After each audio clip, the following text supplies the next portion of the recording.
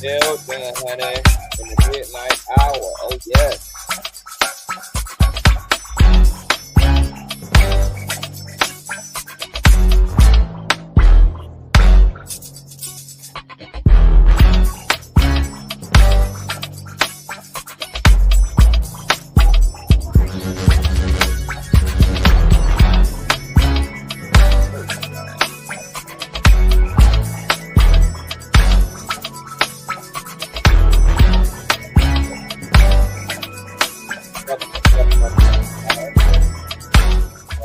Thumbs up, everybody. We are on the midnight train to Georgia, into Dramaville. All right. Make sure you got your protection mask on, baby, because you know anywhere we go where Diddy is, baby, you got to go in quarantine, sugar. All right. Have your full body quarantine suit on, yeah? Thumbs up, up, up, up, up. Oh, needs to see the video. Let me see something. I think, oh, yeah, they did. Chili and cheese, baked potato, chili and cheese, sauce. Oh, they got it right. Okay, we'll put in, all right, thumbs up, everybody. Thumbs up. Thumbs it up, I'm just cooling. I wasn't even gonna go live. I've been resting and sleeping and resting in my femininity all day, child. I said, child, I'll see them folks tomorrow.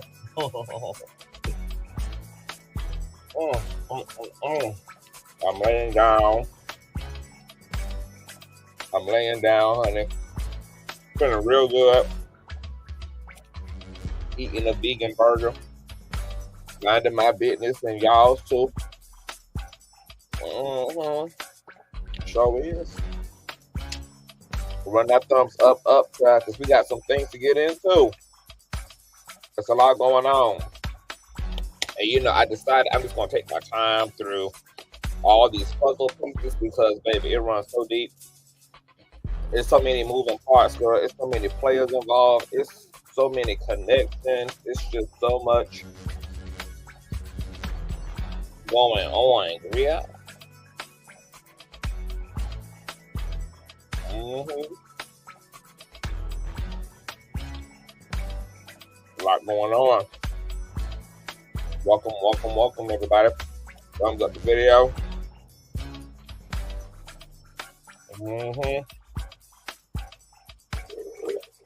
We just gonna be getting into a few things. That's all.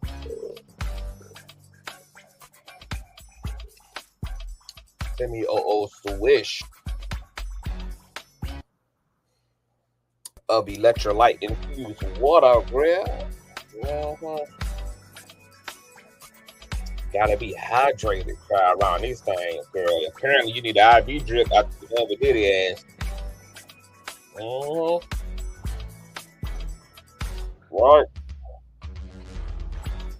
Let's try. Y'all know we equal opportunity gagger roasters and judges over here, child. So, you know, we tug on everybody's wig. And I know folks didn't think that we wasn't going to tug on White Hollywood's wig, baby. Because we're going to be grabbing everybody's toupee. And tonight, we're going to be tugging on Ashton Kutcher. That's right. Sure is. Baby, we drinking from the white water fountain tonight, baby.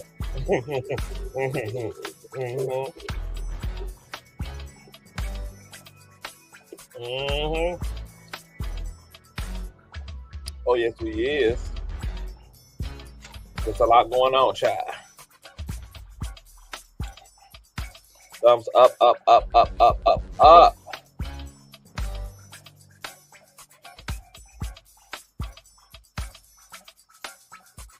Yes. All right. Done, child. All right, y'all. Thumbs up this video. You guys already know what we're here to get into. Baby. Before we get into it, go ahead and thumbs up. Thumb it up not only helps with YouTube's algorithm, but more importantly, it triggers up YouTube's notification system. So when you are thumbing up the video, you are literally knocking on the digital door of another conscious crew member. So whether you are a Bush baby part of the replay gang, or you are in fact here in real time with me running these sky reads, I need you to thumbs up the video. It's free 99. It don't cost you nothing, and we ain't got no weirdos over here. So ain't no reason why these likes should never be liking, baby. So y'all been doing really great, awesome sauce on the likes all week. I love y'all long time. So please remember, when you come in, hit that old nasty piece of like button so we can get into the algorithms and strengthen the stream and do what we do best, baby. All right. Also, shout out to all the new subbies. We are less than 400 something subscribers away from an old nasty piece of 50K, girl, and climbing, because we're working as always and working well. All right. Also, make sure that you guys have your notification bell set to all. And last but not least, please share this stream out to whatever it is you have digital community, whether that be your YouTube community wall, your MySpace, your Instagram story, your Snapchat, your Facebook, the dark side of Twitter, Tumblr, or your personal OF. I don't really give a damn where you lay the link. Just let them whores know that we're loud, we're live, and we're certainly in color. And with no further ado, let's go ahead and push on through.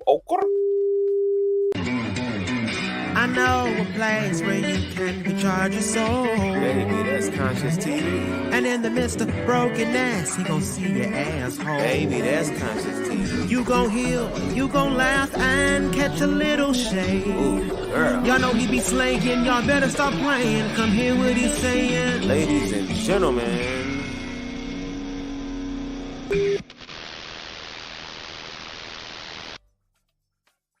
Y'all, I'm not in my studio. I'm not even in my vanity room. I am in my bedroom, laying down, eating this burger, honey, and we just about to kick it and get into, the white part of the shenanigan, honey.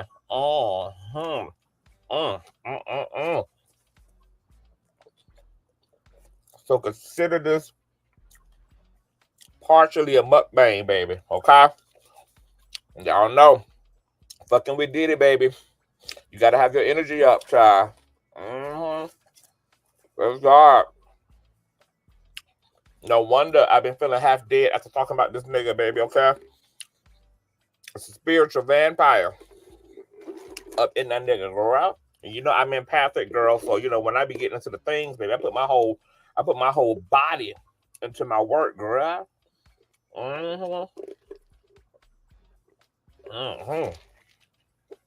So let me speak to y'all, girl, so we can go ahead and get started. What's going on, Poetic? Hey, Sandy. What's going on, Rashonda? Hey, Karen. Hey, Just Be Real. Hey, Food Expert.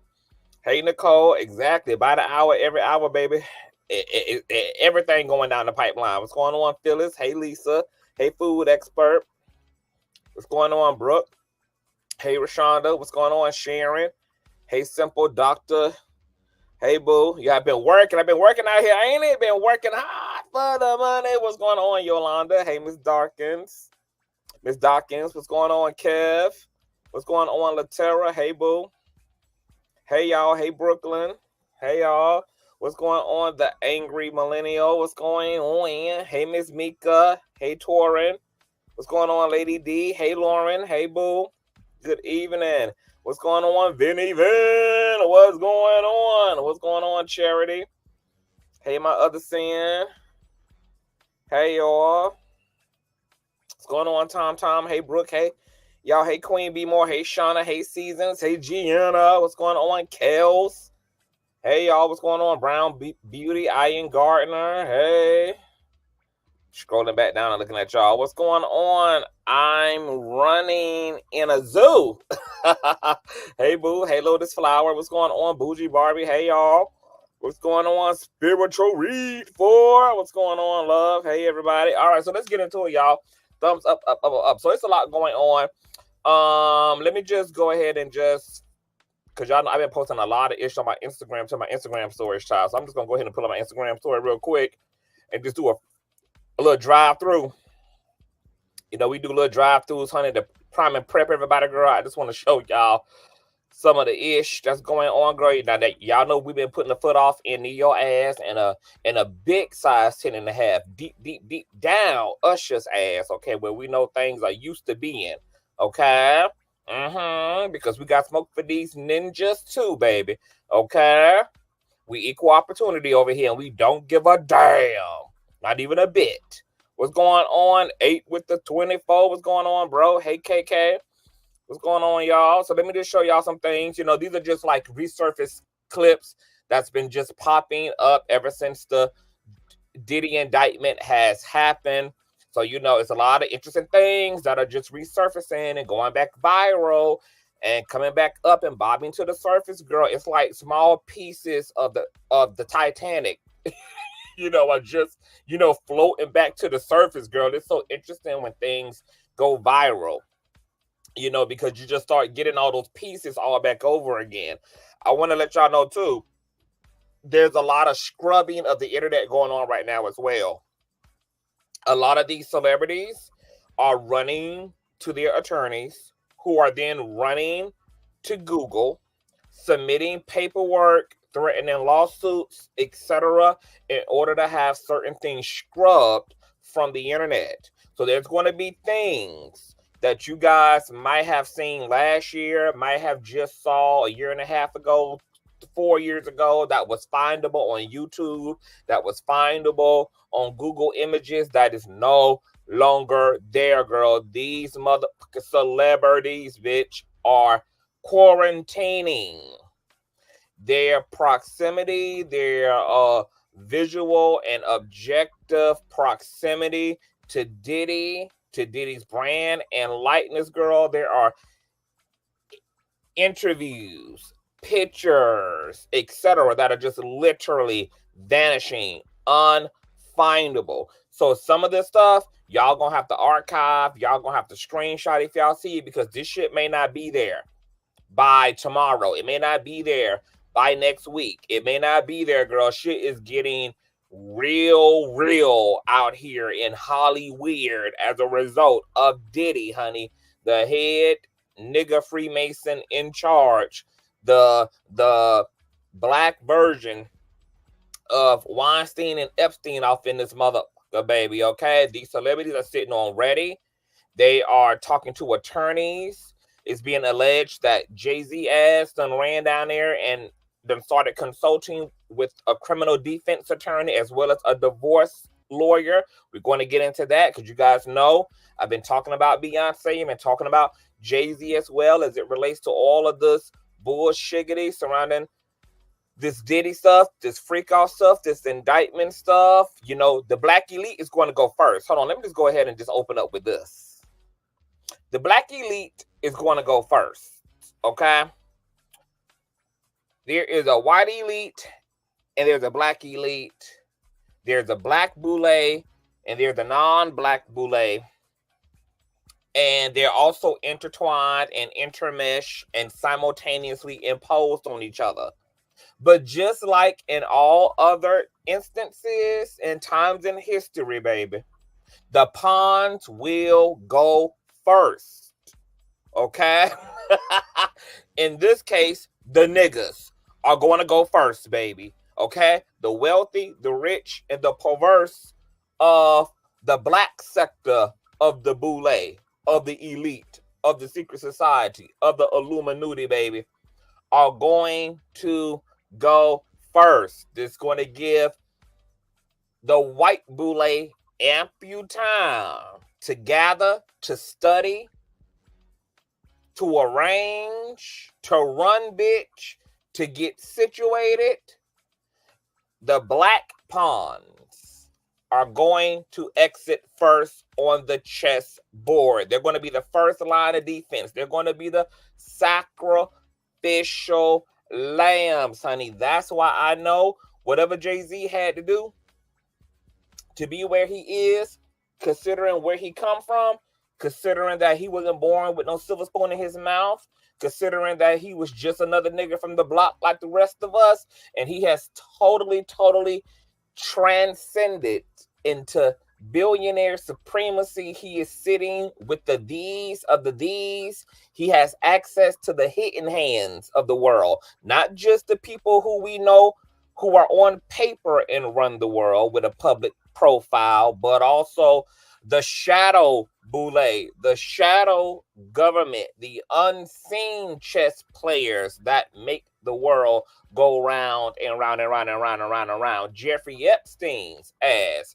was also connected to that shadow government and that shadow elite.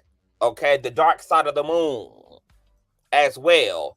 That's why they had to kidnap his motherfucking ass, because none of us believe that Jeffrey was and committed suicide. As I said before, there have been whole medical experts who have studied where this man was found at in his cell, the room, the bunk, etc. And it is not scientifically, physically possible. Like, his death defies the laws of damn physics, baby. Okay, it just could not have happened the way it was reported, the way it was narrated. Okay, we all know that they slapped a flesh mask on some inmate who played dead, baby, drug his ass out of the precinct, honey, and Jeffrey ass is somewhere on some island out of the U.S. jurisdiction, looking and dressing like Lil Kim, baby, living his best life as a whole woman somewhere in the world, because the elite had to either assassinate his ass or they had to protect his ass. But I think that Jeffrey and Diddy has done the same thing to secure their own personal safety. I think what Jeffrey did, I think what Diddy did, I think that Diddy pulled one out of Jeffrey Epstein's book. When that motherfucking jet, that private jet of Diddy's, landed in the Caribbean island, bruh, and Diddy ass was not on it, he was still in the States, like I've been saying, like Nosy Ho been saying, that the realty is on that private jet. Diddy hauled the realty, all the real incriminating shit. Okay, what the feds got now is also some shit too, and it's enough to get his ass put away for the rest of his life. But that shit that was on that private jet is the shit that is going to bring the whole house of cards completely down. Now remember, Diddy had several months to preparate for this indictment, to the point that they had even scheduled out when he would come in, do his mugshot, do his paperwork, etc., which means that he had several months to get rid of evidence. He had several months to make the phone calls he needed to make, to send the text messages he needed to send, to host and have the meetings with whomever it concerned, while that jet was over there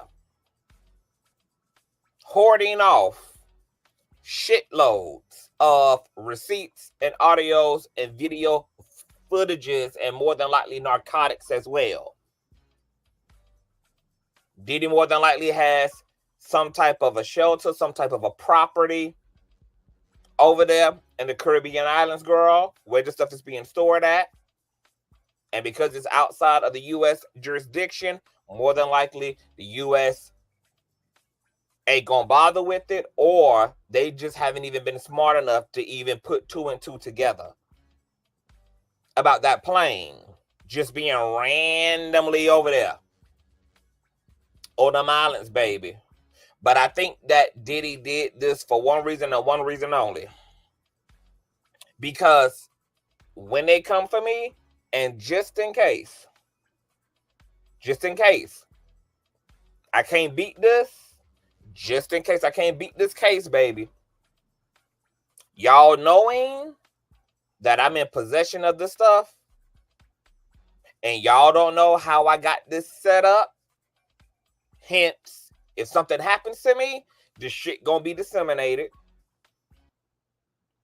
If something happens to my persons, if y'all have and put a hit out on my motherfucking head, all y'all know is that I have removed the shit that can incriminate y'all asses. and put it in a safe space. But what y'all don't know is where that shit is exactly. And y'all don't know what the plans are and what I plan to do with that ish, just in case something happens to my black ass. I think that's the same thing that Jeffrey Epstein did as well, which is why they had to fake his death and haul his ass up out of the U.S. as well. Because Jeffrey is sitting on all those damn receipts that could also bring the White Castle completely down to dust. They couldn't bank on genuinely unaliving him because they did not have hands on those tapes and those receipts, because it was said that over on Epstein Island, he had the whole property laced with surveillance. The janitor, the pool boy, the people who upkeep Epstein Island talk about how the entire fucking island is laced with security cameras. Security cameras are all in the trees. Security cameras are all in the bushes. They're all in the mansions. There is literally no square foot of Epstein Island that Jeffrey did not have surveillance. Everything is recorded. We all know who done been on those flight logs to Epstein Island. Donald fucking Trump. Bill goddamn Cosby. Our world leaders have been to Epstein Island.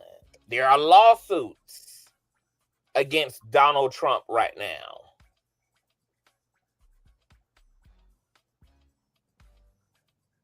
Against a 13-year-old girl who claimed that him and Jeffrey trafficked her and essayed her. Bill Clinton. We also know who else is on flight logs. Naomi Campbell, Chris Tucker, Jeffrey Epstein, rich, wealthy, perverse, demonic, deviant motherfucking ass, has ran with the highest and the most elite, the most famous, the most privileged of them. And we still haven't uncovered even a third of the Epstein phenomenon. They have still felt, Donald Trump has continued to promise, oh, he's going to release the Epstein files. No, he's not. Why would he do that? When he is intrinsically connected to Epstein. That's one of his besties. That'd be like him just submitting his hands with blood on them. He can't possibly greenlight the releasing of the Epstein files, knowing that his ass is to and fro the paperwork, to and fro the situation, to and fro direct involvement.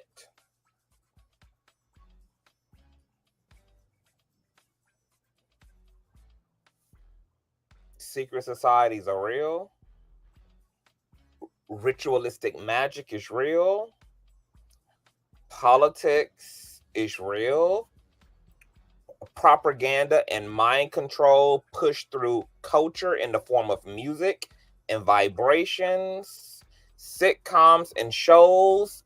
All these things have been used as psyop programs and psychological warfare upon the American people and the world people. They've been indoctrinating us with subliminal messaging. They've been mind controlling us through music and culture, which is why hip-hop now is coming under fire as a psyop by the government.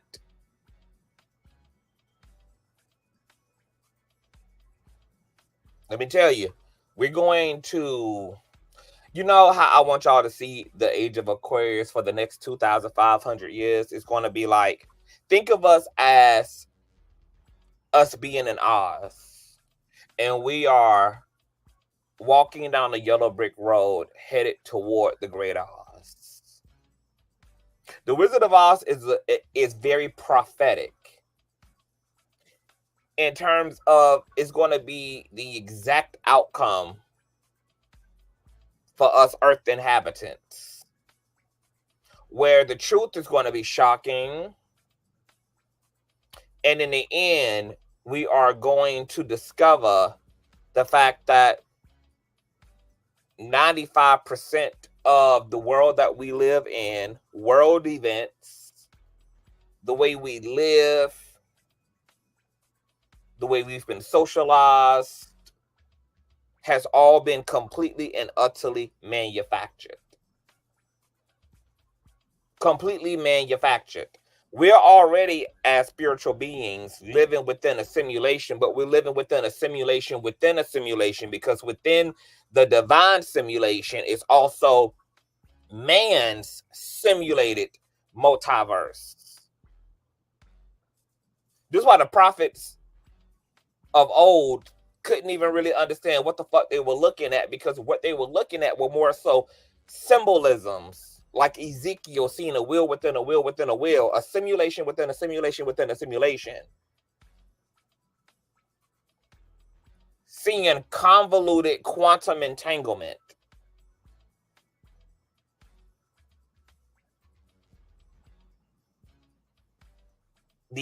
The evolution of controlled chaos. They were seeing symbolisms of our time-space continuum. Baffled. It's a matrix within a matrix within a matrix. That's why they call it a rabbit hole. Layers upon layers upon layers of deception, of lies, of truth and lies. Well, any truth mixed with a lie is just a lie.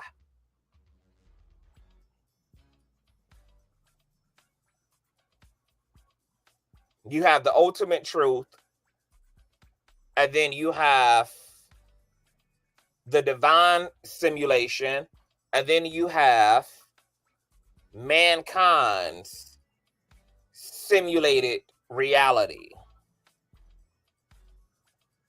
And all of our tasks as souls and divine beings having an earthly experience is now an attempt to peel back all of the disillusionment, all of the fog, all of this thick, opaque shit, in order to reconnect and rediscover the truth. Not a truth, not our truth, but the truth, which is being concealed and separated from us by 180 degrees of bullshit, of greed, of capitalism, of materialism, of religion, of war, of fear-mongering. Why do you think they're never going to endorse peace? Because any reality that placates to any of the virtues, compassion, empathy, love, connectivity, mercy, all those things lead to spiritual actualization and spiritual evolution. So no, there has to be division.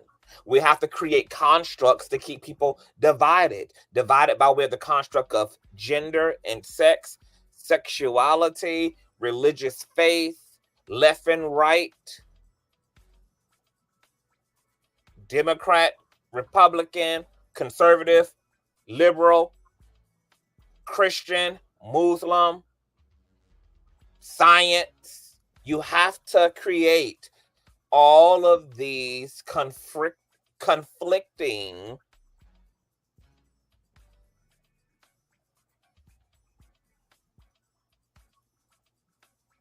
pseudo realities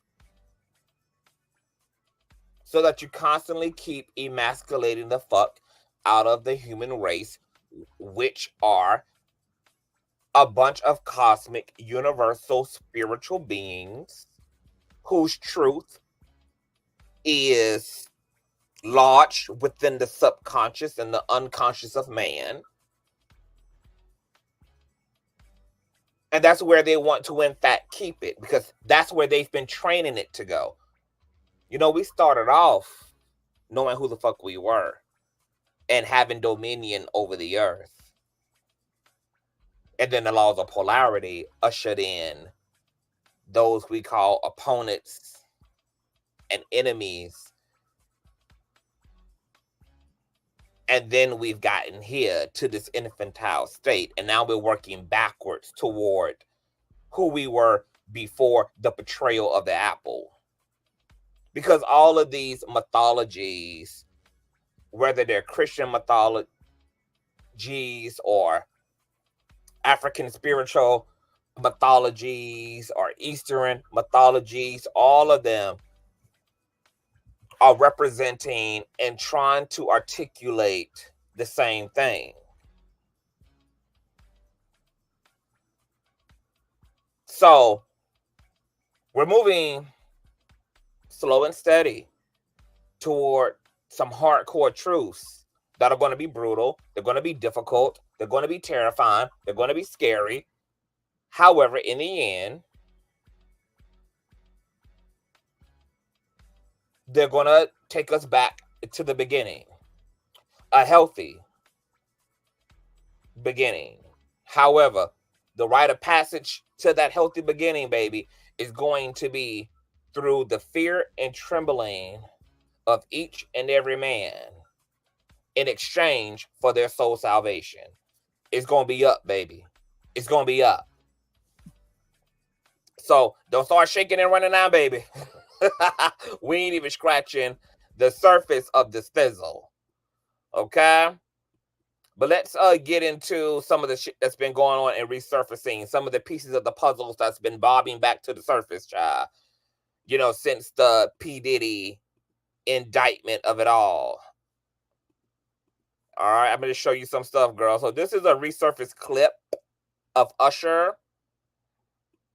and Diddy. Y'all know I've been off in Usher's ass, and not in the way that Diddy been, okay? But off in his ass. And this resurfaced clip of Usher, the user caption, I thought Diddy was on a treadmill, but nah, bruh, it's tripping. He wasn't on a treadmill, honey. He was gyrating, and Usher was just leaning against him. Hold on, let me refocus here.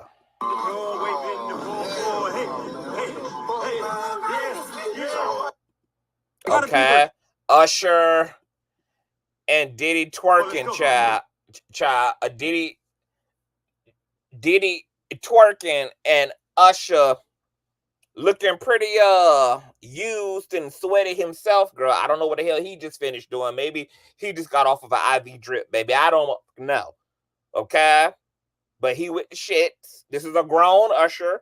Not a 13-year-old Usher, not a 16-year-old Usher, not a 15-year-old Usher, but a grown adult ass. He likes it my way. Ass Usher, baby. Okay? Now, I'm going to say it, and I'm going to keep on up saying it. I don't give a who like it. I guess we should have this conversation before we go any further as well. A lot of y'all keep misappropriating victim shaming. Just like y'all do every other word and buzzword, baby. Okay, y'all remix it, flip it, dip it, and then use it as a trump card and be loud as motherfucking wrong. What victim blaming is blaming a victim for what happened to them. Okay?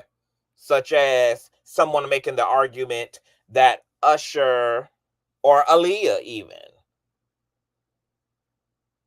could have done something to prevent someone from doing something to them. Okay? That's victim blaming. When people are holding people who are now grown accountable for what they bear witnessing to happening to other people, you're not victim blaming, even if that person was a victim at some point in time, because nobody is above and should be above responding appropriately to the hurt and the harm that happens to other motherfucking people. Nobody, especially when you become of age. Now, when you're talking about black and brown people, baby, I guess by that logic, all of us should be quiet because all of us have been victimized in some way, shape, or form, either through emotional abuse, physical abuse, spiritual abuse, sexual abuse.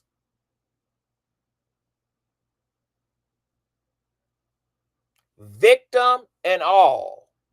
When you become of age and you know better, you do better. And so my question has been for a grown ass, now successful, empowered, liberated, rich ass Usher who has full autonomy of his life and has a brand that is completely independent of P. Diddy, why he has continued as a man, not as a boy, when he was a victim, as a man, why he has continued to tote his squarehead ass around with this man, knowing who the fuck he is and what the fuck he has been about, because Usher would have known it since he was a teenager. Usher is in such a position financially, economically, politically, and as a man to not have any allegiance in relationship to Diddy if he doesn't want to. And what I can't understand is why, at the very least, because you know what's interesting? I played a clip the other day of Diddy and Usher sitting down with Martha Stewart ass. And Diddy actually said out of his mouth while eating across the table from Usher and said, you know, we be seeing each other in passing, man, but, you know, we ain't had an opportunity to really kick it. You know, like, what's up? And Usher completely deflected and was like, baby, it's hot in here. Did somebody put something in the cheese grits, bitch? I'm sweating like a motherfucker. It's hot. Okay? And he completely deflected from answering the question, which goes into my point exactly, that Usher is in a position to where he don't even have to have proximity to Diddy. And, you know, I'm not going to necessarily say emphatically that people, well, fuck that. I am going to say it. I think the rightest thing to always do is to speak up when you factually know something to be true.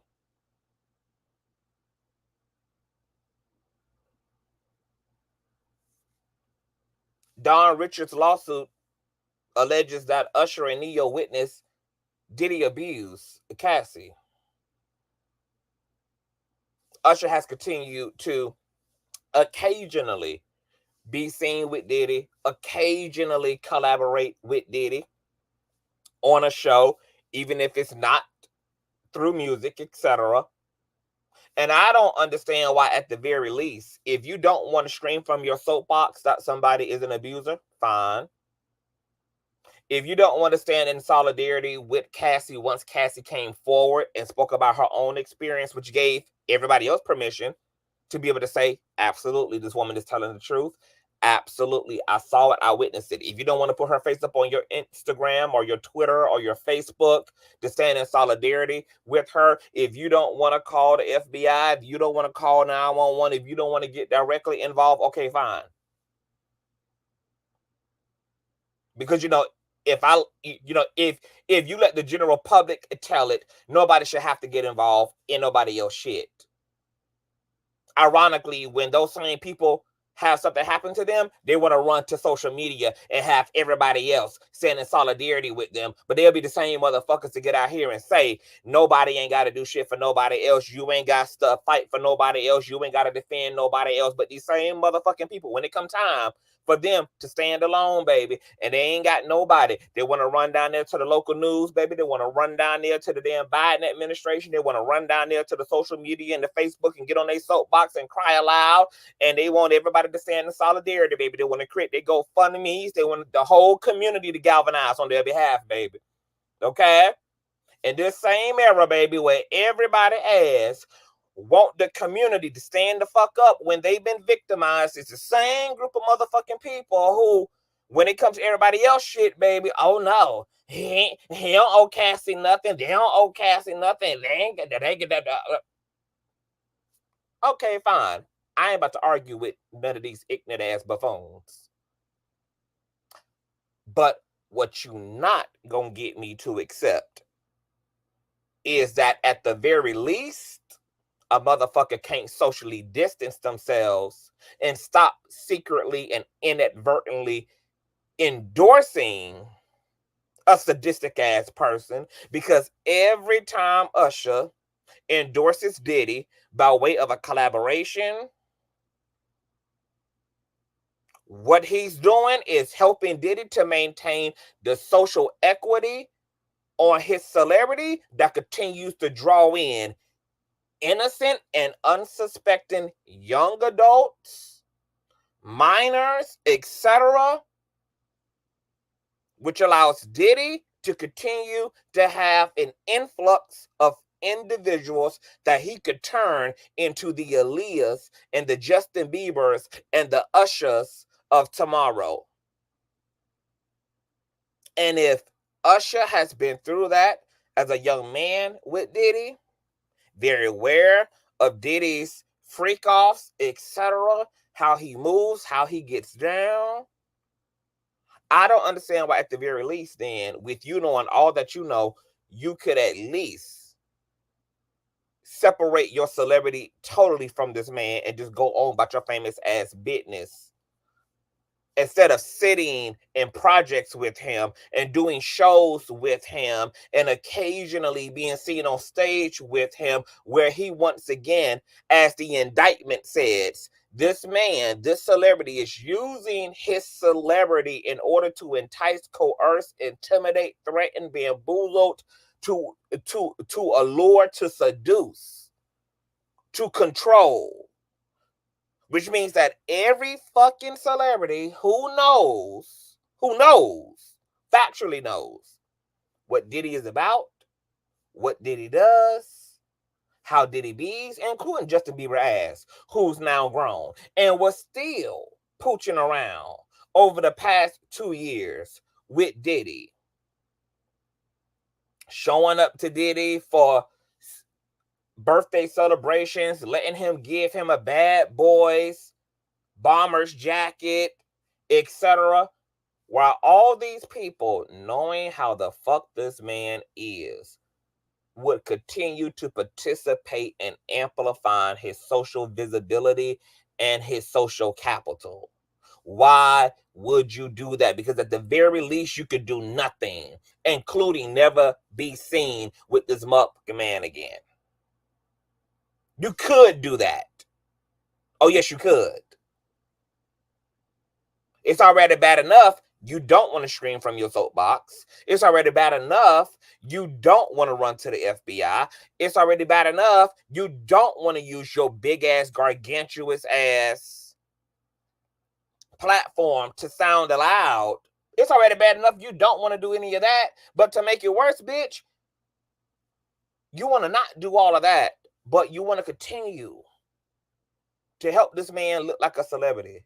And you want to help this man continue to be a celebrity, which is what happens every time you work with him in any single capacity. And you know what is happening to the people who think that Diddy is cool because Usher's sitting with him, or the nigga is cool because Justin Bieber's sitting with him.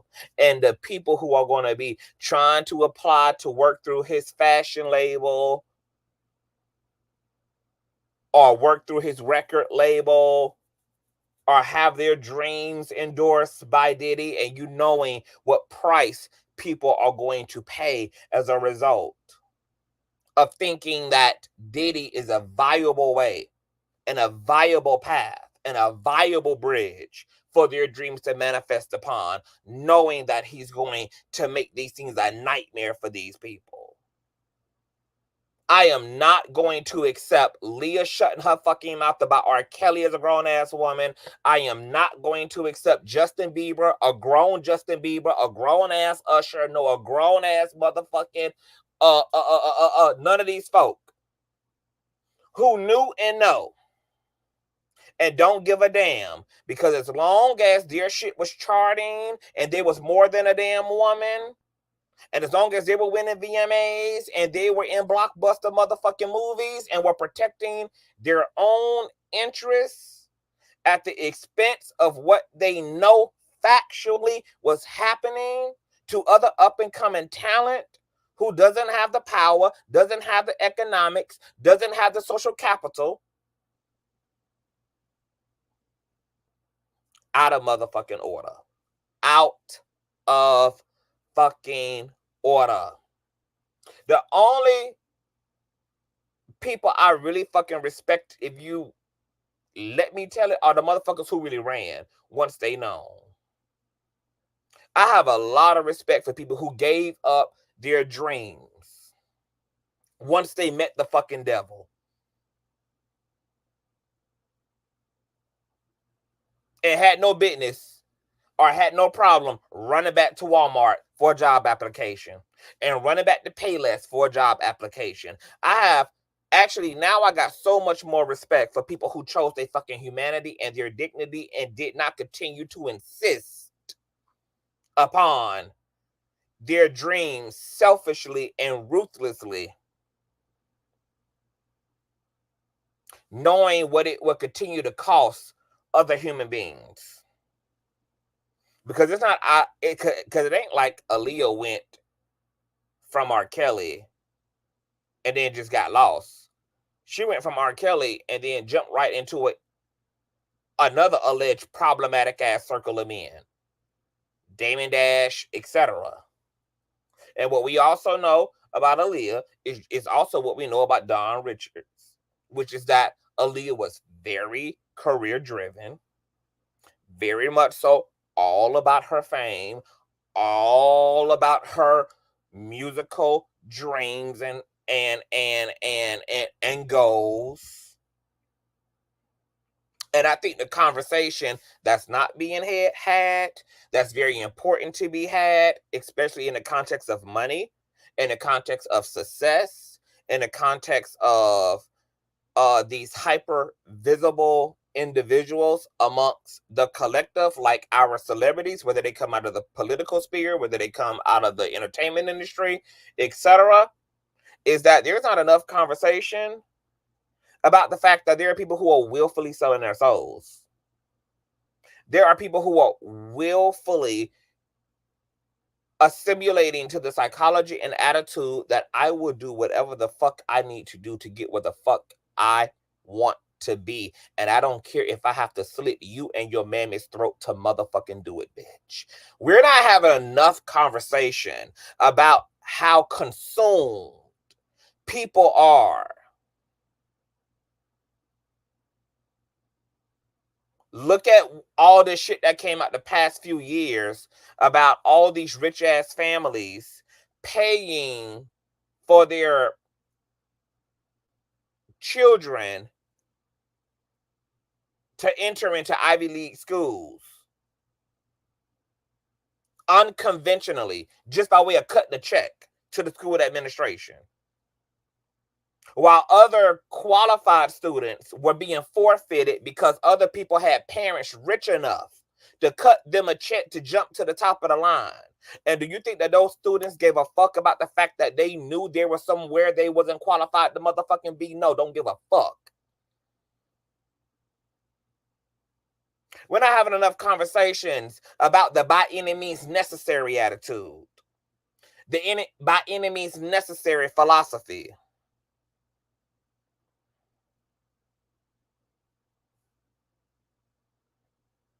Like I said before, and I'm going to keep on motherfucking saying again, there are victims.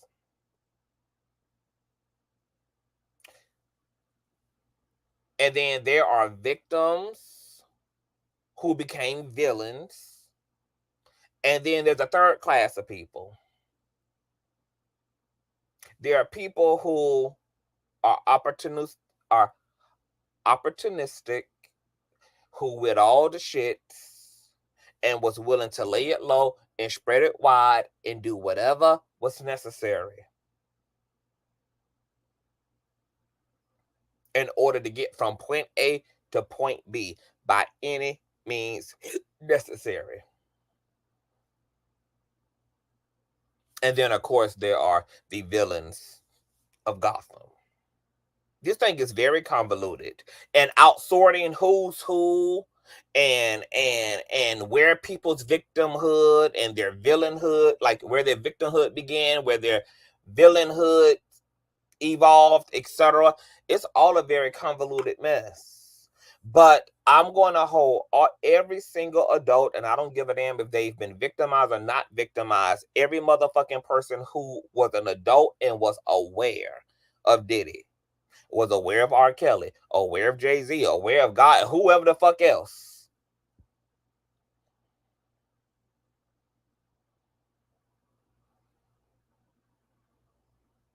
Accountable for why these people and why these abusers have been able to get this far. Because everybody who knows, whether they were victims at some point or not, were all aware. And now that we know the power of speaking out, I'm going to tell you what's interesting. None of these motherfucking people now have the excuse of, I was afraid. Diddy had the law in a chokehold. Because all it took was a 5'6" ass woman to sue his ass in order to launch off an entire fucking nuclear blast against Diddy that landed his ass in the penitentiary all within 1 year's worth of time. So while all these people running around, well, did the police want to listen to me? Cassie just called everybody's motherfucking bluff. Cassie just called everybody's motherfucking bluff. She just called everybody's bluff. All these people who made the excuse. I just ran to the and nothing happened. Cassie got this nigga indicted within 1 year's worth of time. Within 1 year, Cassie set off this whole shit.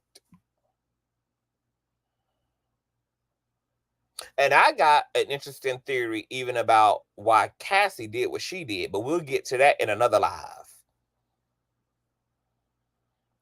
Because, see, Cassie's lawsuit was the response to something else as well, but we'll get into that in another live. But Cassie just caught everybody fugazi as fuck. This woman who had not been protected for years, who was very aware of what Diddy was capable of, was very aware of all the things, other things, and still brought her ass forward and single-handedly is bringing down his entire empire with one civil suit that led to all of this, led to 11 other civil suits against the disgraced mogul, as well as being federally indicted and charged. And all this happened within a year's worth of time.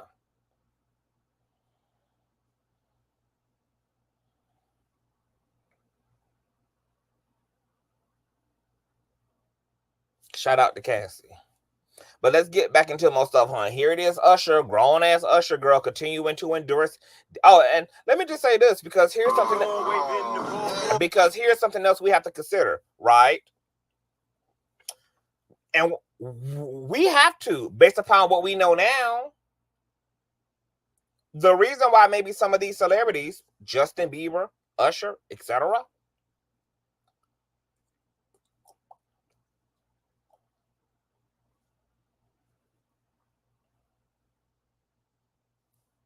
Can't come forward or won't come forward or won't speak up for Cassie or whatever the case may be, they want to be on zip lips, it's because these people might be aiding and abetting Diddy. Very much so.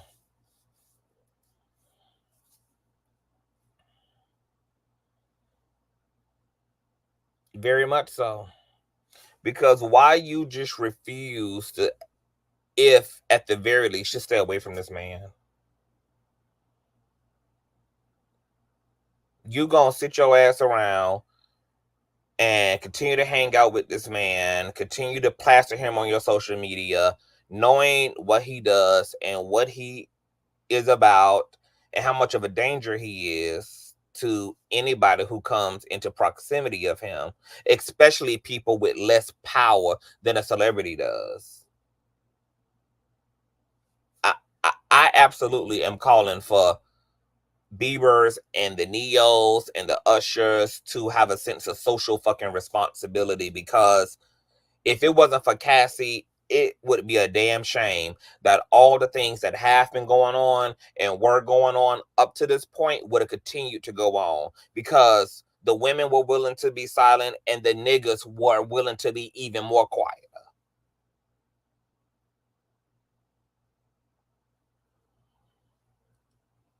We're not talking about unsuspecting 17-year-olds now. We're talking about people who were under Diddy when they were teenagers, very aware of who he is, how he is, what he does, who became global titans themselves and could be equal contenders, even hell, have more respectable reputations than he fucking does, have their own accesses and privileges, who are able to ensure their safety if they wanted to go up against this motherfucker. So now you got to question, well, why wouldn't they? Why wouldn't they?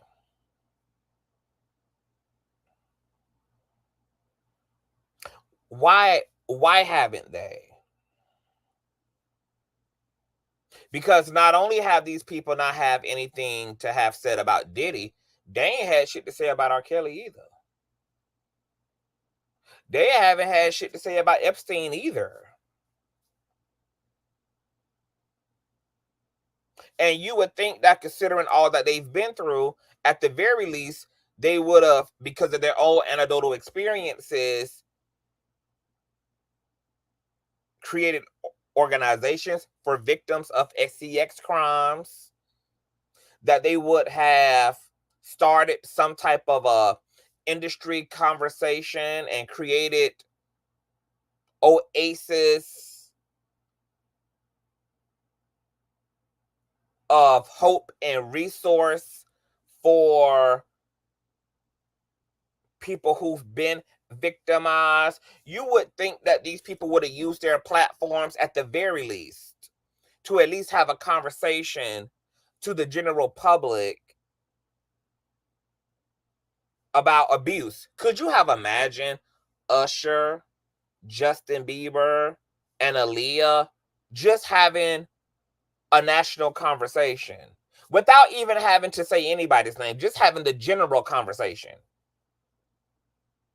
about things that can happen in the industry, about the type of evil that resides in the industry, about what up and coming stars and talent should know about the industry, should know about the casting couch, should know about signing bad deals, should know about people in power within the entertainment field. Could you just have imagined? They ain't even got to say nobody's name. They ain't even got to hint to their own shit. Just using their own anecdotal experiences and then turning that into a palatable dialogue, considering that the industry continues to be a point of attraction within society for talented people who are trying to, once again, get out of the hood, who are trying to get their talent and their voice or their writing skills or their fashion skills or whatever skill set they have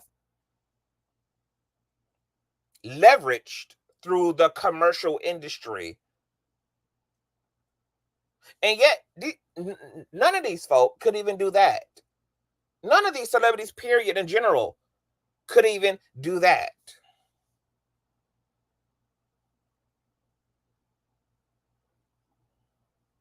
All these people have been interested in doing is sucking money out of us. You want to put your albums in front of us and put your concerts in front of us and put your merchandise in front of us, because all we are is a fucking check to these motherfucking people, but they haven't wanted to do anything of substance to ensure that the public is aware either directly about the monsters in the industry or even create indirect conversations to help the public or to help up and coming, once again, talent to know what to look out for, what not to do if you find yourself in this situation. Parents, don't allow your children to come into these spaces alone. They need to be gravely supervised in every meeting, because you know what happened as a result? Check out this next clip. A lot of people are curious about the status of We're going to go back to that. A lot of people are... Oh, let's go. Oh, it must have expired. Okay, so there was a clip. So there was a clip I had up here of Jay-Z ass talking about him meeting a 16-year-old Rihanna and how he didn't allow her, upon hearing her demo and wanting to sign her to Rock Nation, didn't allow her to leave his office for 12 hours. She arrived at 3 p.m. in the afternoon, and she didn't leave his presence until 3 a.m. that morning. And to make matters even more weird and bizarre, said that she would only be leaving this building if she signed or she leaped from a fucking window. And Rihanna's parents were nowhere in sight. Her dad allowed her to take this meeting with Diddy at just 16 years of age. He did not overlook her affairs. He was not present to see any of the exchanges that took place for those 12 hours. He was not there to review, to read, to inquire, to do anything. These are all conversations that our celebrities could be having, because they know more than anybody else what the fuck is going on in the industry. And they won't even use their platforms to even have these conversations, just around what parents and guardians should know. How you can better protect your young people who want to come and get famous. They want to be on TV. They want to do commercials. They want to act. They want to sing. They want to dance, etc. These people won't do anything fucking meaningful with their experiences. But what they want to get in front of us and do is continue to sell us these demons that are feeding and destroying innocent people of all kinds, and want to continue to just look at us as consumers, because that's what their God is. The bottom dollar, their fame, and their success. And I don't see a lot of these people any different than I see Diddy as. The celebs are so quiet.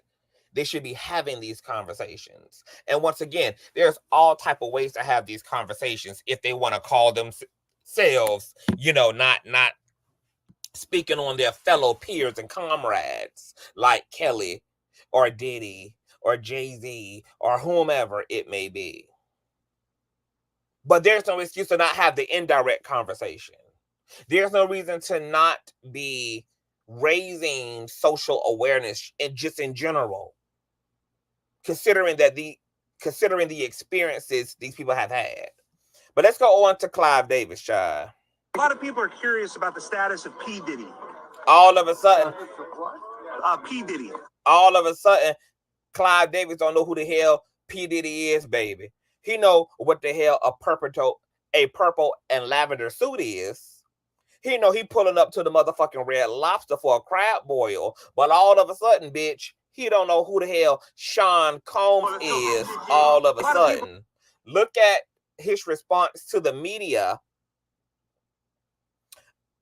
as they inquire about what his thoughts are about Diddy's current circumstance. Curious about the status of P. Diddy. Status of what? P. Diddy. Diddy. The status of pumpkin.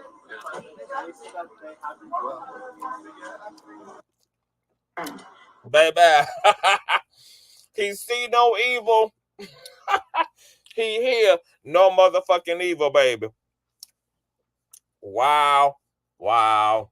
Wow. A lot of people are curious. Wow. Let's go home. Wow. A lot of people are curious.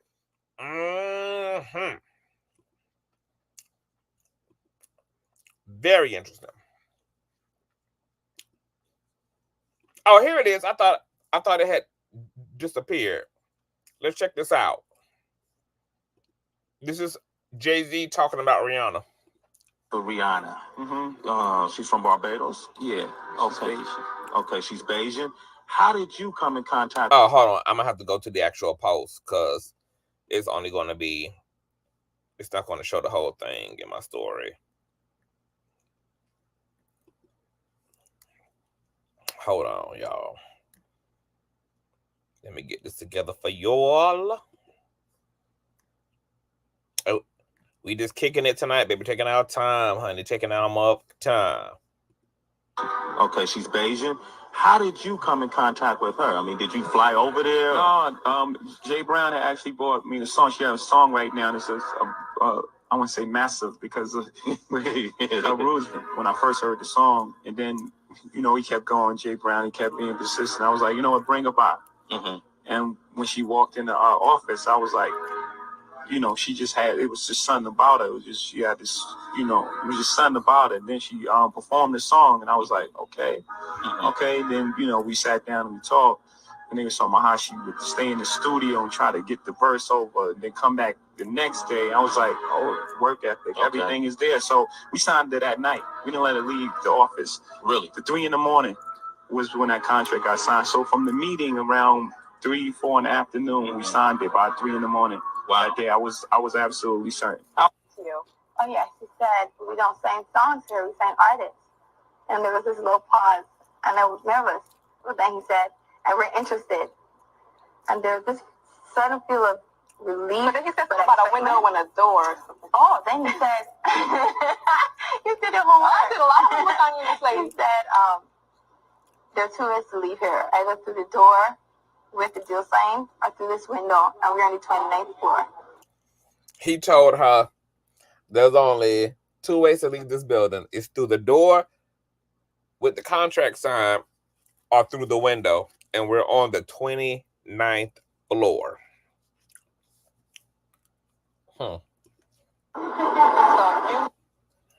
Just one more time. Rihanna. She's from Barbados? Yeah. Okay. Okay, she's Bayesian. How did you come in contact with her? I mean, did you fly over there? No, Jay Brown had actually bought me the song. She has a song right now, and it says, I want to say massive because of Roosevelt. When I first heard the song, and then, you know, he kept going, Jay Brown, he kept being persistent. I was like, you know what, bring her by. And when she walked into our office, I was like, you know, she just had, it was just something about her. It was just, she had this, you know, it was just something about it. And then she performed the song, and I was like, okay. Okay, then, you know, we sat down and we talked, and they was talking about how she would stay in the studio and try to get the verse over, then come back the next day. I was like, oh, work ethic, everything is there. So we signed it that night. We didn't let her leave the office. Really? The 3 a.m. was when that contract got signed. So from the meeting around 3, 4 in the afternoon, we signed it by 3 a.m. Wow. That day, I was absolutely certain. Oh yeah, she said we don't sing songs here, we sing artists. And there was this little pause, and I was nervous. But then he said, and we're interested. And there's this sudden feel of relief. But then he said something about a window and a door. Oh, then he said, you did it homework. I did a lot of homework on you this lady. He said, there are two ways to leave here, either through the door with the deal sign or through this window, and we're on the 29th floor. And Rihanna would go on to be another very successful, wealthy titan in the industry who has transcended, just like her mentor, Jay-Z. I like Rihanna and everything. She's also a Illuminati queen. You can find Freemason symbolism all throughout her art, all throughout her content, just like you can through all the Jay-Z's, all the Beyonce's, etc. It's all the same crew, all the same gang, baby. And we ain't talking blood and Crips, bitch. Let me see what else I got up in these stories, girl. The diva Rihanna. Let me see what else I got up in these stories, child. Hold on. Let me see what else I got up in her. Usher leaning on P. Diddy as he twerks. Clive Davis acting like he ain't never heard of the name P. Diddy in his whole 100-year-old ass life. Jay-Z forcing Rihanna to sign to his ass or else leap to her death from a 29th floor window. Okay, now let's move along. Shout out to the 400 folk in the building. Get these thumbs up, y'all. It's only 200 something likes and 400 y'all in the building. Let's do it. Now, y'all know that we reported last night that Diddy was on self-deletion watch. His ass is going through it, girl. Y'all know that they also found pink powder on his ass the day of his arrest, which was this past Monday. His lawyer unsuccessfully was able to appeal to both judges in this case as it relates to releasing him out on bail. So he's been stuck in isolation because of the high profile, because of his high profile status, along with the nature of the charges against him. It would be too much of a danger to put his ass in general population. Diddy probably prefers not to be in general population anyway, because the particular prison he's at has a history of violence from offenders and self-deletion and earners. But at the same time, he's pretty much having to choose between the lesser of two evils, because to be in isolation is also very psychologically tormenting as well. I had a boyfriend who spent 3.5 years in prison. I had to carry and support him through 3.5 years in prison. He spent a good 60% of his 3.5 years in isolation. There is nothing in isolation but you. You barely even get books in isolation. You only get 1 hour of recreation in P. Diddy's time. He can only wash his ass 3 times a week. He does not have routine and regular access to the phones like that in general population.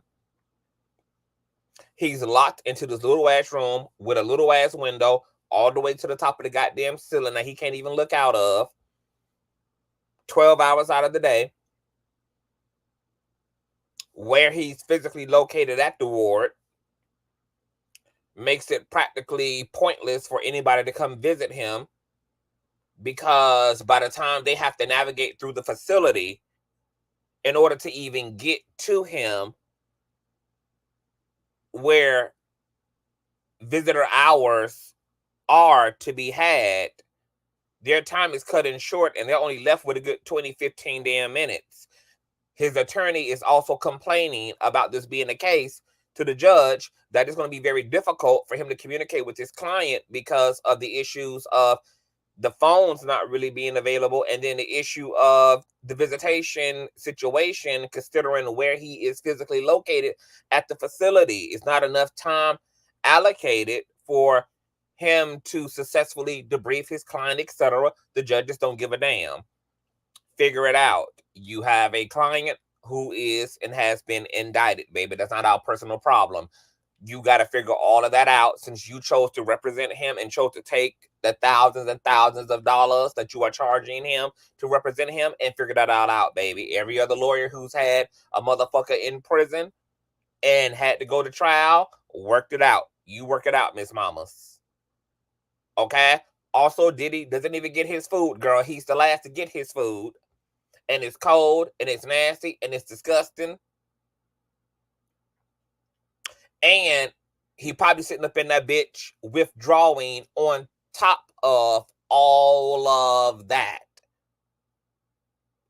Y'all know that we also talked about him having this Haitian goddess tattooed on his back. Somebody hoodwinked and bamboozled his ass, because what he didn't know about the goddess Dantor is that she is a protectress of women and men.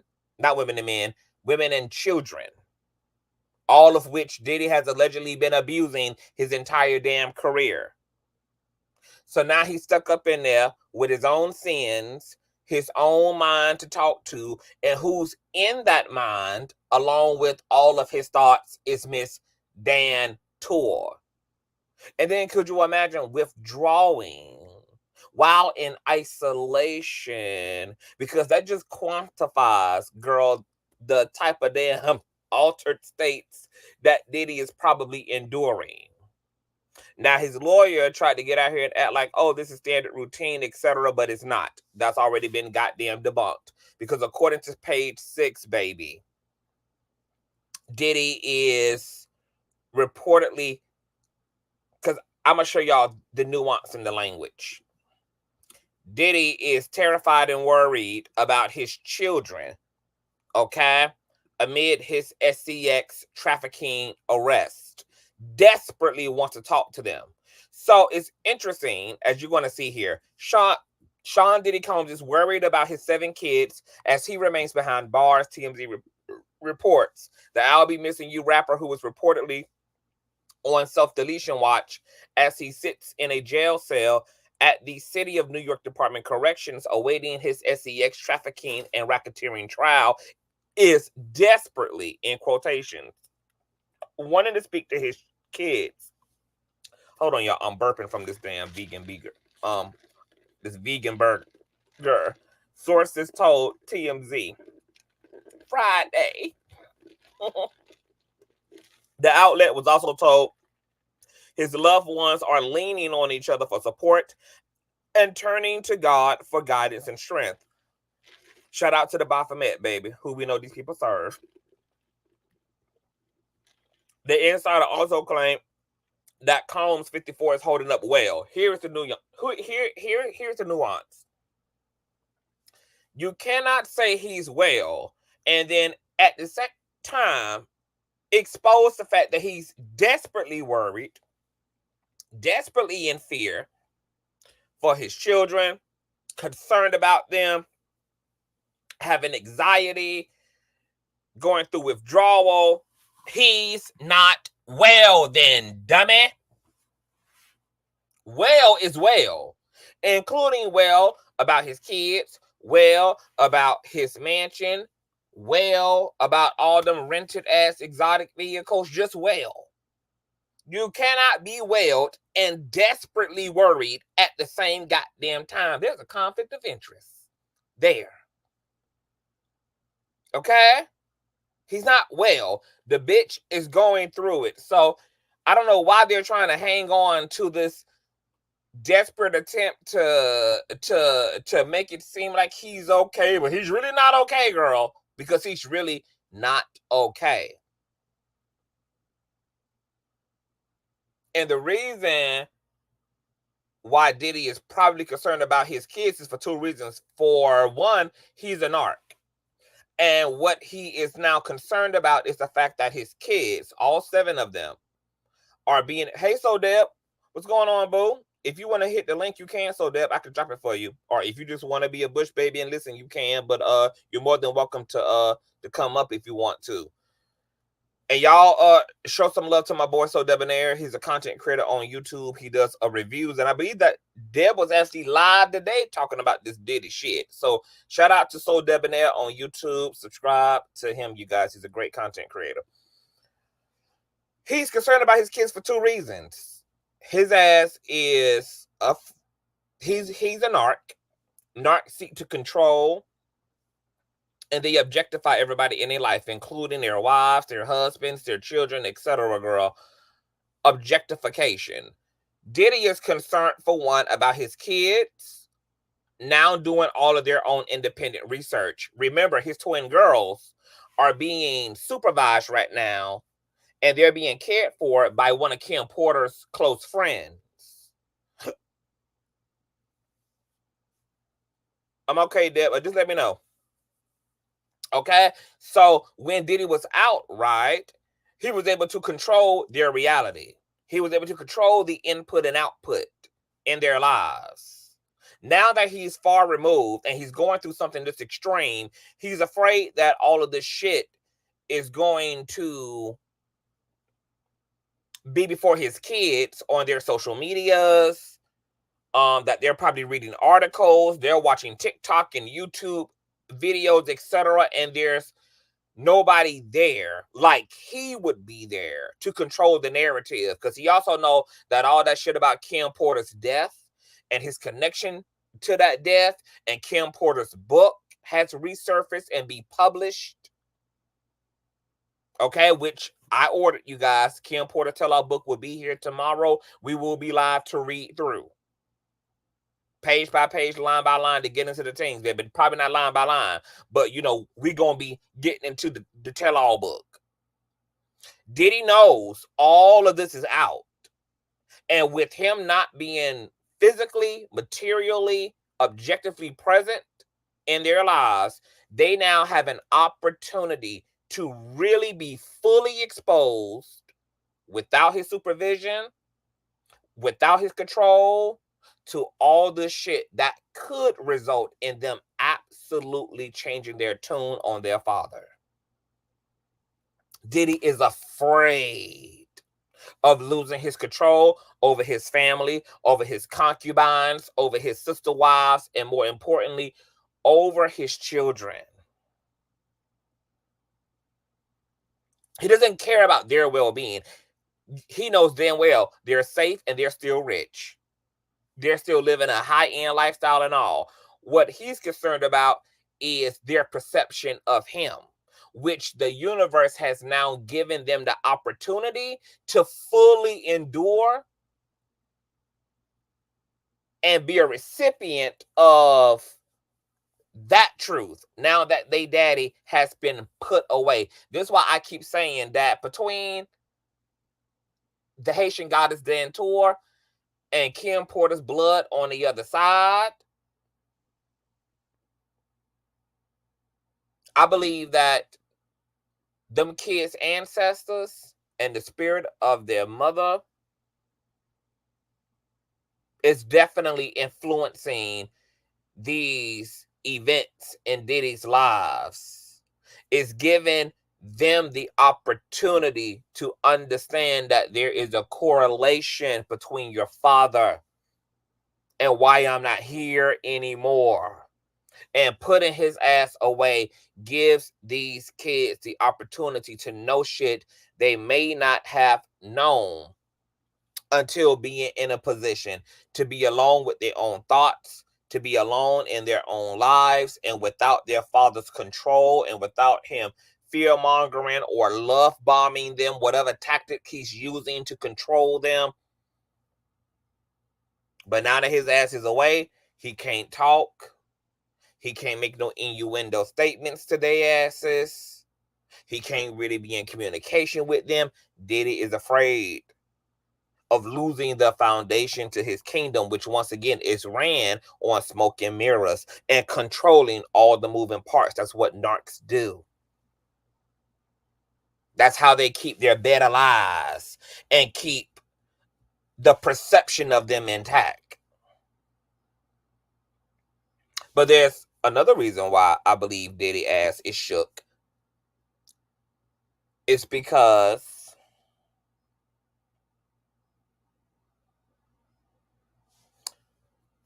Diddy is caught up in a lot of shit now. He's caught up in a lot of federal and criminal shit. And Diddy got a lot of enemies. He got the overhead of the elite, who now has been compromised because Diddy has been caught in his behavior, and he's being charged, and he's going to be on trial, and nobody knows how deep this thing is going to go. Nobody knows exactly what the feds have in their possession. So he's compromised the elite. This can not only put a hit out on his head, it can put a hit out on his family's head as well. Now, because Diddy can't control anything, the people who are now and have been his enemies have an easier way to execute some revenge of their own, which could be executed by way of hurting and harming his children, who he not there to fucking protect. But because Diddy is a narcissist, I don't really believe that he would even really give a fuck about anything happening to them, because narcs only care about themselves. So I really believe that a big part of his anxiety and not being able to talk to him is like he was trying to call Kalina 100,000 times, like he was trying to contact victims and witnesses from 7 years ago and coerce them and make promises, financial promises and career promises to them to keep them quiet, to keep them on the hush hush. Diddy's anxiety is indicating that his children also know more than what we probably could imagine. And the way these boys be acting of his, and some of the accusations and allegations against his sons, they might actually have had direct involvement as well in some of this trafficking and some of these freak offs. These kids of his might have been used to help attract and lure other minors and young people into Diddy's grip. And because Diddy can't talk to them, because Diddy can't communicate with them, Diddy don't have no way of ensuring that they keep their motherfucking mouth shut. Diddy don't have no way of continuing to school them.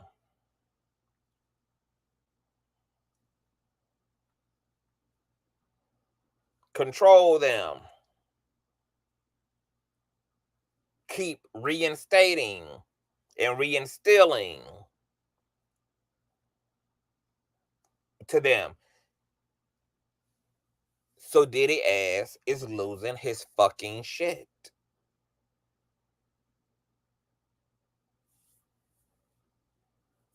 Diddy probably thought and was under the impression this whole time, 7 months knowing he was going to have to go in for his mugshot, that it'd be equivalent to what happened to Trump. Trump would go in, take his mugshot, do his paperwork, and leave. Game changer. Uli op, reverse uno, bitch.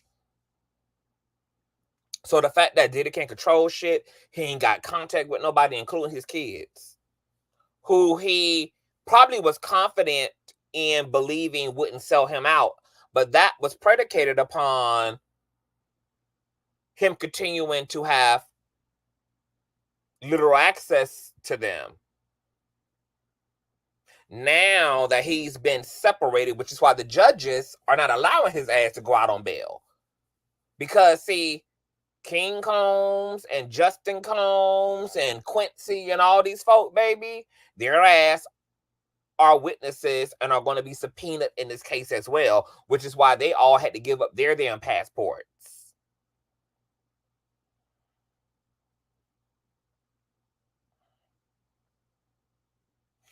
And Diddy doesn't get to fuck with or interrupt any anxiety or pressure that they're going to feel and more than likely succumb to without him aiding and abetting in their confidence. It's now the kids completely susceptible, baby, to the control and to the pressure and the intimidation tactics of the feds. His kids are absolutely fish out of the water. His kids are absolutely out of their league. And Diddy knows that because they only opt his ass already. He wasn't supposed to be locked up until Tuesday. They came in on Monday. He now knows that the feds are playing chess, not checkers. And now his kids, he's been separated from. And there's nothing stopping the motherfucking feds from doing what it is that they do in order to extract whatever motherfucking information. And we know that them kids got all of it. They know exactly who's on the roster. They know exactly whose daddy's entourage is. They know exactly who's came in and out of these parties. They know the structural makeup of the community they live in, of the house they live in, if there are secret underground motherfucking tunnels that high-profile individuals can move in and out of with anonymity without being detected, where victims can be ciphered and trafficked through undetected. And Diddy is not able to be a fence, bitch. Let me drop the link for SoDeb. Victim, Diddy's not able to be a fence. Not even a little bit. And the neighbors already been snitching, as we've showed some of that footage of neighbors talking about how Diddy in the wee hours of 3 and 4 a.m. have bus loads coming through the community of young girls and all type of other weird shit coming off the goddamn buses in the wee hours of the night.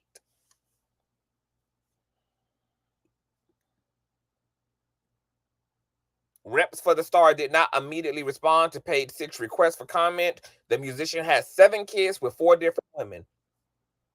He adopted his eldest son, Quincy, when he began dating his mother, the late model Kim Porter. And I want to welcome SoDeb to the platform. Hey, SoDeb. Hey. First and foremost, tell the people who you are and where they can find you at. Or you guys can find me at SoDebnair. No more thing is that. You guys, SoDebnair is SoDebnair. I'm a YouTuber as well. I've been covering the same stuff, so definitely check me out on all social media at SoDebnair. Oh, there it goes right there. On period. I don't know why he acting so demure and so mindful right now, because he wild as hell and get crunk with it, okay? I'm actually happy that you're here because I want to move into this Ashton Kutcher piece, but before I do so, I guess I just want to get your initial thoughts on just what you think so far about everything that's just been happening with Diddy. I think it's wild. I was on last night and Extra had posted a an article on their website last night, and then they took it down this morning, but I had already did the video from it. And it's excerpts from her book, but I was looking on all the other blogs. I'd never seen this part about Tupac on here. And Kim was talking about how her and they, like, I guess they were like messing around. Well, yeah, she was messing around with Tupac, but then Diddy got mad because he wanted to have a threesome with them. And Tupac said no. Wow. Yes. And I was like, I wonder if that's where all that animosity started from. Animosity came from, if I'm not mistaken, because see, I had read it from the Daily Mail. I don't remember them saying that part, but I do remember them talking about allegedly she was in an open, her and Diddy being in an open relationship and her sleeping consistently with Tupac, etc. And I had came to the same conclusion that, oh, now we may understand a little bit more about the origins of the beef between East Coast and West Coast. Right. And that wasn't in anything. And so when they had posted, I was like, wow, I was like, I'd never seen this part before. And so I was going to do like I was doing like a clip from my Instagram, and I went to go get a clip from the article, and they had took the article down, but I still had it on my PC, so I had never like refreshed it, so it was still up. So I screenshotted it because I'm like, I ain't seen it on anybody else's stuff, so let me go ahead and post it. So you're probably gonna be in the building then tomorrow because I ordered the tell-all book and it's arrived. I've been trying to figure out where did you order from? It's off Amazon, but you won't. Okay. I don't know whether it's shadow banned on Amazon, because if you go on Amazon directly and type it in, it won't come up. So I had to go to Google and then type in the name of the book, and then an Amazon link came up for the book. So I'll send you that link after we get off here if you want to order it directly. But I got it off Amazon, and I definitely want to get the book. It'll be dropped off by a pigeon, and I'll definitely be here tomorrow. On tomorrow, because we're gonna be getting into the thizzles. Yeah. So okay, so let me ask you about the book.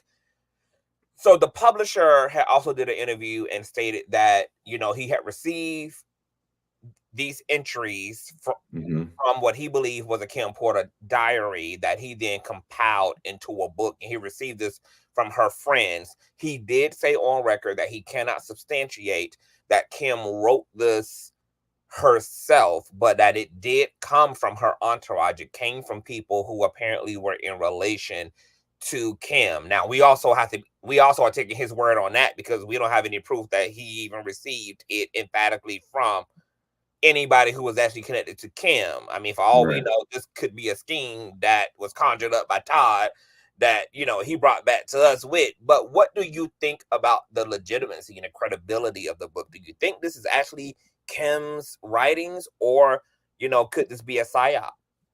Well, that's what I was talking about, because in that article it was saying that she had sent like a thumb drive to her friends with these pieces on there. So I'm like, of course it's allegedly, because we don't really know if that's happening. But these are the things that people are talking about. And she talked about them having an open relationship, her working for, was it Andre Harrell? Yep.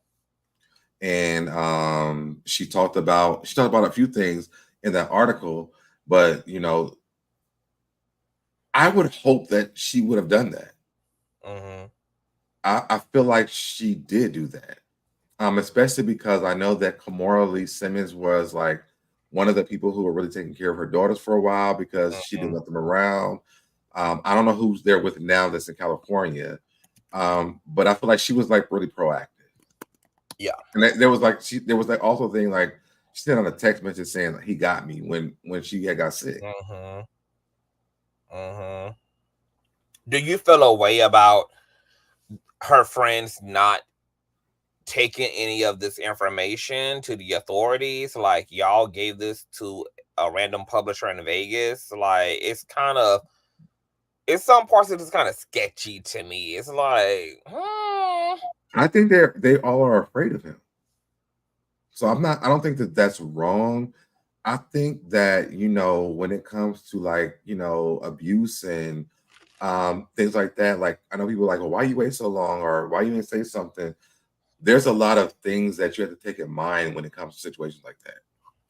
And I feel like if she was afraid, then they should be too. I also think that because I know I'll Be Sure was talking about Quincy, and why he still sticks around Diddy and things like this, and basically saying because he wants to make sure his sisters are okay. Yeah. So I think they're all in like survival mode. Yeah, because I was watching the interview with Quincy on the Angela Yee podcast. She did an interview with him on 3 days ago. I never even have sat through one Quincy interview ever. Like I think the last time I saw Quincy was when MTV was doing like MTV Cribs way back in the like early 2000s, and I saw him on an episode, I think, of MTV Cribs, but or My Sweet 16. It was on one of those things, but that was an interesting interview to watch. But I'm also like, okay, if the friends were afraid, then what was her expectation out of them? Because it had to be that there had to be a plan. Like, hey, I'm giving this to y'all in case something happens to me. I think the plan was for them to have the information and figure out how to get the information out. Because I feel like that's the thing she was doing, and while she was unalived. How do you feel about the fact that, according to the publisher, Even he hid his name. Huh?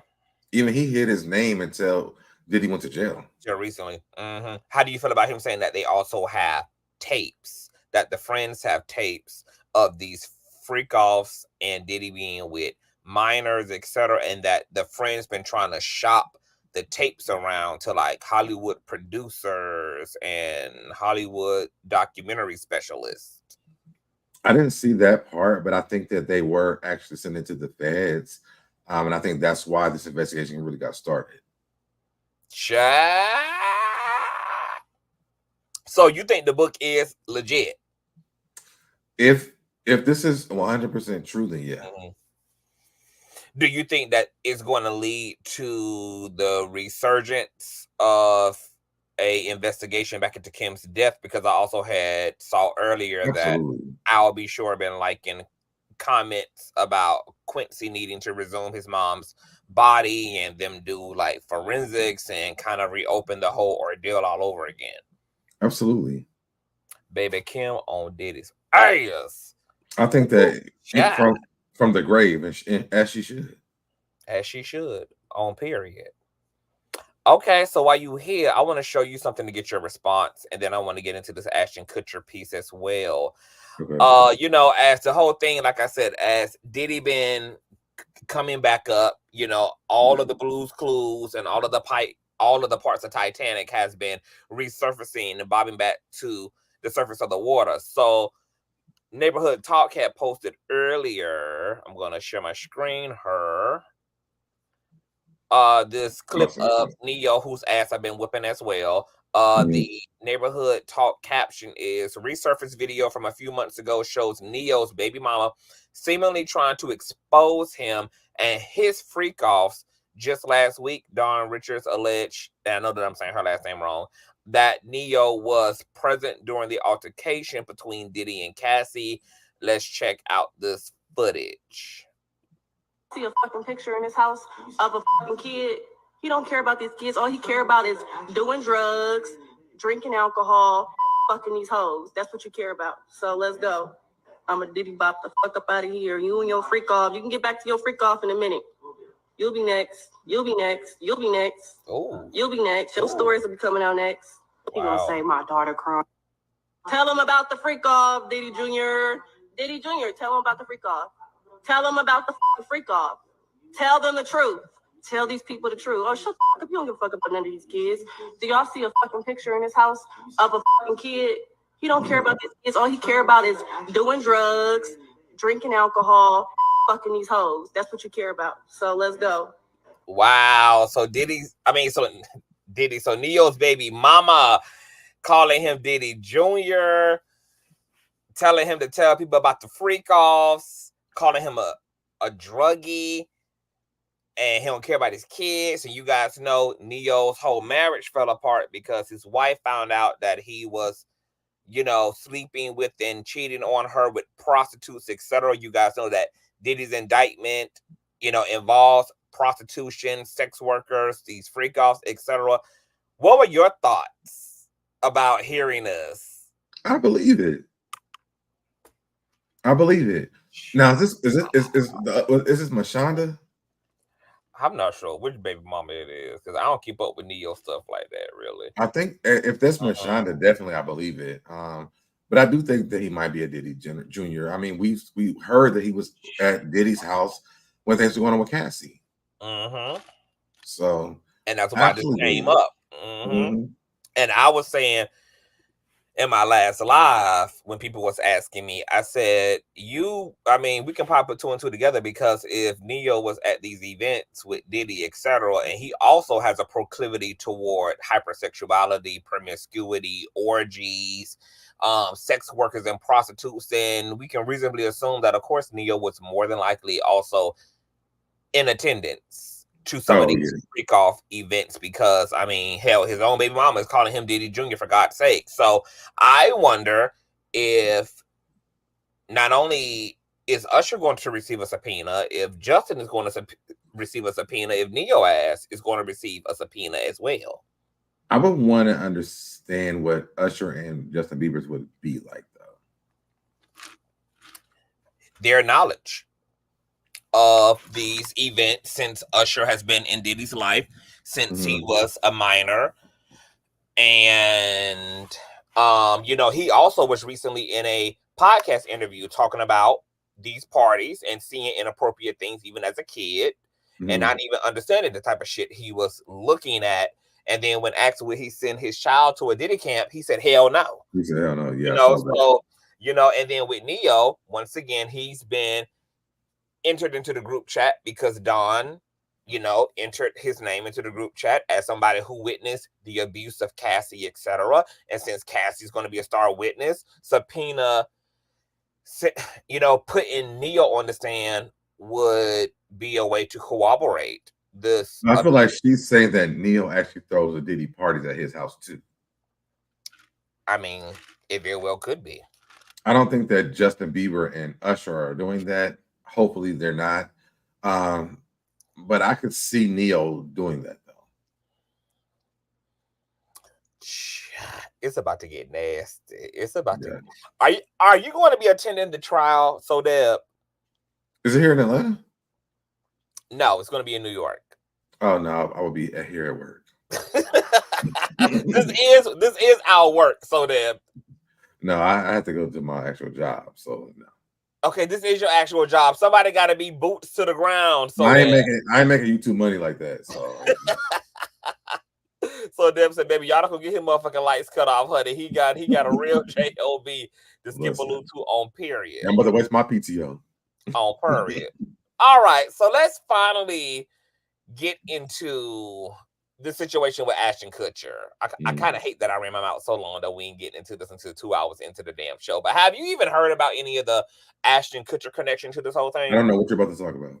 Okay, good. So let's get into the Ashton Kutcher part because you guys know I tucked on Ashton Kutcher's blonde roots yesterday because he's another individual who has ties to Diddy. And apparently, just like Justin Bieber, it is being reported that Ashton Kutcher is running scared for his damn life as a result of Diddy being arrested. Okay, I'm going to refresh everybody's memory from this article called unilad.com.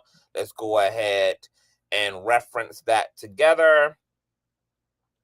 Okay, here is Ashton and Diddy. Ashton Kutcher condemned online as... No, this ain't even it. Hold on. This ain't even what I'm looking for. Nope. You know, I was be saying, hold on. Hold on.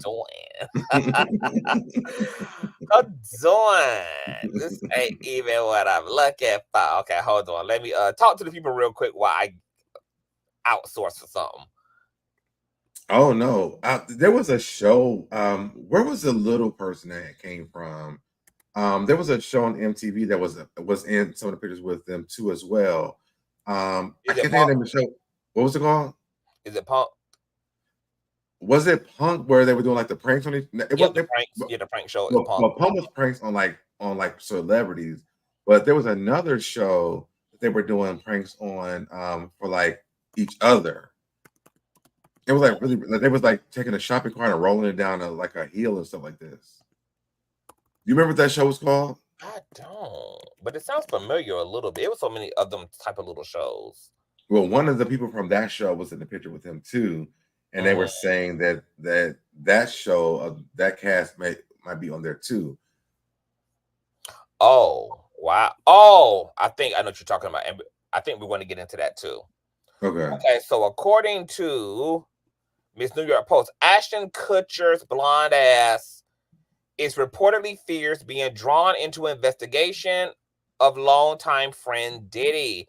The intensifying SEX trafficking probe into Sean Diddy Combs has thrown a fresh spotlight on the rapper's longtime friendship with Ashton Kutcher. Kutcher and Diddy have hosted shows on MTV and have spoken highly of each other during their decades-old friendship. The pair were both on the Late Late Show with James Corden in 2018 and gushed over how they met and became friends. Quote, I was doing Making the Band on MTV and he was doing Punk, and I gave him a call one day and I said, I heard that you are going to punk me and I just don't think that's a good idea. Did it recall to Corden? Kutcher, with a smile, interjected, quote, "I'm pretty sure that is not the way you said it. I don't think that's a good idea. Is that what you said?" As the two laugh. Quote, "I think it was some version of, if you do that, that would not end well for you, but I think we should work out a deal," Kutcher recalled.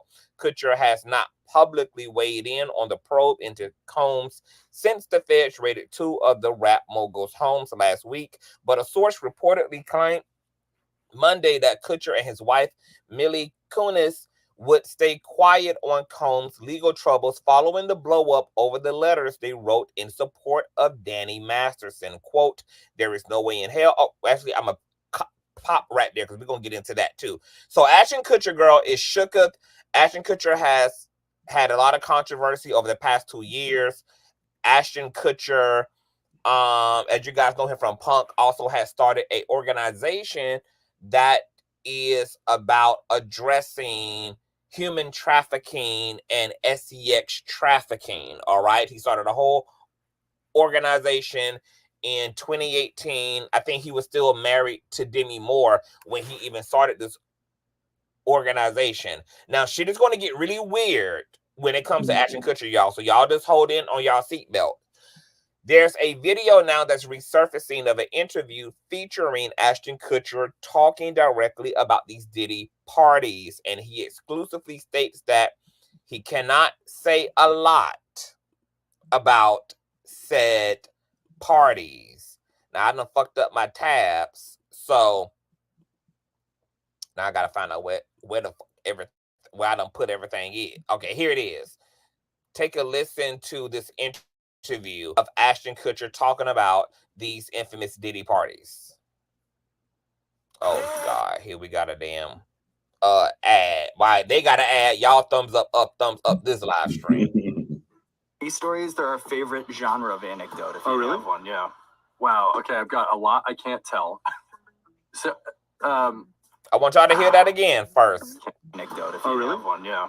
Wow. Okay, I've got a lot I can't tell. I got a lot I can't tell. So what he about to share is what he can.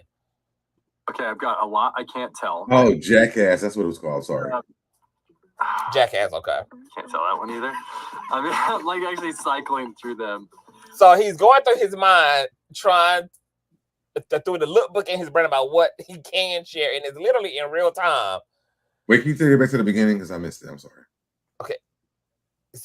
So he's in this interview, and they are asking him about these P. Diddy parties, and he begins it with, "There's a lot I can't tell." And then he's struggling to figure out what he can tell because everything in his brain is obviously so bad and so off the script that it's hard for him to even be able to give the public something. So here it is. Party stories, they're our favorite genre of anecdote. If you have one, yeah. Wow. Okay, I've got a lot I can't tell. So, can't tell that one either. I mean, I'm like actually cycling through them. There was one moment. So it's not really a party story, but our relationship was really bizarre. So it started over punked because he was like, "Yo, don't punk you me. Can't punk me," and I was like, "I don't want to tell you. Everybody's on the table." He's like, "Not me. I'm off the table." And so that started our conversation. We became fast friends, and we used to just hang out, watch football together. And he came over, and I was like, "I'm going for a run." He's like, "Oh, I'll go for a run with you." So as you guys see here, Ashton Kutcher completely dodged the motherfucking question altogether by just going into an origin story of how they met, and then begin the interview with, "There's a lot I definitely can't share with y'all about these parties," and then was struggling to talk about what he could because the things he was remembering in real time were so terrible that there was no way to even censor them and turn them into a story that was palatable for the damn audience. So this interview is resurfacing of Ashton Kutcher, getting him in trouble because now that Diddy is under fire and everybody is speaking out, people are looking to those who have for years prior to Diddy getting an indictment and getting sued, bragged about this man. They bragged about partying with him, shucking and jiving, shaking ass with him, shaking dick with him, being friends with him. And now all of a sudden, Clive Davis don't know who the hell P. Diddy is. All of a sudden now, everybody is running into their corners. Justin P. Justin Bieber allegedly is boarding up his damn townhome. Ashton Kutcher is scared and wanting to distance himself.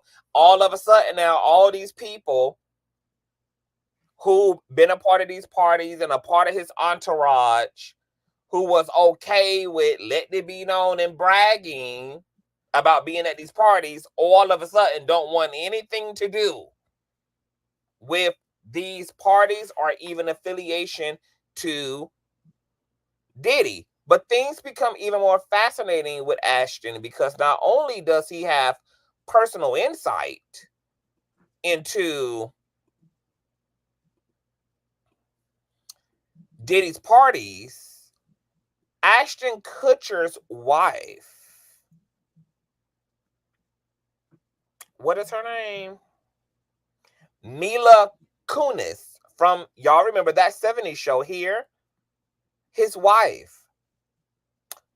She was 14 when they met. She was 14 on that 70s show. He was 19 years of age. There was someone else who was just doing the same thing he did. It was a black person. I don't know, but their characters were romantically tied together. While between a 19-year-old Ashton Kutcher and a 14-year-old Mila Kunis. I want to take an excerpt from an interview she did. Kutcher and Kunis met on the set of that 70s show back when Kunis was 14 years old and Kutcher was 20. Hell, I say 19, 20. Kunis played Jackie Burkhart while Kutcher played Michael Kelso. And their characters dated on and off throughout the series. In 2001, Kunis revealed to people that not only did she and Kutcher have their first kiss during the show, but it was also her first kiss ever. Quote, I was like, oh, he's cute. It's the Calvin Klein model, she said. Then I was like, I have to kiss him? I was so nervous and uncomfortable. I had the biggest crush on him. Kunis went on to say that Kutcher put her at ease by making jokes and giving funny little compliments. Yikes. The actor also nervous about the kiss. Quote, I'm the first she kissed. Oh my God, I had no idea, he said in 2001. I'm so glad I didn't know that or it would have been too much pressure. Kutcher added, I was so nervous. She acted so cool. She seemed as if she's done it 1,000 times. I was the one with the butterflies in my stomach. I mean, here's this little girl and I have to kiss her. It was nerve-wracking. So that's disgusting. It's so dead. You remember Tatiana Ali said the same thing about kissing Tevin Campbell. On what? On Fresh Prince. Her first kiss was on Fresh Prince. And she said it was the same word that she just said. Tatiana Ali said the same thing. And who was Tevin Campbell? Like who? He came for her birthday for like her one episode. I didn't even know that. This is so rampant in Hollywood. And what I don't understand is how is this really legal? Like how are kids able to like be in these situations? Their parents. Legally, their parents. So keep all this in mind. Kutcher has been at the parties. He's been at the Diddy offs. His current wife was his co-star back on that 70s show when he was 20 and she was 14, and their characters were dating on and off on that 70s show, and they were having to kiss and be affectionate and be physical with each other even at these inappropriate ages under the guise of acting. Now, fast forward, Ashton Kutcher started a anti-child XCX abuse organization. He is one of the co-founders, and he had to step down from that board because he defended Danny Masterson from that 70s show, who ended up being convicted and sentenced to 30 years to life in prison for sexual assaulting 2 different women. Wow. Not only did Ashton Kutcher, who has ran wild with Diddy, who also had to act in inappropriate ways to his now wife, Consciouztv, when she was 14 on set, but both him and his wife defended their co-star while co-founding a organization about human trafficking and child abuse and child trafficking. They wrote in character witness letters to the judge in Danny Masterson's case. Let's read a little bit about this from the NPR.org website. Actor Danny Masterson sentenced to 30 years to life in prison for rape. The judge has sentenced that 70s show actor. It's a lot of weird shit went on with that 70s show. I'm sorry, my face is looking crazy. This first time I heard of any of this stuff. Wow, right? Right. The rabbit holes are wild. It's weird. It's wild. The judge has sentenced that 70s show actor Danny Masterson to 30 years to life in prison for raping 2 women. Quote, "This has been a huge and arduous road for the victims of Mr. Madison," read a statement from District Attorney George Gaskin. "They not only survived his abuse, they also survived a system that is often not kind to victims." NPR has reached out to Masterson's lawyer for a statement. Masterson, a member of the Church of Scientology, was a star on the hit sitcom That 70s Show, which ran from 1998 to 2006. He was first accused of sexual misconduct in 2017, which kicked off an investigation by the LAPD. In June of 2020, he was charged with raping 3 women, including his former girlfriend, in his Hollywood Hills home between 2001 and 2003. The 3 women had all met Masterson through the Church of Scientology. So it's interesting how we see the intersection of religion also in these situations where people are victimized and exploited, etc. Quote, "You are pathetic, disturbed, and completely violent," one of the women said to Masterson in court this morning, according to the Associated Press. A deadlocked jury led to a mistrial last year. Prosecutors retried Madison in May, informing jurors that he drugged the women's drinks and that the church tried to silence the women.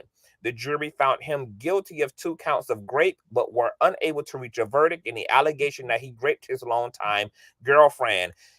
Y'all, it's still a long way to go in terms of the public being able to recognize that you can experience interpersonal violence in a romantic relationship. People think because people are married or people in a relationship that rape is not a thing, that you can't be raped by your spouse. Yes. It's your obligation to them. Right. But that's not true. Interpersonal violence is real, and being someone's wife or husband or fiance or boyfriend or girlfriend does not strip you of autonomy, and your spouse has no right to strip you of that autonomy just because they are your spouse. And to be honest, some of them marry those women so that they can do it all the time, and so they feel like it's not the R word. So yeah, absolutely. Masterson's last role was on Netflix sitcom The Ranch, along with fellow That 70s Show alum Ashton Kutcher. But he was written off the show in 2017 following the allegations. All right. Now, because Kutcher and his wife, who also came out of That 70s Show vortex, wrote in letters defending Masterson, Kutcher and his wife had to end up stepping down from their organization that has to do with the very same type of crimes that their organization is about fighting and bringing social awareness to. ABCnews.com. Mila Kunis and Ashton Kutcher say they're aware of the pain their letters defending Danny Masterson caused. Here they are, child, in all of their pale glory. Mila Kunis and Ashton Kutcher said that they are aware of the pain their character letters defending convicted rapist Danny Masterson caused, stating their intent was not to re-traumatize the victims or undermine the verdict. Kunis and Kutcher were amongst several actors from That 70s Show who went to bat for Masterson before he was sentenced Thursday to 30 years to life in prison for actually assaulting 2 women at his Hollywood Hills home 2 decades ago. Quote, "We support victims. We have done this historically through our work and will continue to do so in the future," Kunis said in an Instagram video Saturday with her husband. In letters submitted to the court, Kunis and Kutcher described Masterson as an outstanding older brother figure, a dedicated and loyal husband, and an excellent role model, a stark contrast to the predator who drugged and raped defenseless women that his victims labeled him as. Quote, "Throughout our time together, Danny has proven to be an amazing friend, confidant, and above all, an outstanding older brother figure to me," Kunis wrote in her letter. Quote, "His caring nature and ability to offer guidance have been instrumental in my growth both personally and professionally." Kunis went on to say that Masterson's role, quote, "as a husband and father to his daughter has been nothing short of extraordinary." In his letter, Kutcher recalled a time when Masterson came to the defense of a woman being berated by her boyfriend and described how he helped raise money for her first responders who became ill after the September 11th terrorist attacks. Kutcher also addressed the accusations against Masterson, writing that he hoped his testament to his character is taken into consideration in sentencing. Quote, "I do not believe he is an ongoing harm to society, and having his daughter raised without a present father would be a totalitarian injustice in and of itself," the actor said. Now, this is after this man, not once, not twice, but 3 times committed profound physical trauma against women and drugged them on top of that. And here it is, Kutcher is talking about he does not believe Masterson, who done violated 3 different women intentionally, is not a harm or a threat to society, and tried to use this man being a father as some way to appeal to the judges and jurors' heart so that he can be allowed back on the streets. Because if Masterson was concerned about being in his daughter's life right and being a father right, then his motherfucking ass would not be out here committing crimes against humanity, resulting in his ass being put away for 30 years to damn life. So why in the hell would both Kutcher and his tired-ass wife be up here writing in letters to the judge in an attempt to get some leniency for this man's sentencing, but then at the same time be out here have a whole anti-child sex trafficking abuse organization and talking about this man isn't a threat to society? So then by that logic, we got to then believe that any of the people any of the victims y'all claim y'all call yourselves defending and standing in the gap of in this organization should just see their abusers as no threat. Like, what the fuck is the point of bringing awareness and you having a whole organization about this if you're just going to be fighting nail and tooth for a man who has consecutively abused women back to back to back to back to damn back? Yes, so Deb. That's the weirdest part to me. It's almost like when DJ Envy was doing this for Diddy, saying that they should let him come out because he's not gonna be contacting any women. He won't have phone. He won't ever have internet. I'm like, do you not understand how diabolical this man is? Like, do you not understand this? Even I was watching like the I don't know if you watched Monster, the Mendez brothers on Netflix this weekend. No. Even they had witnesses that were doing the same thing for them because they felt like they were innocent people that never done anything wrong. So they were like really like coming on, giving like the same statements. And I'm like, these people are dangerous. There was actually an article about a lady why this whole thing was going on with Diddy. This lady, she never had any like thing going on in her life. She had no prior record or anything. They let her out of jail. You know what she went home and did? She took that man's head. She decapitated the man. People need to let people that do diabolical things sit in jail. And let the court system do their job. It's not because I know people love people that they are around sometimes, but if you did not know what they were doing, and even if you did know, and maybe you didn't think it was that bad, when the court system when the feds come to your house and they take you to jail, it's a problem. The feds don't accidentally come and arrest you and take you to jail. That's not an accident. People need to understand, like, when that part happens, you need to like think about, maybe I don't know what's really been going on. And maybe I don't have all the evidence. Maybe I'm thinking I'm getting the representative of my friend or my family member and not what like the actual person.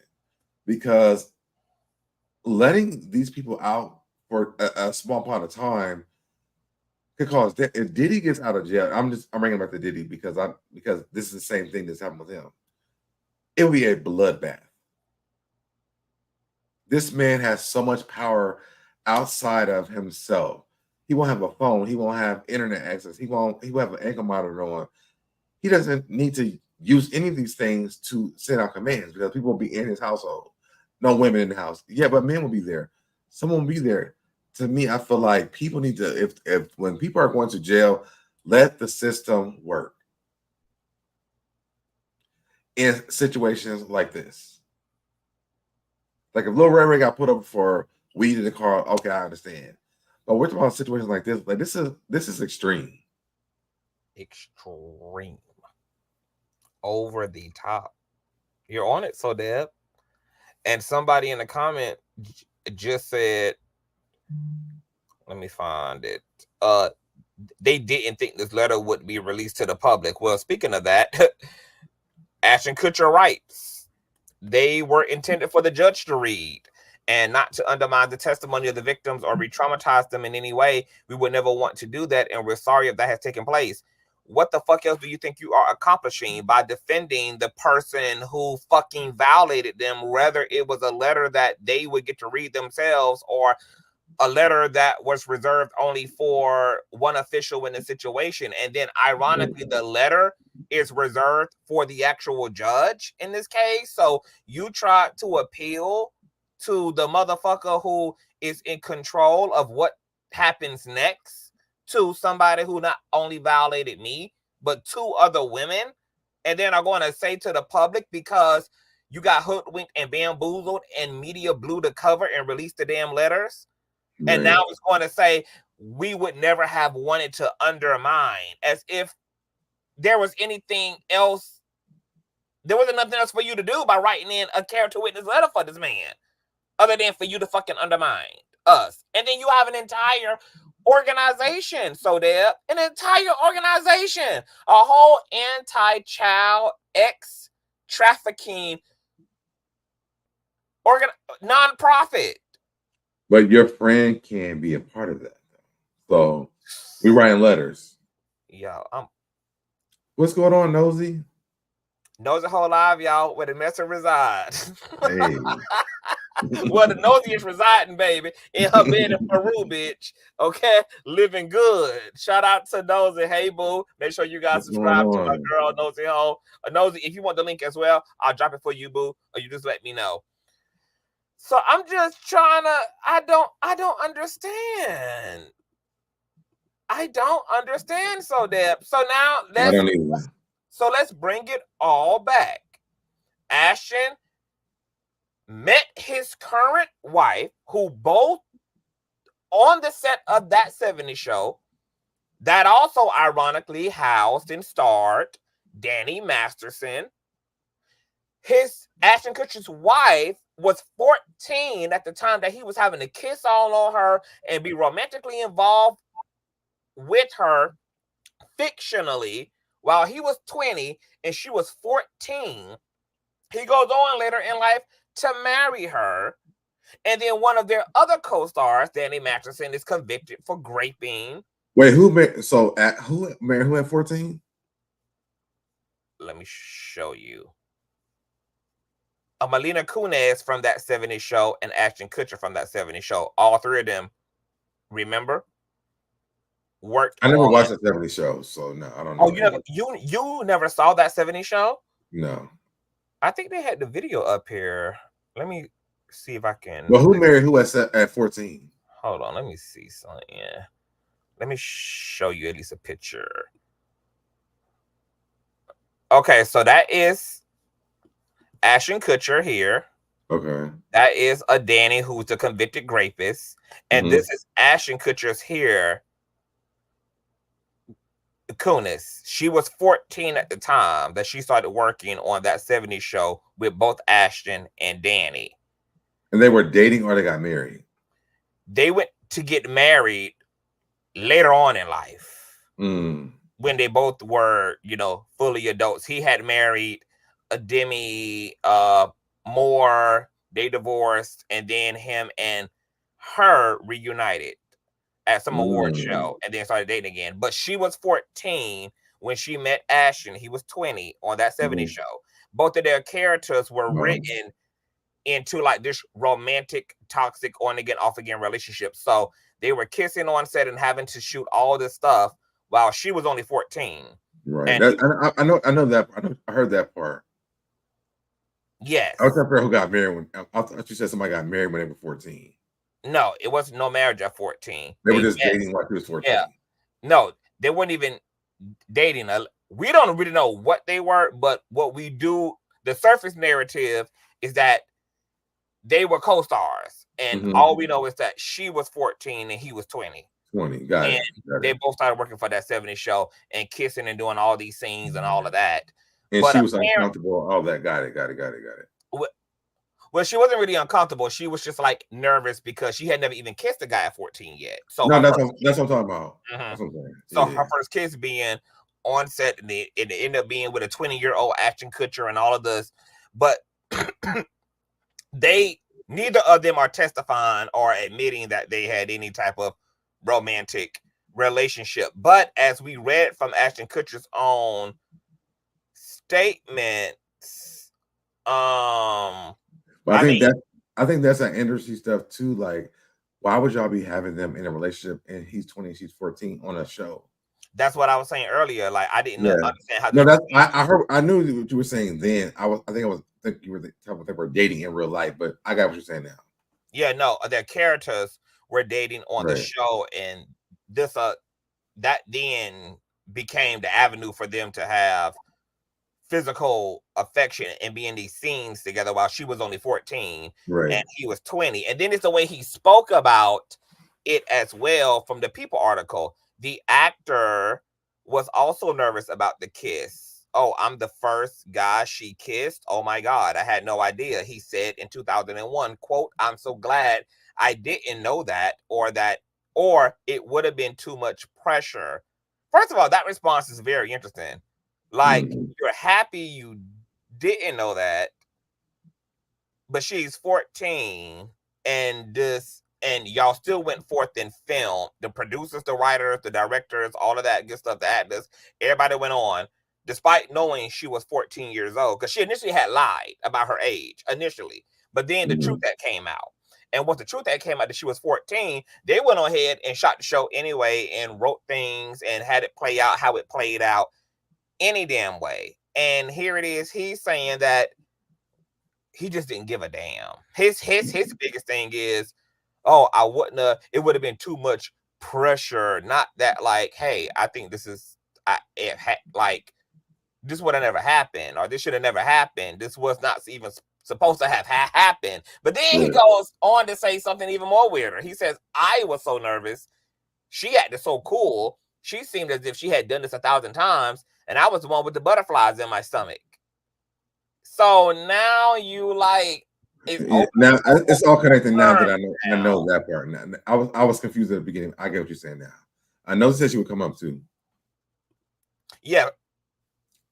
But now I'm also revisiting this as well because he knows she's 14. And so do you think this is a part of that? He's almost indirectly admitting that he had a little, like that he had some attractions to her too, because he got nervous and had butterflies. So do you think this is a part of that grooming thing in the industry? You know, this is YouTube and everything. And, you know, I just have to answer that question so dead by saying, I'm just asking. It's looking like what it be looking like. It be looking like what it be looking like. So Deb, like, what you think about it? The same. It be looking like what it be looking like. This man was nervous. This man had butterflies in his stomach. He had his words, not mine. Butterflies. 20-year-old making out with a 14-year-old on set. He had butterflies in his stomach. That's disgusting. While they both went on later in life to not only marry, but to also defend their other co-star from that 70s show, Danny Masterson, for raping 3 women while they were both running a anti-child sex abuse organization and secretly undermine the victims by writing in character witness letters to the goddamn judge. Now, this is the same man, Ashton Kutcher, who's running his ass around with P. Diddy and does not want to disclose any details about said party because that's just how confidential and bad shit is at these motherfucking freak-offs. And that's according to him. These stories, they're our favorite genre of anecdote. If you have one, yeah. Wow, okay, I've got a lot I can't tell. So, can't tell that one either. I mean, I'm like actually cycling through them. There was one moment. Okay, so Ashton Kutcher, no wonder you're running scared, because this is my hypothesis, so Deb. I think Ashton Kutcher is running scared for 2 reasons. He's shook and scared right now because, for one, he knows what he knows. He's been public about what he knows, and he's been public about what he knows being secret, very much so private, and very much so shit that you don't ever admit and talk about because it was some shit going on at those motherfucking parties. But now there's a whole federal investigation, and his ass just got lit with a fire underneath his ass for writing in for Danny Masterson, and now he's going to be tied into another situation with someone who's going down for human trafficking, who is accused of trafficking minors, etc. And this ain't gonna do nothing for his social equity, his reputation. Not only is he gonna have to step down, his ass is gonna all out have to just go out, like go into the obscurities of the society. So for one, there's gonna be epic backlash against his ass. He's not gonna be able to live this down. He's already fucked up with the public by writing in for Danny Masterson. But for 2, he's concerned because his own shit might come up and out, because people are going to start probing now this relationship to his wife that we now know was 14 at the time that they met and started kissing and all of this and all of that, is going to be a whole fucking mess, because God only knows what all has happened in that relationship, what was happening on the set of that 70 show at the time. God only motherfucking knows what the real tea and all the other extra shit is that happened behind the curtain between him and her while he was 20 and 14. But there's an even bigger issue that Ashton Kutcher got to worry about. Not only is his social reputation about to be absolutely obliterated, especially if his ass is subpoenaed to testify to these freak-offs that he don't want to talk about in detail in none of these damn interviews, but you were so braggadocious about running around when you thought it was cool to be connected to Diddy ass. But Ashton Kutcher might as well be incriminated in this whole thing. He could possibly be on these goddamn tapes. My thing is, why not talk now before it even comes, like before you have to go, so that what you say, like it's there, like we understand what's happening now. The man's in jail. He's not getting out of jail. Like, just tell your story. I mean, to me, if I was there, I would just tell my story now, because we know we're gonna get that phone call at one time. Like, hello, hey, so Deb, yes, she was at that party. Yes, I need to know everything. Well, let me tell you what happened, and let's just tell the story. Because waiting and trying to figure out what to say, call your attorney. Listen, boop boop boop. Hey, sir, yes, they're about to call me. What should I say? Get it together now. Because at one point they're going to call you, and you know they're going to call you. This the part that you got to keep in mind. So, Deb, you just heard Ashton Kutcher for himself talk about there being no part of these parties that is even remotely palatable to be talking about out loud. So what you're asking him in a live interview, but to my attorney, to my therapist, that's not my conversation. Even when the feds are going to call me, that cannot be my conversation, because what I cannot do is risk my livelihood on Diddy. Like, I'm just not doing it. And yes, I might have attended one of these things, but this is what happened. This is what I saw. This is what I participated in. If it was the capacity that Diddy was doing things in, yes, I'm gonna do what Ashton Kutcher is doing. But if not, listen, pick up the phone. Listen, this is what happened. If he was doing criminal things, there's nobody he can't pick up the phone to talk to. He gonna have to wait the storm out to see his attorney. That Paul, he can't even whatever he tell his attorney can't even involve no level of criminality either, because his attorney is legally obligated to adhere to the courts about any criminality confessed to by their client. But anything non-criminal, like, but they gotta fight for him though. But they can only. But you gotta remember, lawyers are barred by ethical clauses. Like, right. I mean, like, this is the way it's supposed to be set up. I mean, in all actuality, like, we know that people have backdoor conversations with their attorneys, and that their attorneys know the real tea and be trying to co-angle narratives and all of that. But the way that the judicial system is supposed to be set up is that, there's these check and balances so that lawyers don't end up objectively fighting on behalf of clients who have committed said offenses, especially like in these contexts. So he can't sit there and say to his lawyer, okay, attorney, I was a part of parties and I saw Diddy having sex with underage, or that, hell, I'm on, that I was at these parties and did with women who were drugged out, men who were drugged out, men and women who couldn't consent, or hell, even worse, underage folk, blah, blah, blah, blah, blah. Because his attorneys would then they're supposed to oblige to the ethical code. But to your point, if he is arguing, I was there, but it wasn't no criminal shit. It wasn't no whatever shit. Then yes, you run to your damn attorney. You let them know, okay, yes, I was at these parties. I might be somewhere running down the hallway in these footage. I might be hanging from a damn chandelier. I might be dressed up like a newborn baby or some shit. I might be dressed up like a goddamn puppy.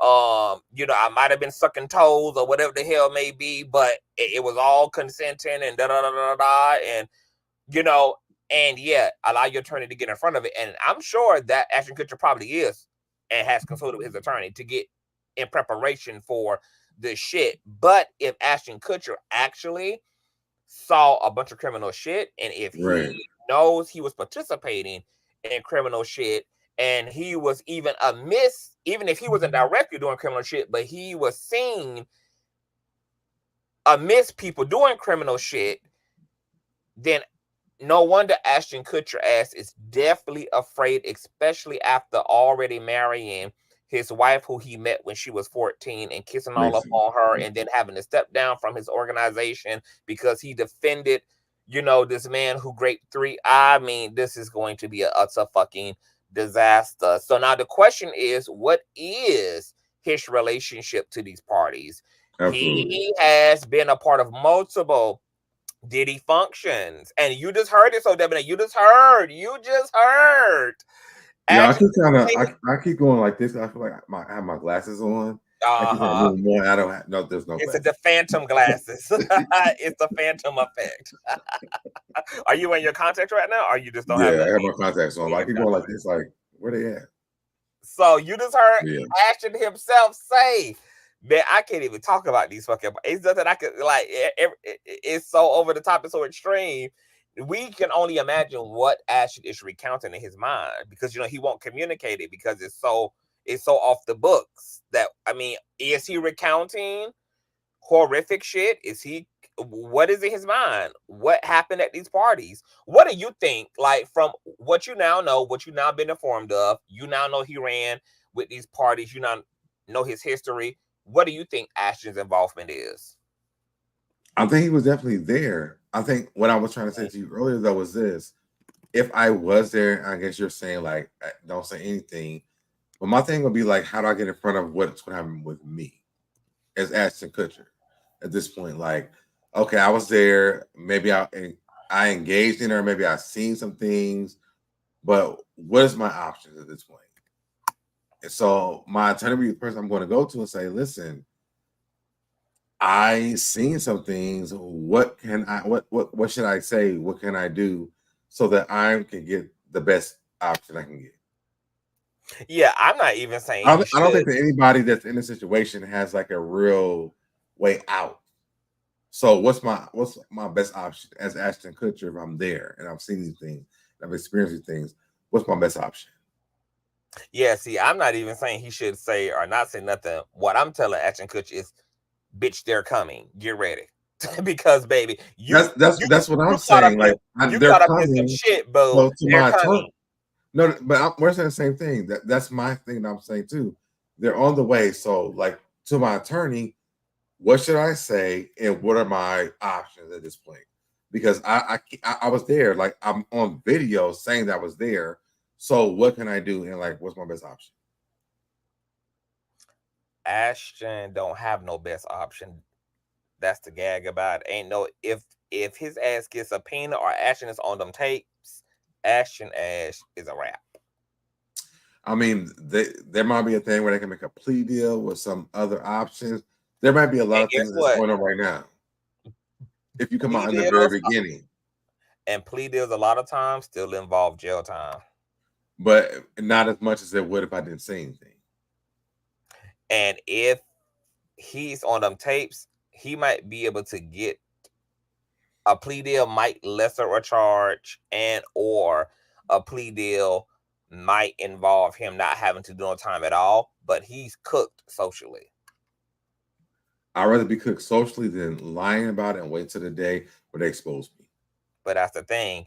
Even if he exposed it, he already lied about it because the reason why all these celebrities from Neo to Usher, all these people getting their ass whooped is because now that Diddy has been objectively indicted and he's being objectively investigated, and they have this man on video. They have hordes of footage and audios and all this shit on him, and all these civil suits are coming out, and now you got all these starring witnesses who are going to be testifying to the events that happened that involve coercion and drugs and rape and gang rape and all of this. Now we know all these celebrities knew. So it's just kind of like, okay, yeah, even if y'all talk now, everybody only talking because everybody got something to lose now that Diddy ass is being vacuumed into the criminal justice system, and it could bring everybody else ass down. So now y'all don't have no choice. It's not like y'all speaking because y'all are some humanitarians and y'all are just coming forth because it's the moral and ethical thing to do.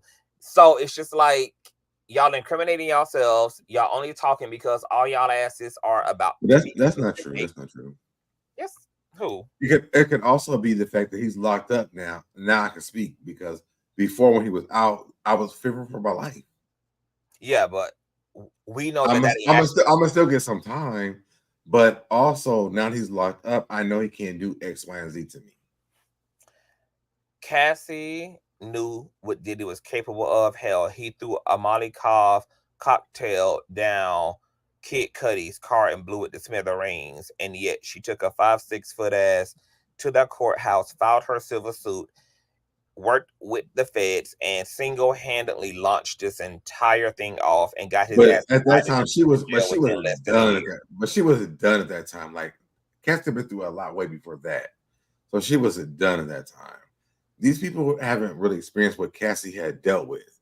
Cassie was a person. I don't think all the more reason to your argument then why they could have opened him out sooner and did something sooner, especially the Ashton Kutchers of the situation. But instead, all these folk wanted to be braggadocious. All of them was bragging about Diddy and these parties before the public knew the details of these parties. Everybody found it to be cool to be invited to a freak off and to be running the streets with Diddy until his indictment. And now all the gross, inhumane, destructive, demonic, diabolical details are now coming out. And now Clive Davis and Ashton Kutcher and everybody want to be running for cover and hiding underneath the table now because the details are now known to the general public, and now everybody else don't want nothing to do with nothing because.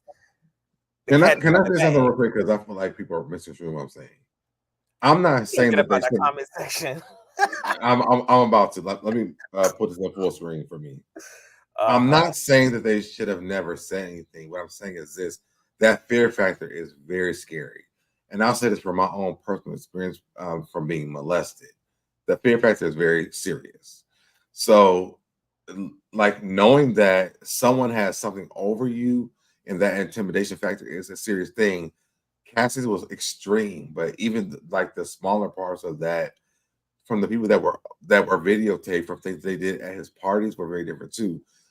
I think that now he's in jail, like, people are more comfortable talking about what happened. So that's what I'm saying. Like, I feel like they everybody should have talked, but that fear factor is a big part of not speaking up, because your abuser, whether you're a Cassie, whether you are a guy that was there, like, it's a fear factor. Cassie's was extreme. Kim Porter's was extreme, but so was the Rodney guys. His was extreme too. And like, even in some of the celebrities, like, it was almost like he was like they were slaves to him. Is this for me to read? Oh, I'm just reading them too. I played a clip of a Kardashian I played a clip from the Keeping Up with the Kardashian show between Kim and Kris Jenner. And Kim was just like, when are you going to act your age? Why are you running around with Diddy and going to these parties? Huh? No, I was saying hate him as Jack of all trades. Oh. You know, and Kim was just like, when are you going to grow up? Why are you running around with Diddy and going to these parties and shows? Like, when are you going to act your fucking age? And she's like, oh, because I think I still got it. But, you know, Kris has been connected to a lot of shit. we know that she single-handedly helped to manufacture and produce the infamous sex tape between Ray J and Kim. People found that shit was like, wow, to know that Kim literally sat through footage of her daughter getting slutted out and literally was like helping them to like revise the tape so that they could pitch it and sell it on. Girl, it's just like, so damn, this shit is just. But do you understand what I'm saying about that fear factor, though? Oh, what fear factor? Of like being. I'm gonna be honest. It's hard for me, like personally, like I can understand like fear intellectually, but I cannot relate to fear personally or antidotally. Like I'm a very ballsy person. I have done a lot of very ballsy things, you know, like right now I'm a witness for another content creator in a defamation case. My life has been threatened and all those kind of things, and I have ran toward the fire. I've ran toward the storm. You know, I've ran toward the villains in a way that they now trying to put protective orders out on my motherfucking ass, because that's how much I like lead the charge. So it's like, for me personally, I don't understand the concept of fear, because I am somebody who literally will put my blood into something, and I literally am the person who dies on my personal hill, and I put my shit on the fucking line. But I can only understand fear intellectually, but no, it's hard for me to personally like losing your everything because someone's going to expose you from things that you do in private is very different. And I think that I kind of do understand like the people who have been underneath Diddy's thumb this entire time, whether it was the women that he abused or the men who he recorded, or all those things together. I do understand it, because it's like that fear factor of being exposed. If you're not out and proud and people are showing like things you did. And to me, I don't think it's like just gay stuff or threesome things. I think there's like disgusting things that happen at these parties. So we can only just imagine what happened at these parties. I want to keep in mind too, though, that like the fear factor. I want to keep in mind too, though, like Rumors and T is saying, like fear is a cop out for those who weren't physically violated. This man is allegedly behind people being unalive. They could have easily been them or someone close to them. See something, say something. So we have to keep in mind, everybody like around this whole Diddy thing is not a victim. There are people who are participants. There are people like Ashton Kutcher who were not victims per se, but people who thought Diddy was cool, attended these parties. We know that Usher has ran with Diddy even after being a minor himself, continued as an adult to run adjacent to Diddy. Is clips of a Joe Budden, the podcaster and rapper, at these Diddy parties. It's so much footage of so many celebrities who were allegedly in attendance to these parties, who were participating in these situations with Diddy. And then you have, so you got all these witnesses, such as Don, like who, Don is a whole interesting, I'm gonna have to find a way to pull my foot up off her fucking neck. I just don't know when that's gonna happen. But Can I tell you why I agree with this comment that's right here? Oh, what comment? Rumors and T. So this is a two-way street, because okay, fear's a cop out. You just read this, but I'll read it one more time. Fear's a cop out for those who weren't physically violated. This man is allegedly behind people being unalive. It could have easily been them or someone close to them. See something, say something. Right? Got it. So this is extremely true, right? So look at Aubrey O'Day. She never held her tongue at all, right? Aubrey has been speaking out about Diddy since the end of time, since she's met her. But then you look at Don Richards, and it just took her like literally like the last week. She's been in like different groups with him and everything. And now all of a sudden she's speaking out. There's levels to the fear of the people that you are dealing with. You know what I'm saying? You asking the wrong person about fear. I already told you I can't. No, I'm saying like there's different levels of fear. Like, I mean, you're saying you don't fear anything. I can't. I'm saying Aubrey O'Day never really feared Diddy at all. No, I'm saying Aubrey O'Day never feared Diddy at all. Like Aubrey O'Day was like, listen, this is what it was. No, I think that's your assumption. I think that the thing about it is a lot of times when people think of fear, right, they think that fear and bravery are like oppositional. Got you. Bravery is courage amidst fear. So courage does not absolve you of fear. You can very much so still be afraid, and most people are when they are doing the right thing, when they are, trying to help somebody else, or they're trying to bring awareness to something. It's not that you don't have fear. It's just not fear. It's just not going to dictate your actions in a situation. You're still going to respond, and it's going to be a call. I can receive that. Now I want you to hear from Don as well. And he's blessed with an ear. That's two very powerful things, right? And so if you're smart, you don't take advice, you pay attention. So I just paid attention, and that's it. It wasn't all perfect. It wasn't all great. Yeah. He's exactly what people say he is, but he's also, he gave me a shot. I don't have the story that you have. I have I got out alive. Yeah. And I got out with a business. And I don't have no bad stories. That was only support. But he's also, he gave me a shot. I don't have the story that you have. I have I got out alive. Yeah. And I got out with a business. And I don't have no bad stories. If you're smart. So while Aubrey was out here, like you said, she been on his motherfucking neck when he could have also threw a grenade down her damn chimney or sent the goons on her motherfucking ass. She been out here on her soapbox while she was out here on her soapbox, and while Cassie was out here on her soapbox, Don was still working with this man all the way up till last year, promoting his records and literally silencing other fucking women, and literally out here boldly saying, bitch, that's y'all, that ain't me. Since he did for me, I ain't got nothing to say. I ain't got no horror stories.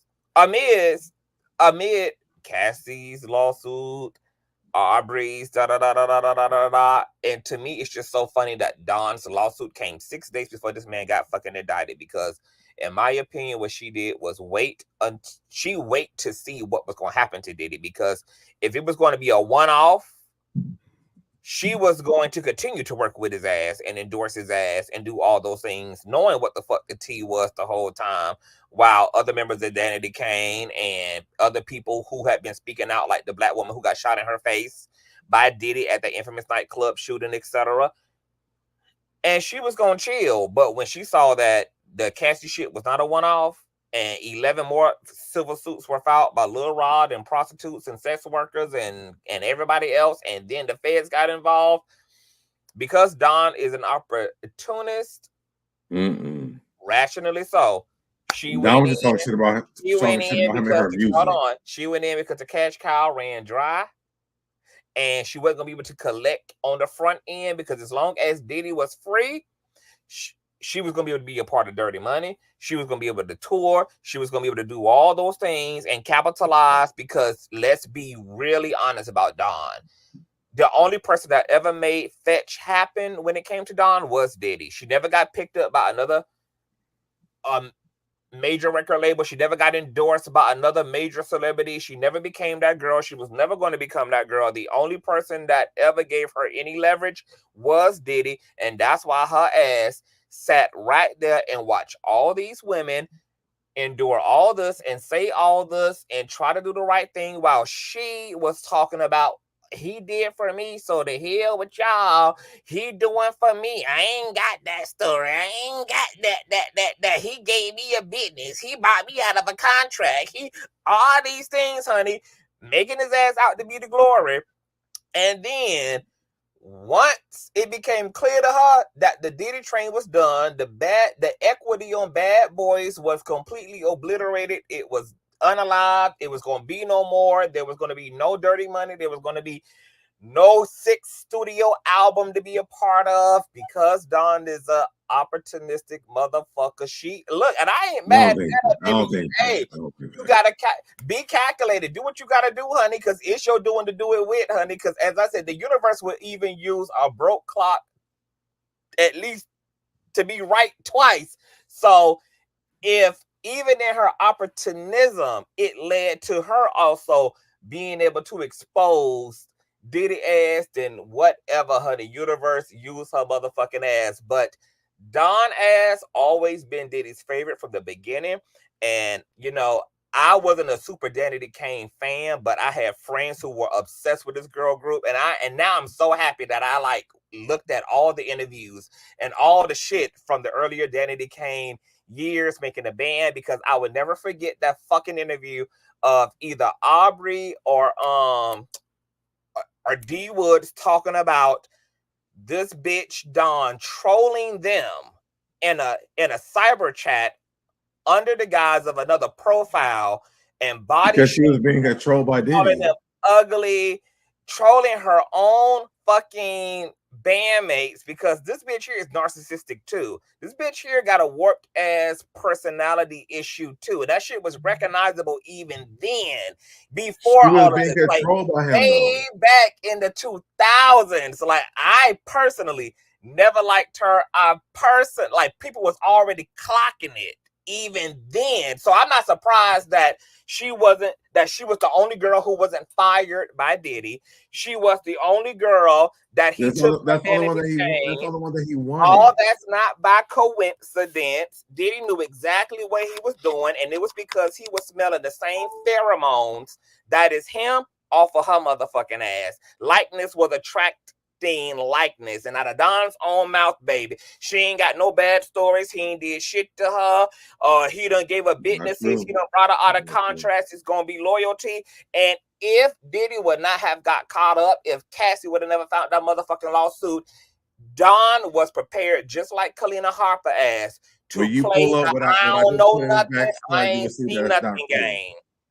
That's not true. I feel like he was intimidating her. And if you pull up what I want you to read. I want you to pull up what I just pulled up in the background, so you can post what I just post. This is a song that she made, and this is like a skit from what she said about Diddy. This is from her first album after Diddy Dirty Money, because she was tired of him, and he couldn't do nothing to her anymore. Read the word of what she said. I ain't reading that shit. I don't support this bitch. You read it. She said, "I'll never be the same after I've been treated like the dirt you left on my hands, the dirt I had to dig through to sell your records, to make your money, to build your name. I hear the wolves dressed in suits, selling dreams like bait in dress shoes. Can you hear them?" The verse says, they show their teeth like white pearls coated with meat from all the girls they like to eat. I pray I wouldn't see the wolves haunting me. They're running fast, see their feet. Those packs of wolves with suits and deeds, tempting with the girls with pretty things to share them piece by piece. This was done after Diddy Dirty Money. After she got loose from him, after he gave them their stuff back.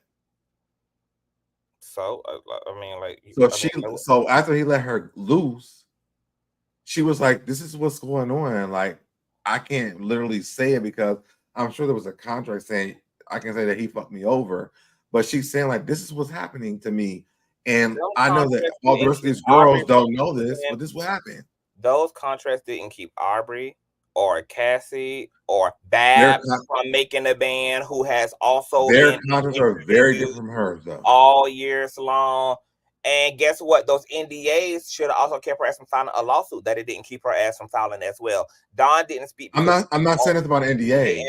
I'm saying that their experience was and the reason why I'm even more fucking disgusted with Don, because see, I read the lawsuit, and see, the lawsuit don't even make no fucking sense, because, and this is what I love about me. I'm somebody who can use a bitch own. I be using people's own shit. I don't even got to use my own opinion, because in that lawsuit, she talked about bearing witness to underage boys and girls being violated at these free-offs, being bussed in, albino underage females, Black and Asian, minors, etc. And guess what? Throughout the majority of her lawsuit, Dawn had full autonomy. She was able to leave. She had her own place. She had her own hotel, etc. And to make matters worse, Dawn, every time in a lawsuit she bear witness to something diabolical and hellish and absolutely Luciferian, her justification for shutting her mouth was, I'm afraid. But then in the same lawsuit, out of the same dick sucker that would say those things, she wouldn't have no fear when it came to confronting Diddy about her money. She wouldn't have no fear about leaving the studio to go get a Lunchable, knowing that he was going to berate her, call her, and harass her, but absolutely use fear as a justification to not report these children who were being abused in her presence and all these other adult male and females who was being abused and violated. But when it came to her money and came to her appetite, that bitch was all up in that nigga face. That's why I know Donna's full of shit. And see, everybody else might be, not as informed about the games that Don is playing because they ain't reading line by line and they ain't doing the forensics. Don is playing reindeer games. And once again, like I said, in this case, in this situation, I ain't gonna be too mad about it because even the Lord is gonna use her motherfucking ass and is using her ass too. So use her ass, Lord. Let her have her role in this expose about this motherfucker. But that don't take nothing away about who the fuck Don actually is as well in this whole situation. Well, we can agree to disagree. I just feel like she'd have an opportunity. I mean, a choice, but we'll agree to disagree. Oh, okay. Well, somebody else you're probably gonna disagree with too is Rumors and Tea. Welcome to the platform, Rumors. I gotta take a break real quick before you go. Let me take a break while you're talking. So do you want her to wait or? Yeah, give me like 2 minutes. Okay. So Rumors and Tea, before you respond to Dale, honey, because he's gonna need a swish of water and to do some push-ups to get ready, baby. What are your thoughts about everything else going on around this Diddy case, him being scared for the kids, Ashton Kutcher's connection, all this shit? What are some of your thoughts? Well, my thoughts really haven't changed. Ashton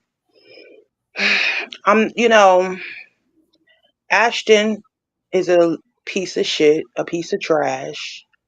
But most of the people, not all, but most of the people that have been aligned with Diddy, are a piece of trash. They're all like-minded people.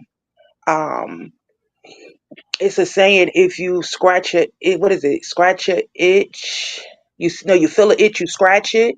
That's the type of thing that's going on. I mean, I wish everybody that is connected to him is investigated. I really do. I know the FBI doesn't have the manpower to go after every single person, but I, honest to God, really wish that they would. It's sickening, but we know this culture has been going on forever here in the States. Like, it's nothing new under the sun. And I just don't see much of it changing. Um, I know the parties that are involved are definitely going to go down, but it's just going to be like, generation to generation type thing. It's been going on for so long. It's just so sad and sickening. It's so sad and sickening. But hey, so Debonair, how are you? I'm great. And before you even get started, listen, I'm not here to fight a battle. I was just giving my perspective. I respect everybody's perspective on anything. That was just my perspective. Okay, yeah, I'm not gonna be combative. I'm not even in that energy. Oh no, because to really go that hard. I'm about to get like handled real quick, so I'm just letting you know. Okay. No, it's okay. But as far as speaking on Dawn, I definitely stand with Conscious on this when it comes to Dawn, because as it was stated, someone made the comment that she could have reported these things anonymously. She could have very well, being that she had such close proximity to seeing, especially with children. I mean, it doesn't make it no better that it was, women being violated, men that were being violated, but children were being violated, victimized. That information that she had, she should have been contacted the FBI. She should have been contacted.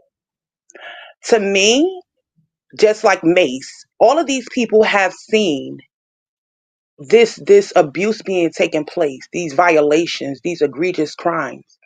The only thing they cared about was what Diddy owed them. They didn't care about the victims. How many of them I didn't see Dawn not one time, because even when Cassie exposed him, I didn't see her show no solidarity with Cassie. None whatsoever. And so, because I know that if she truly, truly, truly was in fear of her life, sis would have contacted the FBI ASAP when Cassie, especially when everything hit the fan with Cassie.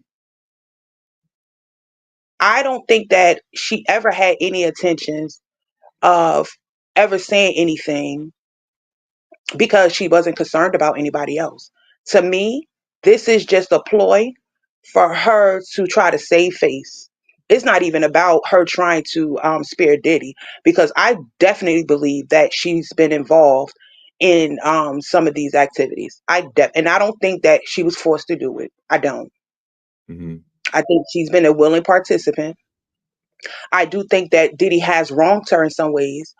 And I feel like that is her reason behind this, is to save face and to try to collect the coin. But I don't know what kind of coin she's going to get. So the only thing I can see her gaining from this is getting the sympathy of the general public, so that if she wants to move forward ahead with her music career, she may can still get some sales.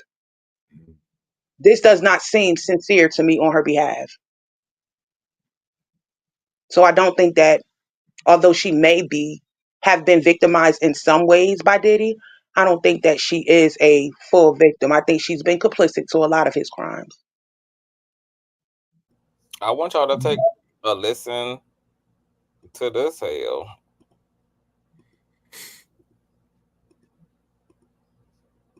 I don't know why the hell my hold on, let me see.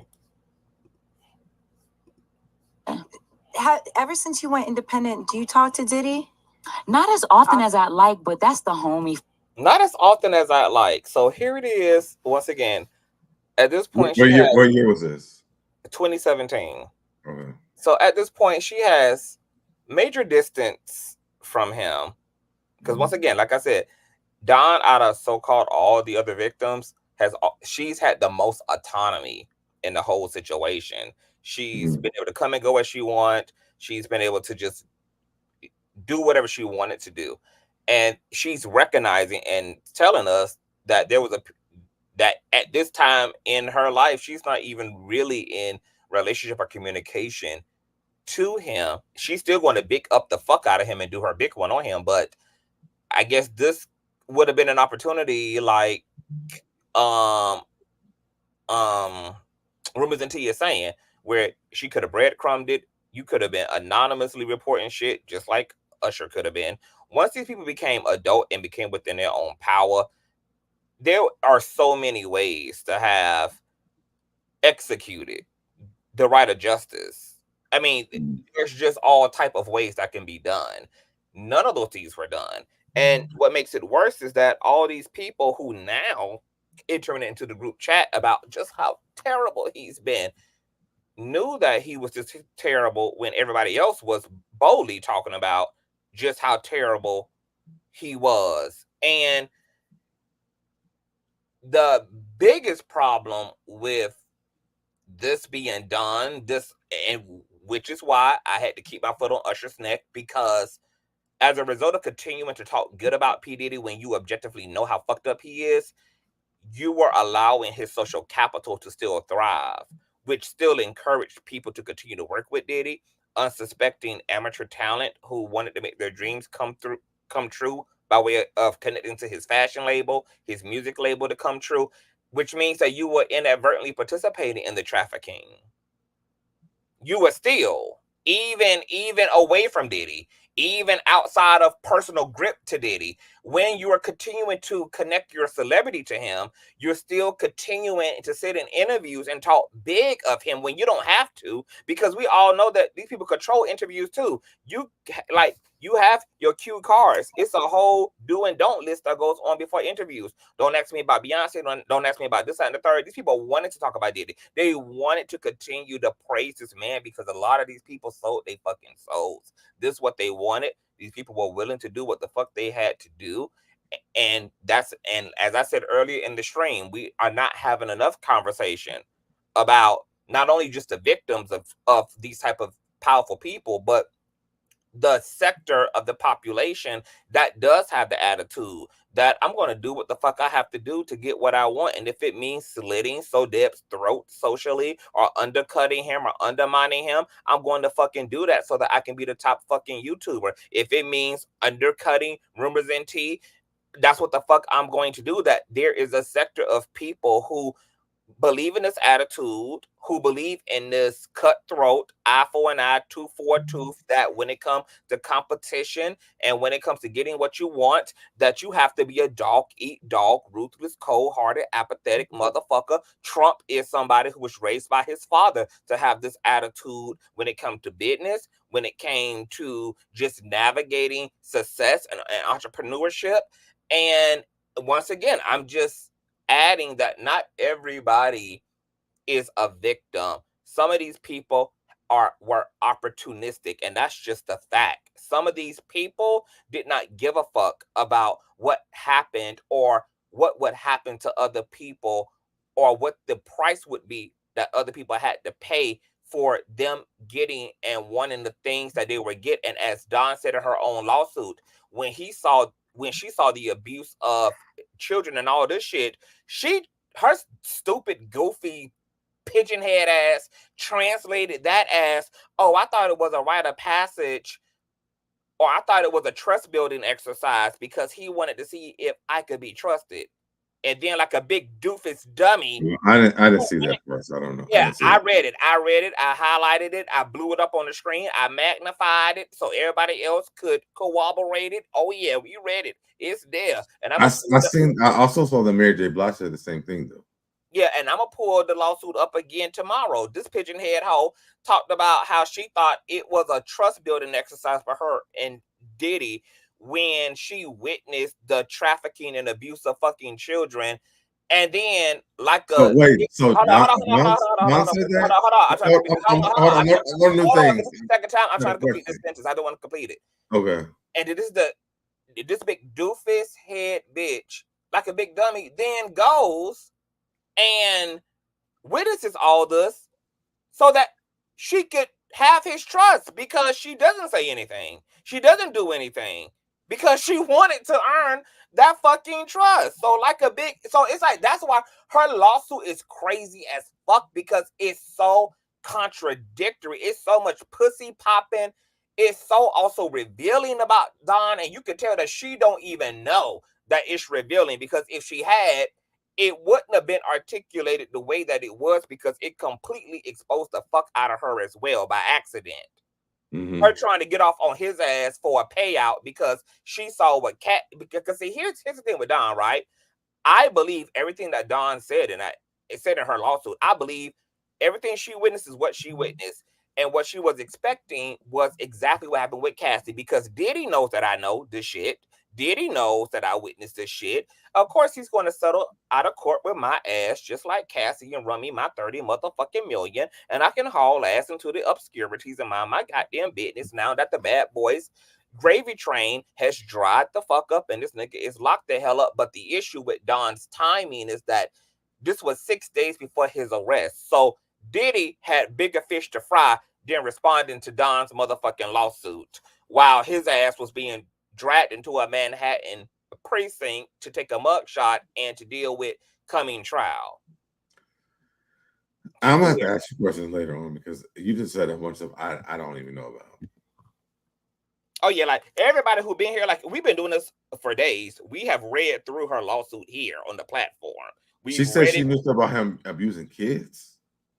Yeah, she spoke about her witnessing him busting in inebriated and drugged out underage boys and girls, albino females, underage females, mixed race, Latino females, Wow. And these young people were not only drugged out and inebriated, but they were gang assaulted, gang raped by Diddy and his band of demons. And she witnessed this.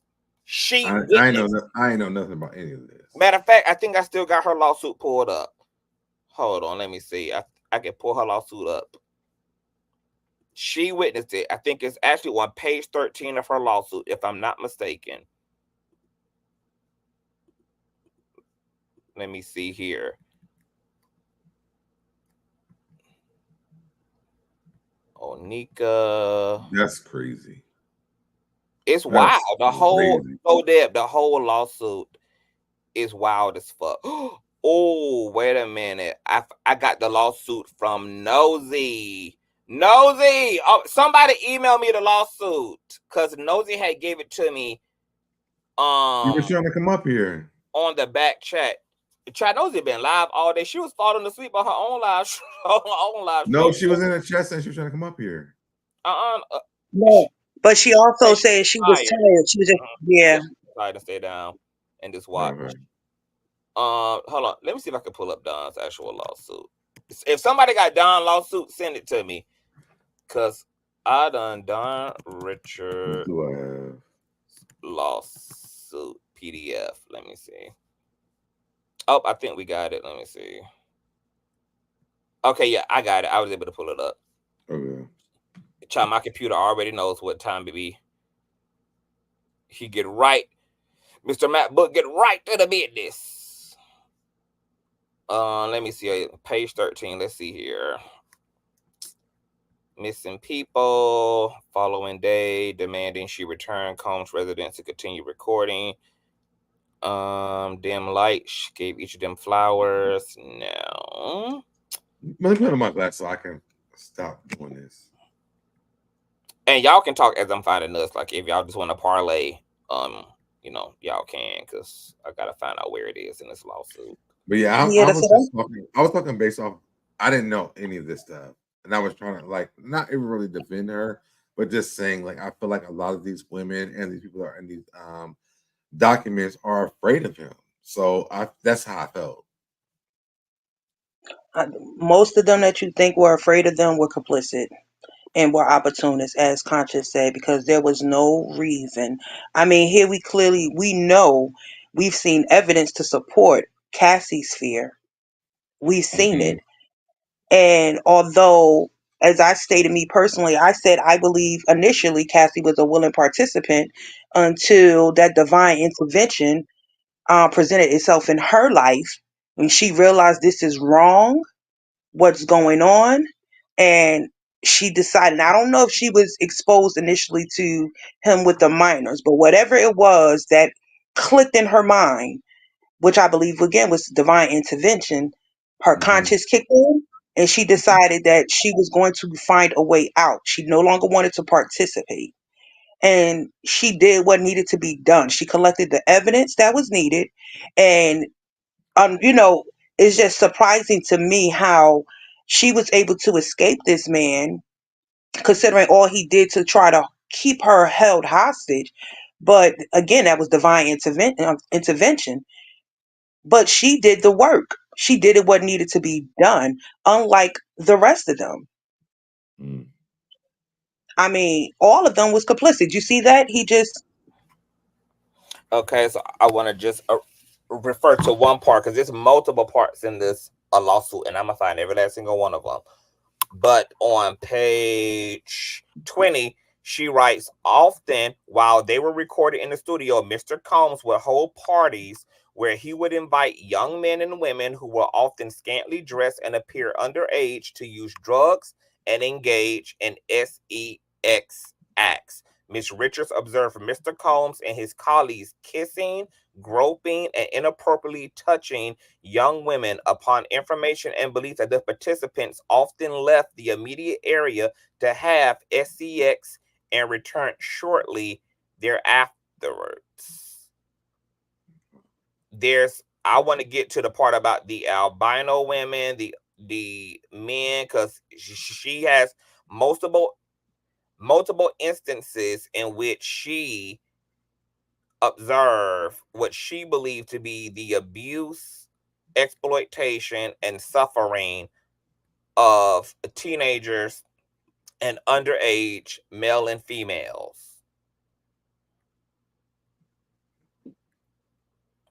Yeah, I never heard any of this stuff before. I know. I could tell.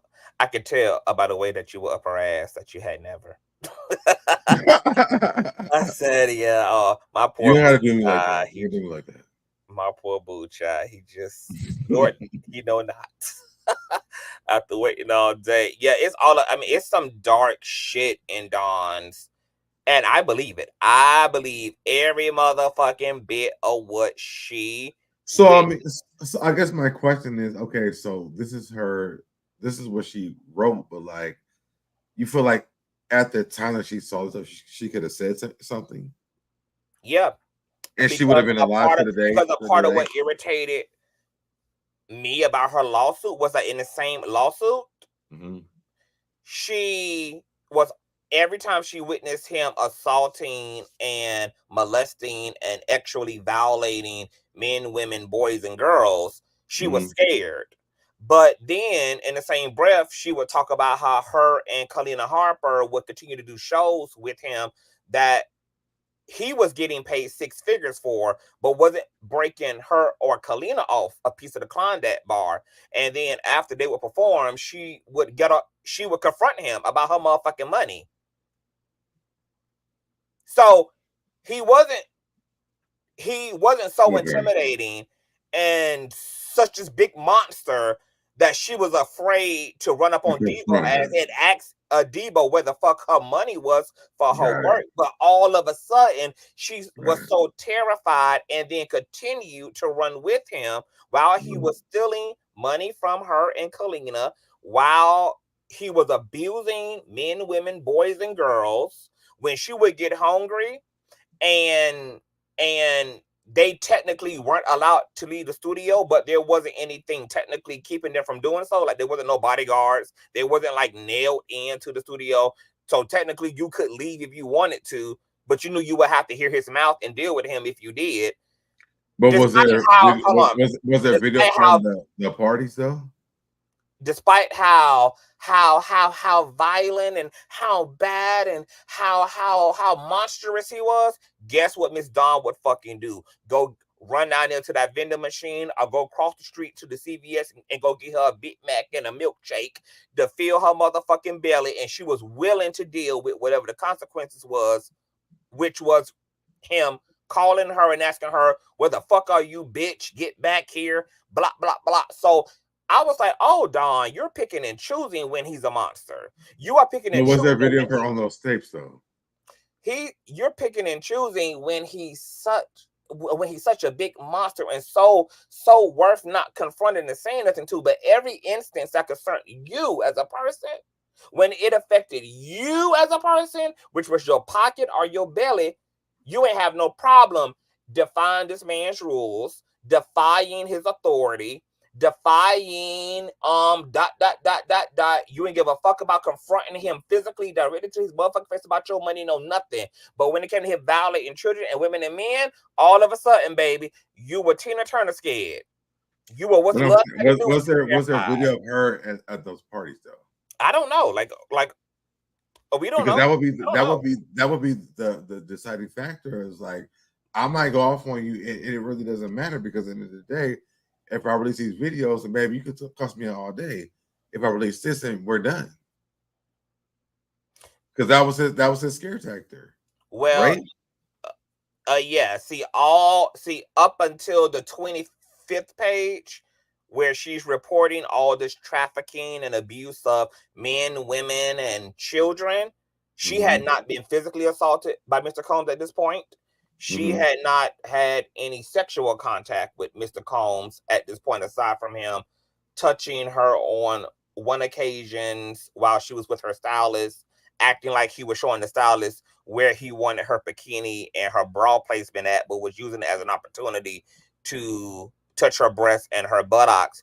But aside from that, she had not been abused. She had not engaged in any type of sexual contact. She had not been hit by him or anything. And she had full autonomy. She had her own hotel. She was able to leave and come to and fro the studio as she pleased. She was not locked down the hallway of his house. She was not chained up in a damn basement. She was not any of that. Mm-hmm. Well, there's no argument for me. And so I just had a question because I never seen any of this. So I didn't know. And so that puts things like this into interesting perspective. Diddy? Not as often as I'd like, but that's the homie forever. Yeah. People will never understand that relationship. You know, like, people didn't know that Puff had bought me out of a contract prior to even getting on the show. Really? So I had loyalty to that, you know, and that's a respect that I understand that I loved my group, and I know that it wasn't I chose Puff over my group at the time. It was more of when someone does that, where I come from, you got to respect that on a large level. So I gave loyalty to him, and I think I'll never forget that. And my father and my mother, for what we gone through, we'll never forget that. And I think with all his crazy, I look at things like that as loyalty. So I was loyal to him, and I paid my dues back like a businesswoman should. Right. Until he said, okay, your dues are paid. And then I left. Baby, somebody got to make Don make sense. I'm just glad it ain't me, baby. Baby. I think there's a lot of layers to what she's saying. Baby. I'm not doing it here. I'm not. Even Deb, as bad as he wants to, baby, even he like, hold on, can I? Wait, is it? He can't even figure out a way to put that ruler on the board, baby. Somebody got to make up. But you know what, though? In the grand scheme of things, this is what I will say. In the grand scheme of things, it really doesn't matter because the universe is using her rightfully so. So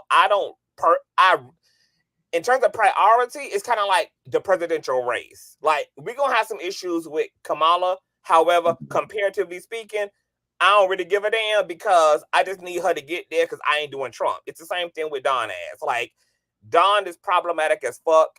And I'm talking about problematic way before any of this shit ever came up. She been a fucked up bitch toward her group. She been Diddy favorite. Oh, no, I'm not agreeing on that. I'm not. Okay. Well, you know.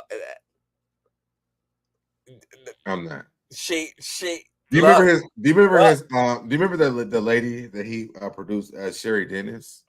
No. Who's that? Sherry Dennis had one of the best songs that Diddy ever produced in life.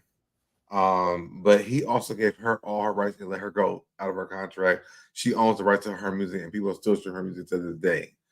But Sherry Dennis was also like a Don to him. Diddy picks and chooses who he does these things with. I think, and he also always told Don that she was very special. To me, I feel like he picked Don as like a Sherry Dennis. So I understand the way you feel, but also she's not the first one. She's not the last one he's done this with. But I get what you're saying though. And if y'all want to look Sherry Dennis up, it's on YouTube. She talks about Diddy giving her the rights to all of her music. She only had one song, but he gives her the rights to all of her music. I just don't think that. I think that because she created that name, Danny Kane, that group he picked her for Danny Kane. She created Danny Kane. He had more respect for her than the rest of that group. So he probably owned them. He didn't own her. But I get what you're saying. I get what you guys are saying too. So yeah. Sorry, y'all. I had to. I don't. Go ahead, Conscious.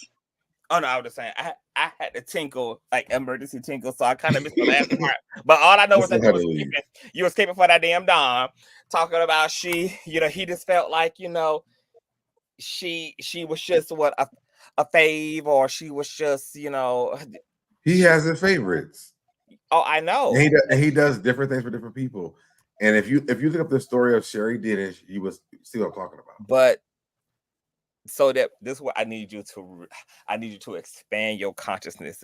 And no, I agree with what you're saying about Don. Like I agree. No, not even about Don. This is what I need you to expand your consciousness even about Diddy. You now got to question why as it relates to Diddy. If somebody is Diddy's favorite, what we know now is that that's not a good thing. If somebody, I think it's because of the talent they have. No, baby. And I also think because he can't Oh, control bro. them. Oh, you're so innocent, damn. The reason why I Oh, was if you go onto YouTube, I'll say this: if you go onto YouTube and you watch the story of Sherry Dennis, when she talks about her relationship with Diddy and why he released all of her stuff, it seems like the same story of Don to me. That's all. I don't think that Diddy's he a thought. narcissist. I don't think that he thought that she would go farther without him, and she hasn't. I think that's why she came back to him for the Diddy Dirty Money thing, because financially it just wasn't working. And even after that, like she's like a nobody, so he knows that. So he gives those people who has actual talent the opportunity, like go do your thing. They have those talents, but you're not gonna do anything. And so when Sherry Dennis did it, she did it, but then she was like, I'm just done. baby. Dawn went back, and then she went back, and like she was trying. So I think it's I think that's why. Babe. No, Diddy saw. Let me tell you something. I just want to add this one part, babes. Don's own lawsuit blows what you just said out of the park, because if she was so much of a faith in the context and the way that you would like to believe she was, he wouldn't have still been stealing from this woman all the way up to 2023. He wouldn't have still been taking money out of her and Kalina's pocket, because in her own lawsuit, she's talking about how she's fighting with this man over her motherfucking money. He stuff from everybody that he worked with. So then, what favoritism are you talking about? He's not even. I didn't say favoritism. I said the talent that she has. I feel like he knew that without him, it wouldn't go anywhere, because no one will pick people up from Bad Boy after they left there, because there's that thing. If you leave Bad Boy, who has went from Bad Boy to somewhere else besides maybe Faith Evans and Mary J. Blige, who went anywhere? Well, it was for one largely because the way he had them tied up into contract, they wasn't allowed to go nowhere. But then he made it to the point where if you do leave, you'll never make it anywhere else. Like exactly. He has many people who have great talent. Once you leave Bad Boy, listen, don't touch them, and that's what happens with them. Don has many of albums that have went anywhere. Like I said, Faith Evans and Mary J. Blige, they're very different. But think of all the groups that the people that he has managed. After they left Bad Boy, they didn't go anywhere. So I think that was his thing. Like, you'll be back. No, baby. And Don just came back. He Mary, go ahead. Mary, first of all, Mary wasn't signed to him. She was never signed to him. That's number one. Faith always owned her own masters to the music. She wrote her music, things of that nature. So he wouldn't have been able to. She was already a part of the industry, making moves long before she signed with Bad Boy. So he could not stop her career. But in regards to what you're saying about her being his favorite because of talent. The thing about Diddy is we all know he's a narcissist. Most narcissists only pull at people that they can control. In regards to the other women in Danity Kane, every last woman, with the exception of Dawn, all of those women were very defiant. They were very aggressive in their stance with Diddy. If they felt that he wronged them, they were going to speak out. Dawn was the only one that stayed on mute. She never protested until after, years later when she dirty money and all of that, when it became an issue about her money. But initially, she never gave any pushback. Whatever Diddy said is And what that's what the went. rumors that and we don't even know if she's telling the truth about the times that she claims in a lawsuit she confronted him, because she might have been on mute. Well, but you know why though, too. Do you know why she never did that? One, Don created that entire name of Danity Kane. It was like a whole comic artist that she had created. So Don felt like she owned Danity Kane from that. Also, Diddy also made her feel like she was the voice of Danity Kane.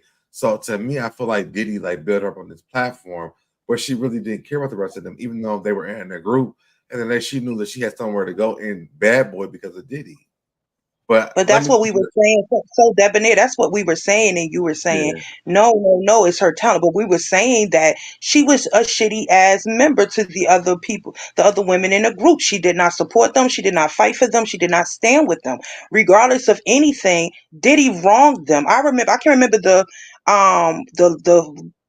white girl that had the straight hair, not the one with the curly hair, but Shannon yeah, he unleashed on with the blonde her. hair. The one, yeah, he unleashed on her, and it was completely unjustified. Yeah, Dawn didn't Shannon. speak up. It was completely unjustified. And Mm-hmm. she was actually the only person in the group that had like that seemed somewhat problematic. Not saying that she didn't have issues with Diddy, and that came from her sleep with him, because I believe that Audrey got a big head because she started dealing with Diddy, or whatever the case may be. But what you said her name was again? Shannon, Susan, whatever, white Shannon. girl. It was Shannon. She the treatment she received was unjustified. She was literally a part of the group, like she was a team player. She was working hard at everything. So for me, I Yeah. understand what you're trying to see, how, I don't agree with how you're viewing Dawn, but I can see how you're just seeing it as like Dawn is just this businesswoman. Dawn was, handle her business. He didn't favor her, but he saw something her he didn't see in the rest of them. But I just feel like that's all BS, because all of them were hard work. Deep Woods was hard working. The Spanish girl, they were all hard working. They didn't give Diddy any issue other than wanting to be treated Aubrey. fair. That's not Aubrey. Yeah, they wanted to be treated fairly, Mm-hmm. and they didn't appreciate the way Diddy was speaking to them. Guess who had no problem? Guess who didn't want to stand in solidarity with their band members? Dawn. I'm agreeing with you. I'm agreeing with you. I'm agreeing with you. I'm just saying I feel like he pumped her up more than the rest of the girls. But we're saying the same thing. And it was for a reason. He did, and it was for I feel like reason. she had the bigger talent in his eyes. Dawn To me, ain't I got think It that she wasn't had about. I'm just saying that it's not about talent. It was basically what because he knew. That's what narcissists do, though. Narcissists feed off of people. They legitimately they can spot that weakness in you, and if you can be an ounce of control they know they can have over you, and you put up no fight, they got you hook line. Of course, you're going to be their favorite. It has nothing to do with her talent. You have to remember during making the band, he begged her to come to the group.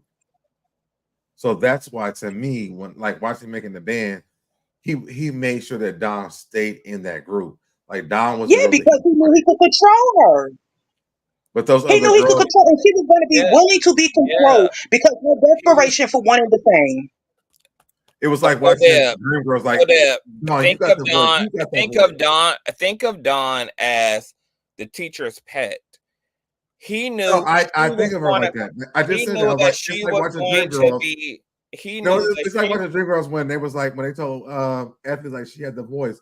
Diddy told that to Dawn, like you got the voice, even though Dawn like can't it even was like sing someone better than Aubrey. Like Aubrey has a wider vocal capacity than Dawn does. Right. She's not the most talented. I agree. Out of Danity Kane. He agree. sniffed Dawn out because she's like him. That's why he wanted her a part of his camp, because he could count on her to be Diddy in all the situations he would otherwise be Diddy in when he wasn't around. Can I ask y'all a question real quick? Do y'all remember when they had that singing competition show, The Four? No, I don't. Okay, so it was something like The Voice and all of that. Okay. On that show, because they made a meme out of it. Diddy whole thing was he would tell people, eat, you hungry, you hungry. He wanted people to be ruthless. He would say these I type do of remember things. that. Yes, I do remember that. I remember that. Do you remember the guy that came up there? They made the meme. Him and Diddy had to stare off. Oh yeah. Because I remember that. that exchange happened because now that guy went on to another reality show and he talked about it. Right. That exchange happened because the guy said that him and Diddy backstage before the taping, like Diddy didn't like his attire. He felt like he was trying to be the star, like outdo them, because I think he had fur or something on or whatever, and he was telling them like, change his wardrobe or something like that, right? So long story short, he said Diddy was trying to sun him because he refused to change his wardrobe before it was his turn to come up and perform. And this guy actually could sing. But in that exchange, you could see Diddy stood up. You can see that his narcissism was so extreme. It wasn't because this guy wasn't talented. It was because this guy challenged him. Now, had this guy changed his wardrobe, he probably would have made it actually on the show to the next round and probably been, contested to go the long way. This man has a complete track record of only choosing people that he can control because they're like-minded like him. They don't give a damn about selling nobody else out. And he has a history of doing this. And let me And Dawn was no different. And let me add perfectly to that, Rumors and Tea, because I didn't know that. Thank you for that intel. Because who else did he do the exact same thing to? He did it to Aubrey. Remember on the season finale of the last season of Making a Band, when he was firing the hell out of D Woods and the rest of them and only keeping Dawn ass, basically. And he told Aubrey, because remember, he had been criticizing her ever like that whole season. Oh, you think that you the sex symbol of the group, ain't it? You just think that you the Marilyn Monroe, the Pamela Anderson of the motherfucking group. Like, don't you like being condescending, basically like just coming down on her because she was confident. And then Aubrey at that time had started getting her fair share of surgeries and cosmetic procedures done to enhance her face and her body. And Diddy was not for all of that. So like Rumors and T said, the reason why Diddy don't like these kind of people like in his immediate camp and circle is because people with autonomy think for themselves and therefore cannot be controlled. So he immediately tries to emasculate the fuck out of your ass in order to get you back into a weakling state of mind, or like he did Danny DeCane, all out fires everybody who thinks they somebody, who think they got a voice, who thinks that this is a democracy and not a dictatorship. He gets them the fuck up out of there. And so coming back to this conversation about old girl, Miss Dawn, she was always seen as teacher's pet, even by day 26. Everybody had recognized it. I'll never forget Dawn and her boyfriend from day 26 arguing even then about if she was fucking Diddy ass. It was all type of drama and shit. No, wait. When was she having sex with Diddy? No, nobody. She was nursing with Q. Nobody knew if she was or wasn't, but there was. But she was. It was very wild to know that her and Q were dating from day 26. It didn't mean that she can't cheat. Like, what her dating? Like, cheating happens. I mean, okay. Like, people fuck their bosses. I mean, it's a thing. I mean, like, you're not. I guess my question. Living in a Barbie universe, so Deb. Like, you know that you're living in the world. I'm not, but I'm also all of this shit wouldn't be going on if we lived in a perfect reality. But I'm also not the fact that the only argument that I'm making is that Dawn has always been visibly recognized, not just by me, but by viewers, even by her own castmates, by her own nigga. There's always been this weird shit going on between her and Diddy ass that people couldn't put their finger on, including her own bandmates. He went out of his way before the world stage to treat Dawn exceptionally better than he treated the rest of the girls by carrying her on, etc. And as you can hear from Dawn's own mouth, Dawn has continued to lead this air that she wants to be close to Diddy. She wished they talked more often. She wished they were more involved. Now, mind you, now as a victim, right? She actually is in a space where she ain't got to be with her abuser.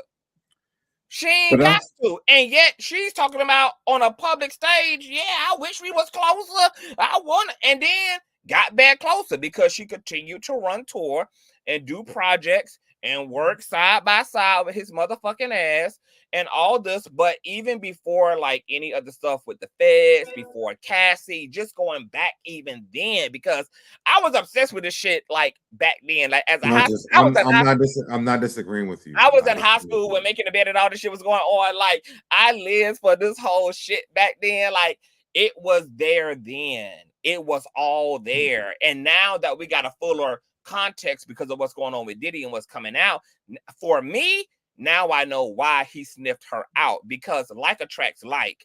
And this nigga, he don't like Rumors and T said, he don't like powerful people in his immediate intimate circle. All narcissists need Michelles and not other Beyoncés around them. He was looking for people who were controllable, people who were just as ruthless as he was, people who were just as unconscionable, people who were just as apathetic. And I believe that Dawn was one of those individuals. And she was always recognized as that. I remember when she came back from, like, because I think that she was a part of the whole Hurricane Katrina situation, and she was so impressed, like, oh my God, we can't believe that she came back. And then there was like these conversations around how like, oh, she, like at the time she was being kind of celebrated for like being so headstrong and career oriented and just not letting anything steer her from her goals.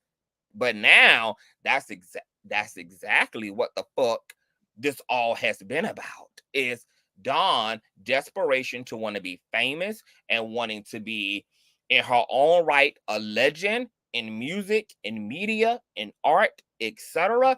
And being one of those bitches from the beginning who was like, girl, if I ever get my shot, if I ever get an opportunity to crack the glass ceiling and to get the fuck up out of poverty and to get up out of the bowels of the ghetto and to get up out of the struggle and to be put on and to put my family on, bitch, I'm going to do whatever I got to do so. And hell, it looks like she did just that. I just want to say I'm not disagreeing with you. That's all. So what exactly are you? Okay, so what are you then? Like what? Like what I'm saying. And it's fine if you are disagreeing too. Like it's okay. I'm not disagreeing with you at all. Mm-hmm. What I'm saying is that I felt like from the group she was the most talented one vocally, but that was it. And maybe Diddy. But I thought that you agreed that Aubrey has wait. Can I finish what I'm better saying? vocal range than her. I don't think that Aubrey did. I think that Andrea did.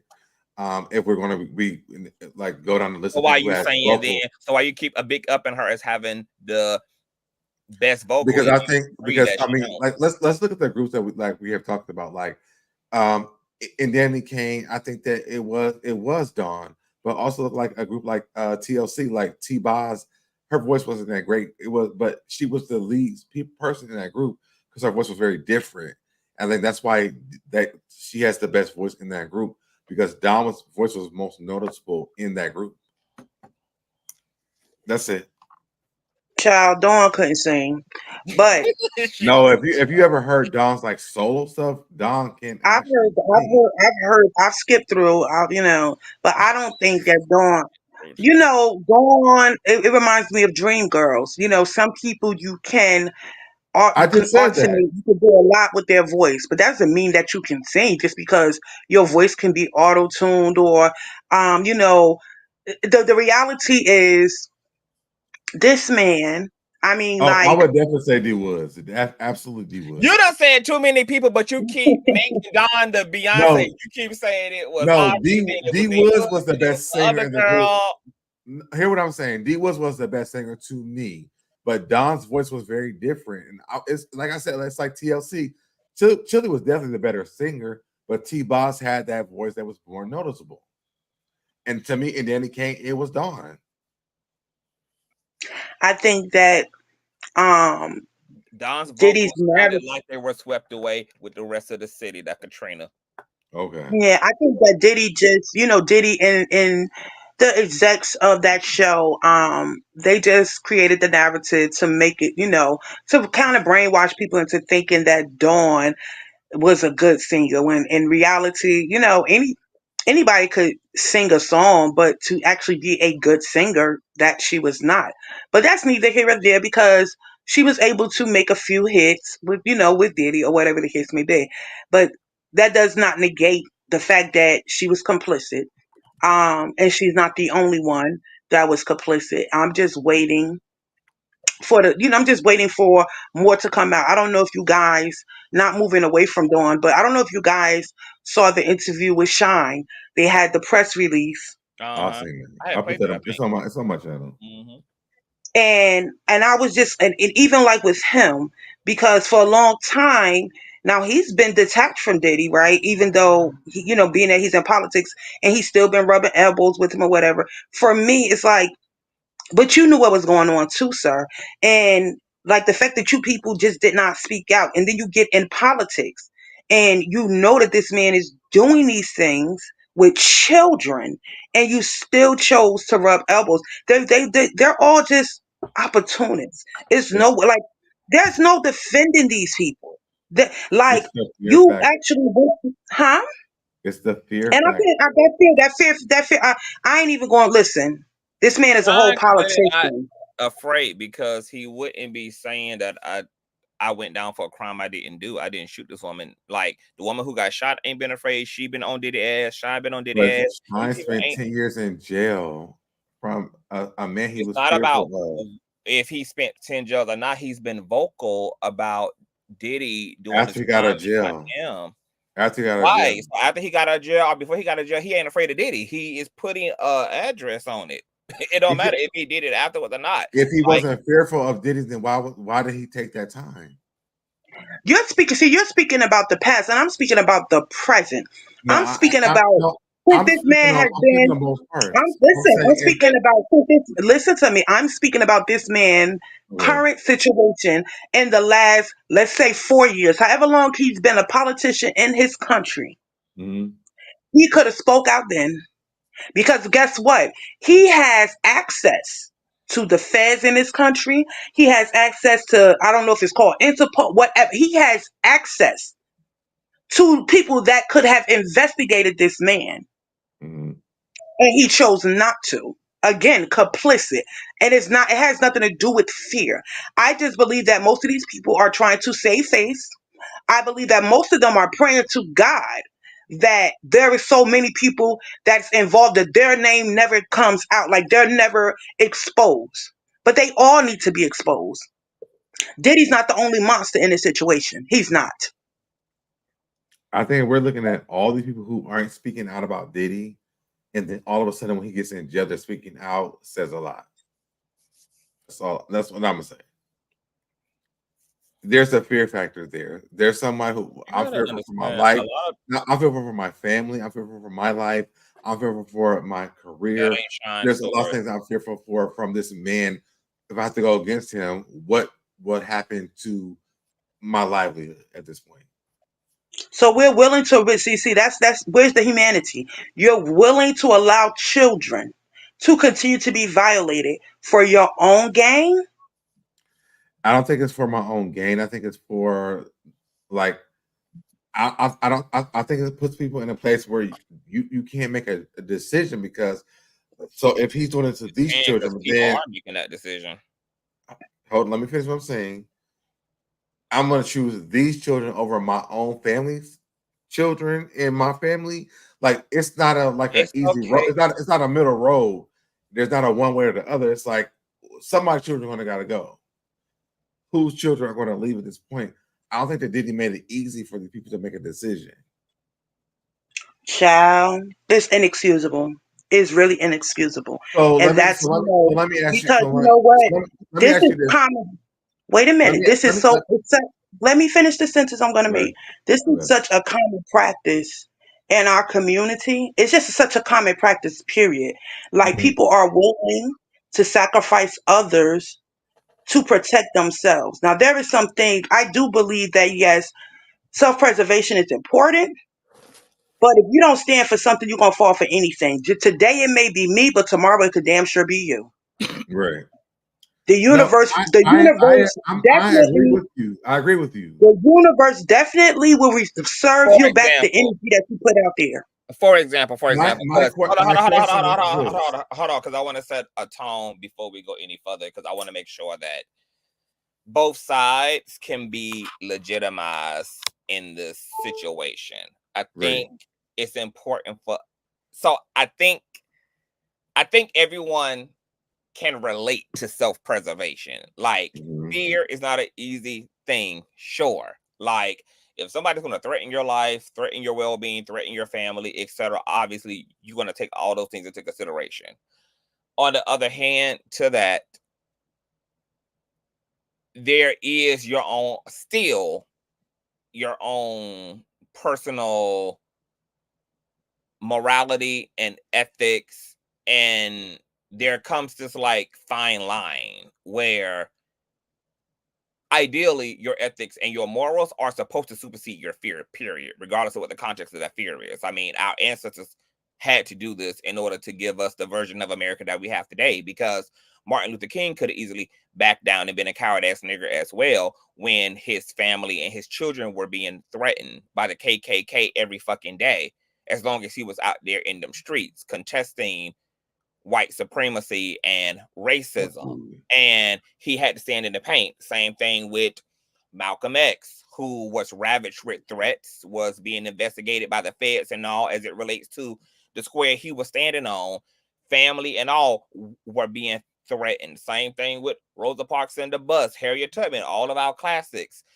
It comes down to that equation of where is the line between sitting in your apartment and saying, this ain't my fight, while you're listening to a child scream through the other side of the wall, who you know is being beat profusely, and to what degree God only knows, but you know it has to be pretty horrific based upon the smashing of glass, the banging of the walls, and the screaming and the crying to the highest level that's taking place. What is the line between, I'm not going to get involved, this is not my personal fight, I'm going to mind my business, I'm just going to throw on some headphones and listen to some 2 Chainz, and that's that, and then saying, I'm aware that if I step in, that it may come at me being at odds with my neighbors, who of course is not going to appreciate me calling CPS or calling 911 or just going right on over there next door.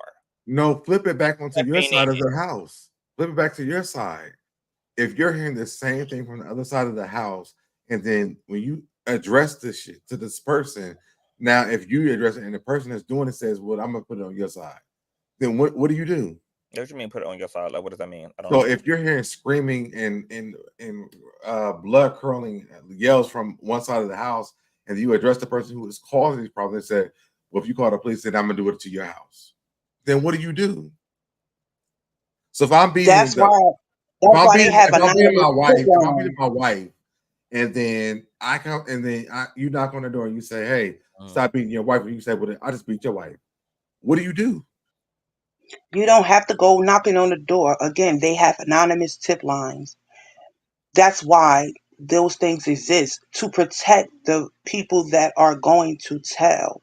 Like, there are so many things that are implemented into the system to protect witnesses. So it is inexcusable. I can understand if a person has the what if, I don't want it to happen to me.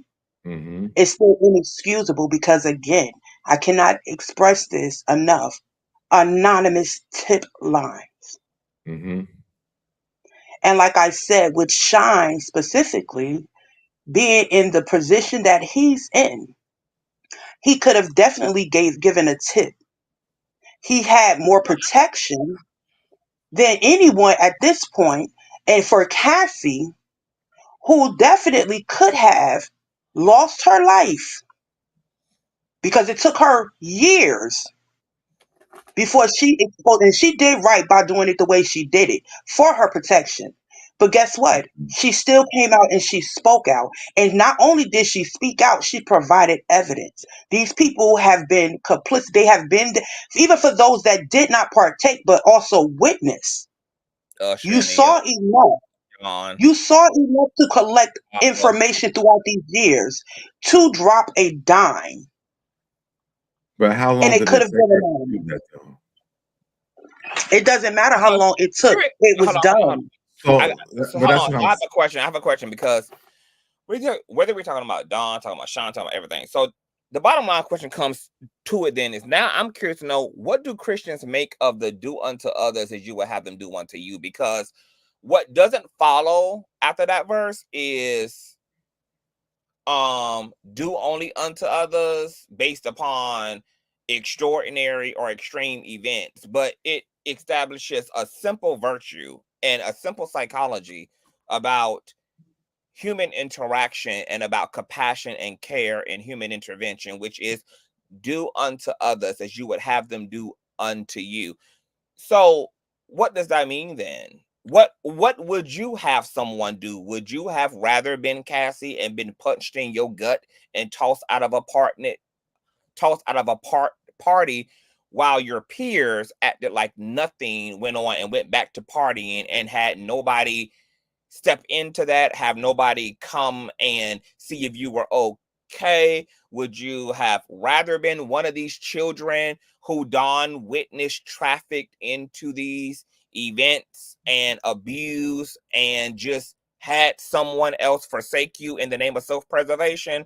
Like, if the simple commandment is do unto others, then I'm interested in knowing, in this age where everybody apparently wants to just only mind their business, I guess, until it concerns them, until it actually is them, what the hell does that even mean? I mean, I don't think that's how that works. I don't think that's how that works. I've been in a domestic situation. I've also been in a situation. I've been in these type of situations. I'm trying not to really say this. Let me just say this. I feel like you guys are saying, like, you're making very simple situations. It's not as simple as you think that it is. When you're in domestic situations, if I'm a Cassie, let me we're just say not I'm talking Cassie. about the person in the situation. We're talking about the people outside of the That's what dating that's where I'm going. And yes, I'm talking as somebody who grew No, up. but that's where I'm I'm that's I'm that's where I'm I'm going. talking. Hold on. I'm talking as someone who grew up witnessing my mother get her Mhm. ass whooped by my stepfather, stomped out in the bedroom, screaming and hollering, Davion, Davion, Davion, go call 911, go across the yard, and me flying down hills to go to the candy lady's house to call 911 to help my mother out. I was personally raised, because I come from the projects. We heard violence of all kinds, gunshots, women screaming through the walls, etc. My personal household was a interventional household. So I personally, because now I'm speaking for myself, I was not pan gal, like you saying, damn, LOL. I don't know what the fuck you're finding as an LOL in what I just said. Who, me? I'm talking about pan girl in the comment section. Oh, Like, it's like, damn, that's good. LOL. Okay, well, find the LOL for me so I can laugh too. I was raised in the projects where we heard screaming, where we heard women and children crying, etc. I personally came from a household. That's why I was saying earlier on in the conversation, for me, I'm probably not the best person to talk about like sitting on the sidelines, because that's just not how I was raised. That's not even how I operate as a person. That's not even how I run my platform. I have gotten into all types of shit and taken on all type of stalkers and all type of legal situation, all type of shit, because I'm not somebody who has a concept of back down. I'm not a person who has a very strong self-preservation mechanism when it comes to other people's humanity. Like, if I see an obstruction of somebody's humanity, I don't have a mechanism in me that tells me to sit down before one tells me to stand the fuck up. So I can't, if there's never going to be nothing, I've been threatened and have had to do what I had to do anyway. I've had GUNs to my heads and did what I had to do anyway. I have fought niggas bigger than me anyway. I have fought more than one nigga at a time, with the odds looking like I was going to get my ass whooped anyway. Like, I'm a anyway type of a nigga. So we do know, obviously, there are people who do mind their business. There are people who can who think they can rationalize Okay, like I'm gonna turn a blind eye to this kid being abducted. I'm gonna turn a blind eye to this woman getting her ass whooped. I'm gonna turn a blind eye to this person being run down on. And we see it in our public. We see world star people would rather look. People would rather be bystanders. People would rather keep walking. People would rather act like there's no elephant in the room. I mean, that there is people who do that, but I think we're calling those people to the carpet. I think that we're actually taking a stand and saying this is out of order and this is what's leading to the dysfunction of our society. Because on one hand, we want to be disgusted, right? Because we respond to these instances where people are not intervening and people are thinking this is a moment of celebration or thinking that this is a moment you can actually think you can afford to turn away from while some other human is being abused. I remember watching an episode of The Grapevine where this police men, because they was having a conversation about like to have a police culture or not have a police culture. And they had officers there who was obviously going to argue on behalf of pro-policing.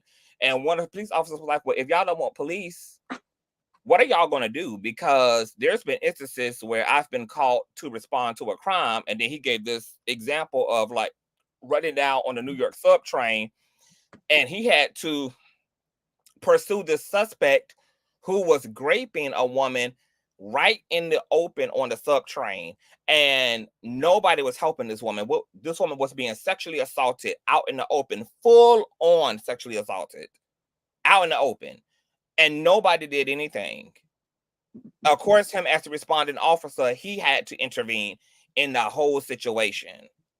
So I think that's disgusting behavior. Even in lieu of, I could get personally injured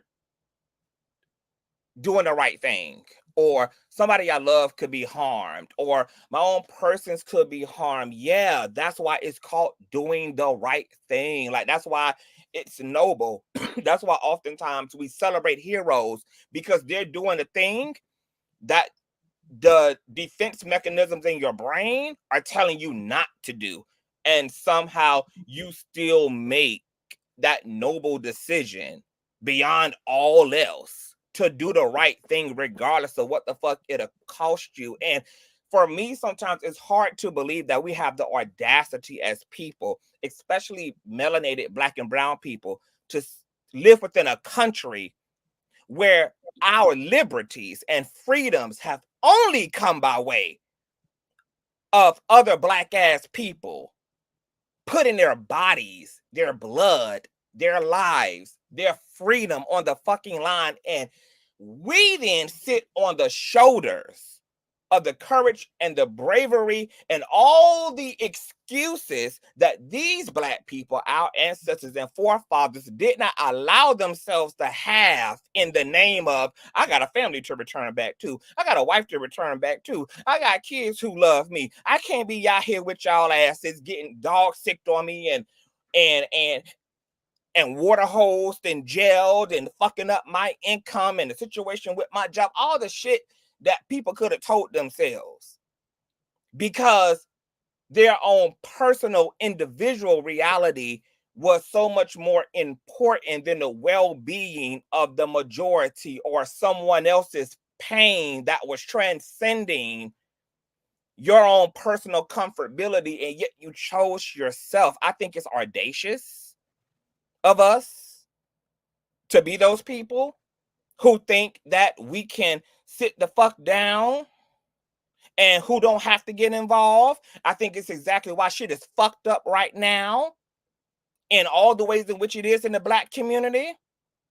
I think it's the reason why our neighborhoods are completely consumed by gang violence and drugs and every motherfucking thing, because we think we got the audacity. We think we have the luxury and the privilege of audacity to say it ain't my fucking problem. It ain't my motherfucking business. I'm afraid. I got a job. I got a livelihood. I got a whatever. I got a whatever. I got a whatever. I got a whatever. I mean, when does the fucking excuses just become obliterated in the name of all things that are fucking good and desired We either want a world where people are safe, people have the resources they need to, people have a sound reality to exist in, or we don't.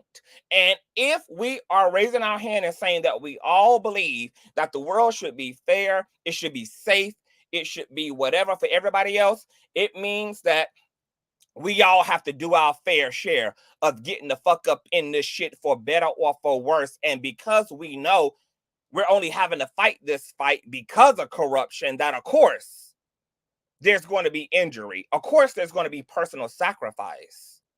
But it's either laying down and accepting these timelines and these time-space continuums where Diddy's and R. Kelly's can run rampant for decades and decades, and sometimes their whole lives, abusing hordes and hundreds and thousands of individuals. And this is, like Wimbledon T said, not just limited to the conversation around celebrities, but everyday motherfucking people as well, because these people are in our families. A lot of times these people are in our communities. These people are in our friendship circles, the whole night. It's sort of like everybody who believes that this world should be better is going to have to make a personal sacrifice. And I'm just so sorry for everybody who believes that, being under the false, disillusioned impression that you're going to have, that the world can be better without your personal contribution. I'm so sorry that people actually believe that the world somehow is going to become a much better place just on its own. Like the clouds are just going to blow in, and one day it's just going to just fall from heaven, and the world is going to look like the way it's supposed to. Whatever the fuck we want the world to be, we're all going to have to fight like motherfucking hell in order to usher and manifest it in. And there's not going to be one bitch who's going to be a recipient of that better world who's not going to have given up a leg, a finger, a toe, an eye, a lash, or something in order to help that world to be what it is. The problem with this current generation and the time that we're living in is people want what they want without any contribution whatsoever. Yeah, I want the world to be a better place, but bitch, don't ask me to give up anything for that to happen. Yeah, I want the world to be a better place. Don't ask me to get involved. Don't ask me for my time. Don't ask me for my money. Don't ask me for nothing. Yeah, but yeah, I want it to be safe. Yeah, I want kids to be safe. Yeah, I want women to be safe. Yeah, I want men to be safe. But don't dare have it actually require anything of me, because you got me fucked up. If you're going to require me to contribute to the world that I also agree with should be, that's the soundboard. And I don't understand how the fuck that math is making sense. You know what, Conscious? While you were talking, and even when so Debonair was speaking about fear, all I kept hearing in my spirit is, where's your courage? Where's the courage?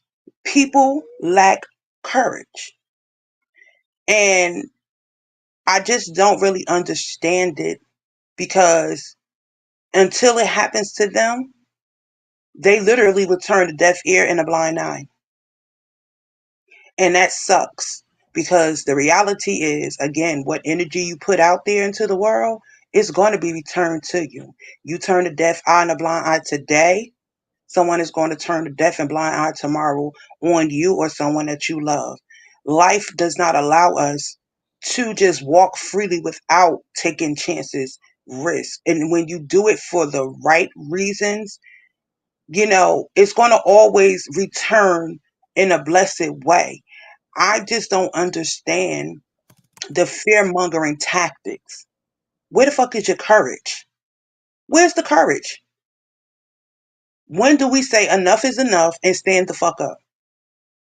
The irony of this is, because like I said, it is definitely bigger than the situation with Diddy. Not to negate what's going on with his victims and everything, but Diddy's a man just like you're a man, just like I'm a woman. He's a human being, and every human being is subject to fall. If everybody would have stood together in solidarity, it would not have gone on as long as it went on. And that is just the reality. He could not have harmed Every last person, if they would have all fucking took a stand against his ass, it would have been impossible.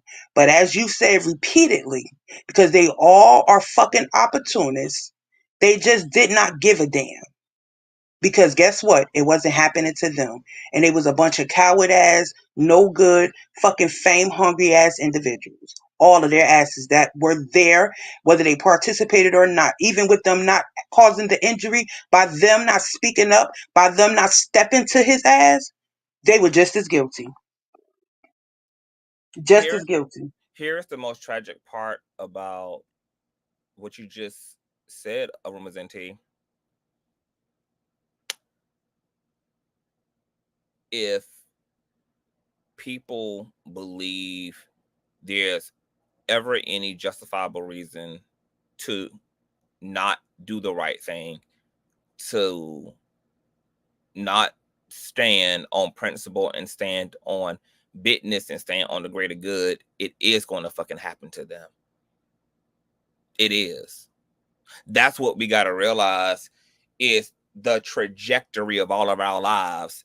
For those who believe that you actually have a justifiable reason to mind your business, it is going to happen to you.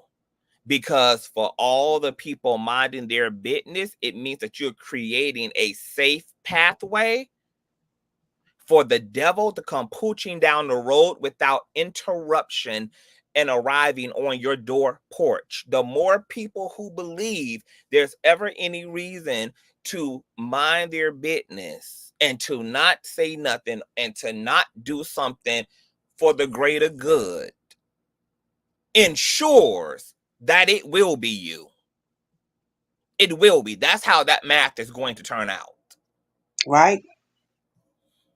Because there's nothing keepo evil. There's nothing keeping evil from your ass then. Because everybody's silence is complicit. And everybody's complicit is a green light. Because all the obstacles that would otherwise be in the way to counteract evil and wickedness are barriers that are removed. Which means that it's open season on every last single one of us, on our loved ones, on our children, on everybody.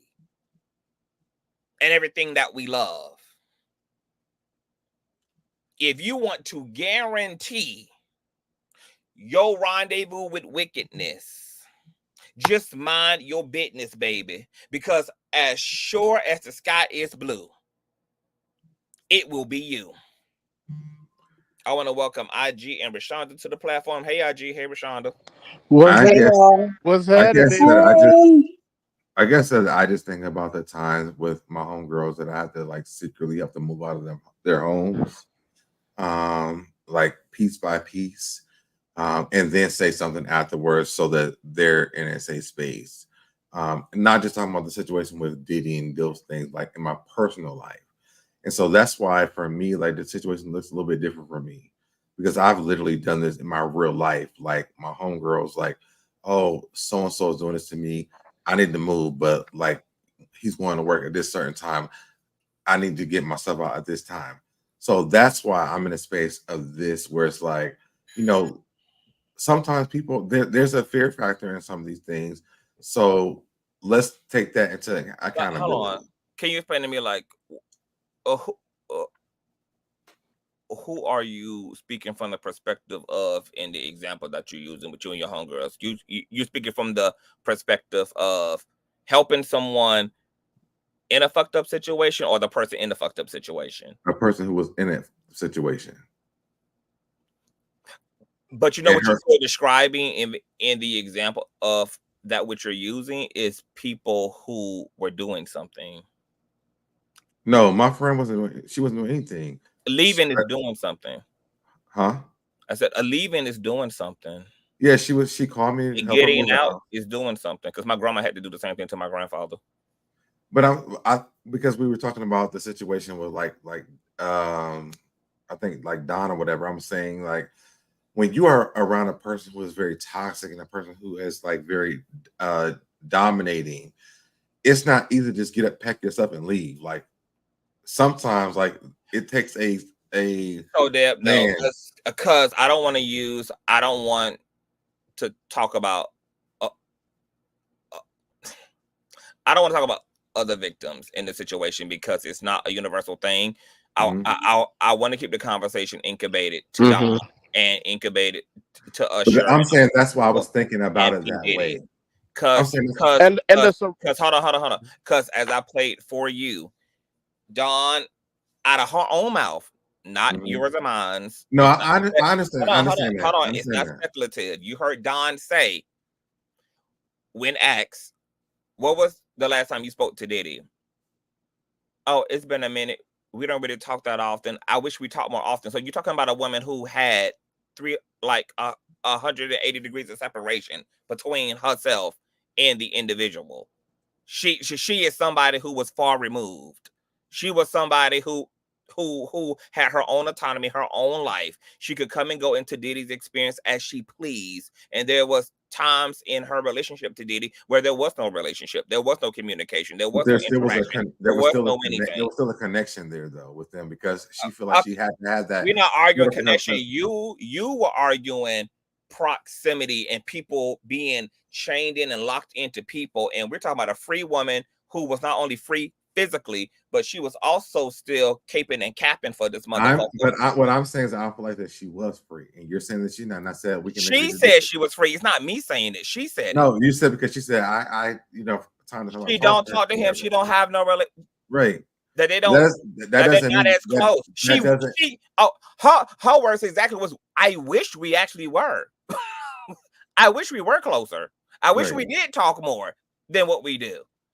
I can understand that because I've been in a situation with a girl that I know who says stuff like that in order to keep it like mutual because she's on social media saying those things. She's not in a private conversation. Didn't have to say that. The point of it's something willful about what you're doing, so Deb. It's not. You are eliminating some key facts here. Dawn was not obligated by anybody to speak about Diddy publicly. If she wanted to sit in her interviews and set her interviews up in a way where don't ask me about Diddy, that's how it could have went. She willfully chose to allow interviewing you in media. They're going to ask you questions about. No. I also work in media and with celebrities. I have too. You know that. I also, as a person who has a platform, interview people. Also speak to people's PR and management who also tell me what we're going to be talking about and not talking about. Dawn had full autonomy in every interview. Sometimes the interviewer does not ride with that. It ain't a sometimes. Dawn had full autonomy. You do not. There's never been a platform, especially as an independent artist, she's ever been on where she has not had the right to dictate the questions that were going to be posed to her. Every talent has that right. And guess that's the case, hold on. And guess what? Because see, you are trying to set this thing up like people don't have a choice. The option is if there is an interviewer or in a network who does not want to respect your boundaries, you don't do the fucking interview. Sometimes. Oh, I'm glad that you kind of indirectly keep really admitting how desperate Dawn is and how I'm telling you because when I worked for Radio 1, we would do stuff like that, but then they would also still ask those questions on a live, and then you have to respond. So I know that when I worked for the magazine I worked for, then they will still do that. They will still ask those questions when you got on the live. Like Hot 97 isn't Radio 1. Even Wendy Williams did that stuff too. Like this ain't Wendy Williams. We're talking about Dawn Richards, and we're talking about Hot 97, who has respectfully respected artists. They've spoken about how there were certain things they couldn't even ask the artists who came onto their platforms because they weren't allowed to. And I said, if that's the case, then you're right. Dawn is making a willful choice to do what she doesn't have to do, even as a woman who didn't have a GU into her head, who had separated her life, had gone on about her business. There was periods and eras in her life where her and Diddy was not Diddying, and she continued to big up his ass, she continued willfully to sit before the public and put a social spotlight on this man whom, according to her lawsuit, she was aware was abusing children, abusing men and women of all ages, all races and ethnicities, knowing that that would continue to make the public interested in Diddy's brand and supporting him, and or God forbid other talent who looks up to Don, knowing and thinking that, you know, her success is an extension of what Diddy has done for her, and then them wanting also to continue to align themselves with this mogul, and her inadvertently ushering in a new bundle of fucking victims. There is no reason If why those are the facts, then you're right. there is no reason why Usher ass should be seen with Diddy at this point. Because once again, for all y'all people who want to make an excuse for people shutting the fuck up, I ain't gonna even argue with y'all. I will say fine. Once again, you don't want to call the police? Cool. You don't want to call the feds? Cool. You don't want to speak out? Cool. You don't want to get on your soapbox and hoot and holler from the top of the pyramid? Okay, cool. What I don't understand, in the very least, that a motherfucker can't do is just stay the fuck away from a motherfucker so that a motherfucker doesn't continue to benefit from your clout and then use that attention and that collaboration as a way to continue to keep the public interested in someone who you know is doing the absolute worst to people. And At I'm the very least, I'm saying if those are the facts, then I agree with you. Welcome to the platform, IG and Rashonda. What's happening, baby? What's happening on CTV? Did the king receive his much deserved offering? I did, and thank you so Yes, much, Carla. they And matter of fact, I did. want to shout you out, and I want to shout out Baby Dad IG, shout out Baby Mama Pollock, and shout out Baby Mama Daniels for the old DSC piece of child support check. Thank y'all. God bless y'all Yes, so much. yes. Oh, yo, thank you. Because, and see, that's the thing. See, it's confirmation for me, It's like spiritually and intellectually. Just, I was having that conversation with someone earlier. It's like, it's that thing where we talk about, well, where's the good guy? And this is where I say, as fellas, males, I'm so glad you used that scenario. You can't be the good guy when you are afraid of the bad guy. That is not how any of this works. And nature, when you're dealing with masculinity does not work like that.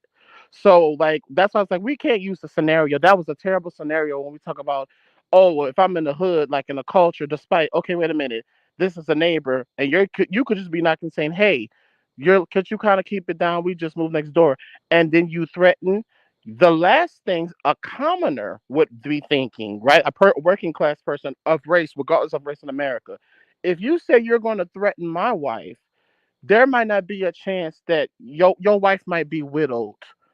She might become widowed because at this point, there is no you are so supersede. So then we have to ask the questions of these men. Protection goes more than just your brawn. Here's the brain side of your protection with masculinity. What position did I put myself and my family in to where I am dependent and navigating my livelihood and finances to the degree to where I have to be bent over even though I don't want to bottom? This is, and my family knows this. So now we have to see where protection has also failed on the provider side. It has also failed on the physicality side. It has now also failed on the intellectual side. So now at this point, everyone, when we're listening to the brother that's up here, and this doesn't, I'm just saying the scenario we've used so far, there is a lack of accountability here. And I can't say that. No, I agree with Conscious totally. This is not about the victims. No, let's not talk about the victims. Everything is expected. It's the people around. And this is why I say what I say about with politics. The decadent veil of these celebrities. You see the energy of those of you who are esoteric.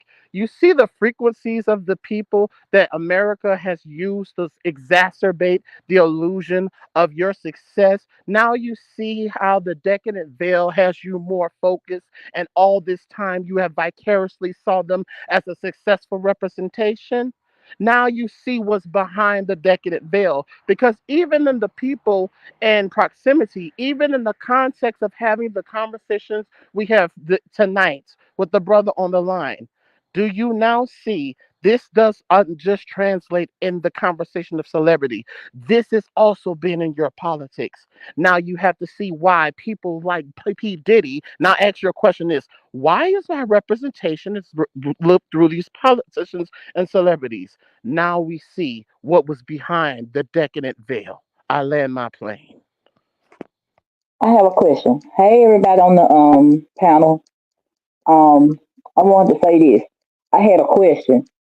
Have y'all noticed that with everything that's going on in Hollywood, they still trying to get people to come to Hollywood and be a star, a celebrity?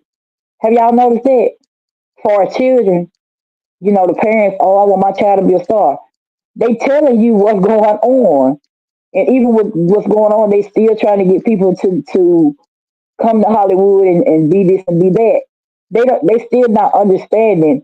It's like they living in a fantasy world or something. You see what I'm saying? One thing about it, I never wanted to be famous, even though I have met people and stuff like that. The stuff that you have to go through, I'm glad I'm not going there. You see what I'm saying? So my question is, why do you think that people are so attracted to Hollywood, even though they know what's going on?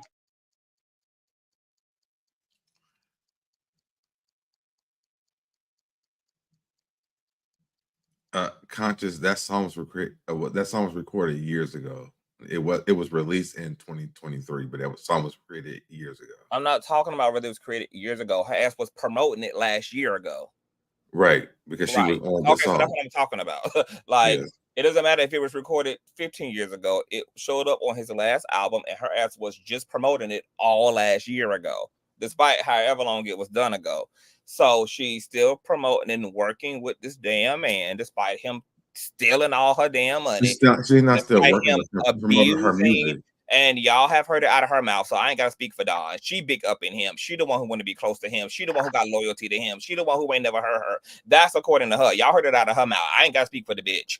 She was promoting his record and their collaborations just last year.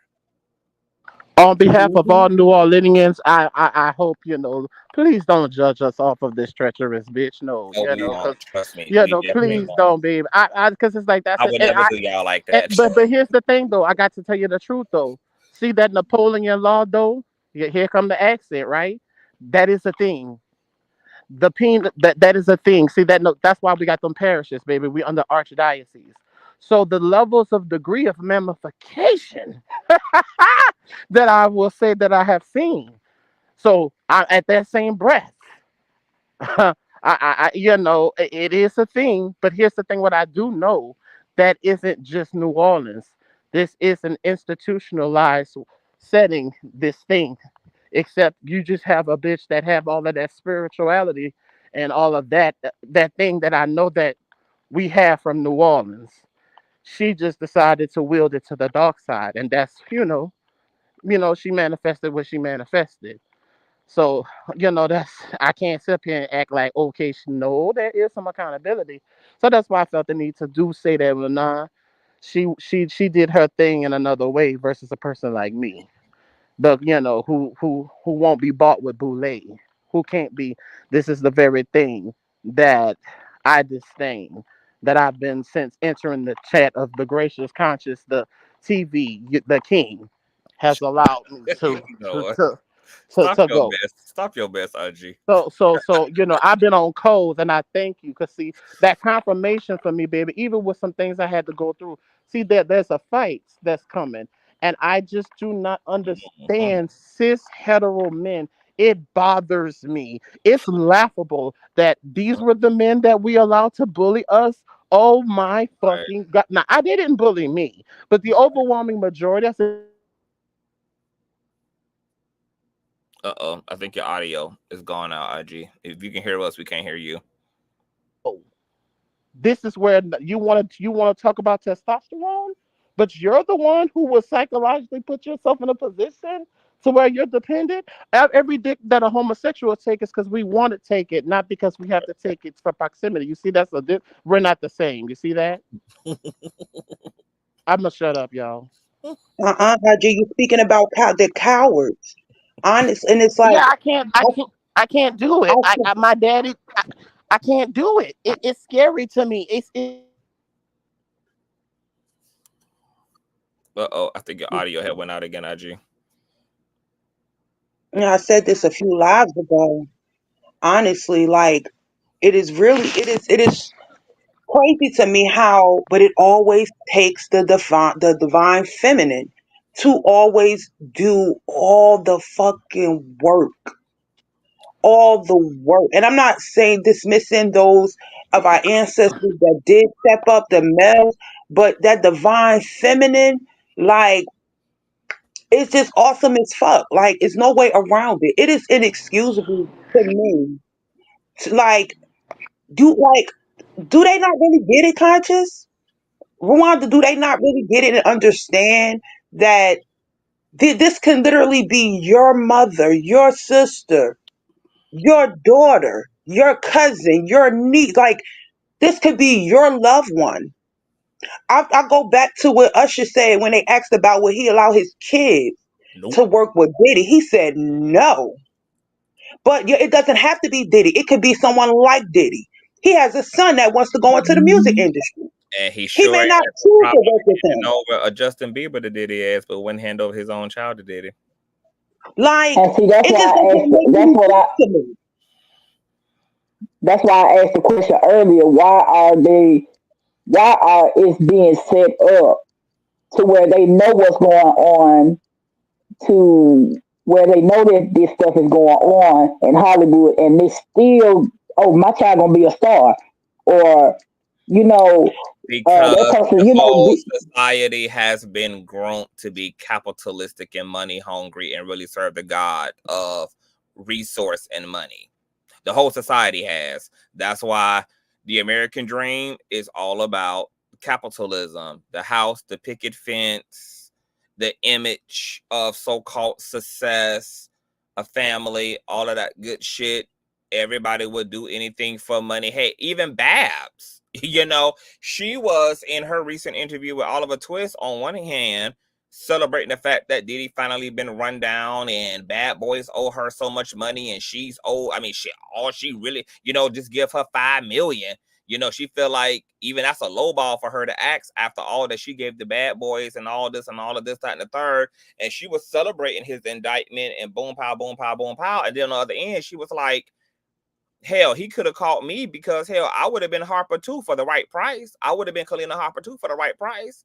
Had he put some real money, a couple of million on it, I would have shut up and been speaking good for Diddy too. It's a fucking shame how this society is so disgustingly groomed to make everything about money, but that's also, interestingly enough, amplified by the system making everybody so egregiously poor as fuck.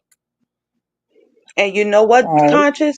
That's exactly why they asses haven't gotten a vindication, haven't gotten paid, because the universe rewards you. Yet again, I'm going to keep going back to that, to the energies you put out there. That's the reason why half of they asses hasn't gotten paid, because they saw fucking crime and they did not speak the fuck up. You Well, don't even get with Kelly, rewarded. And see, they don't understand how the devil works. The devil doesn't pass out. They think it's blessings. Those are curses. So when you lay down with dogs, you damn sure gonna get up with fleas. even with Kalina And I and want, Willie's relationship, you realize how deep they're into Diddy stuff, because if you watch them on Love and Hip Hop, their relationship was extremely toxic. It was extremely like over sexualized. It was like so much going on because she was trying to date this woman, but she wanted Willie. Like, it was just so much going on. It was like, are y'all even together? And just like, what does this look like? So you could tell that they have been a part of this entire Diddy situation, because they couldn't even figure out their own relationship because it was just so over sexualized. I wanted to say this too. Do you all know? I saw this myself. He's on social media he's so distraught and stuff like that. He's been on social media the last 2 3 days threatening not only people for social media, bloggers and all that stuff. He don't want people to talk now. He don't want the bloggers, social media to talk. So he's mad, going off on people that's on TikTok and everywhere else. So if he didn't do anything, what you mad for? He trying to get out of everything that he has done any way possible. So uh he don't want whatever he done. Oh, don't talk about it. Don't say nothing about it. Why, if you ain't did that, why you guilty? They say they found urns in his house, all kind of stuff.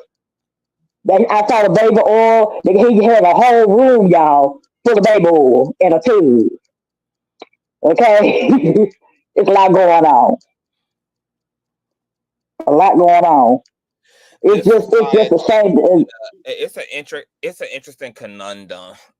Interesting conundrum when it comes to this whole motherfucking system. Because now that I'm thinking about it, it's just so interesting how this society is literally grown and set up to be materialistic and shallow as hell, and to make everything about money and get into a bag and money over everything and materiality and all of this shit. And then at the same time, the same authors of that confusion found a way to lock that ideal in by making the majority of people poor and giving them a struggle life, so that there's a deeper incentive to pedestalize and make a graven image out of money.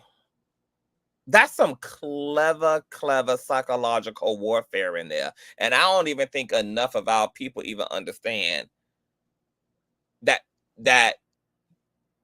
the material priority and attitude is the result of a system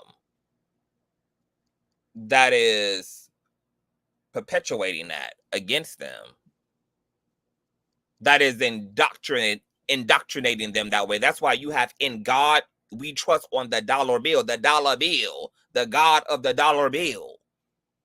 Mm-hmm. All of that is psychological warfare and psyoping to keep us indoctrinated into 3D thinking, 3D living, and everybody is fucking falling for it, because in this society, ethics and morals are a commodity.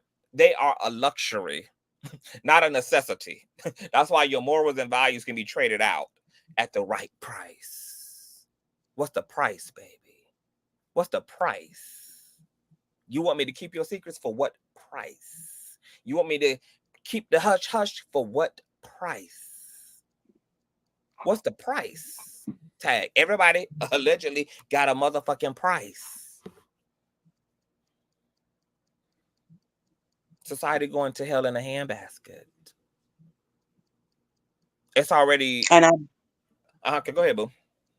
I was going to say, I bet you if you ask Diddy right now if you could be a fly on the wall and buzz in his ear and ask him what's his price, I bet you he'll tell you it wasn't worth it. I bet you them demons that are eating him up, Mm-hmm. he will say it's not worth it. I bet But you you know all what's of so the funny spirits of those.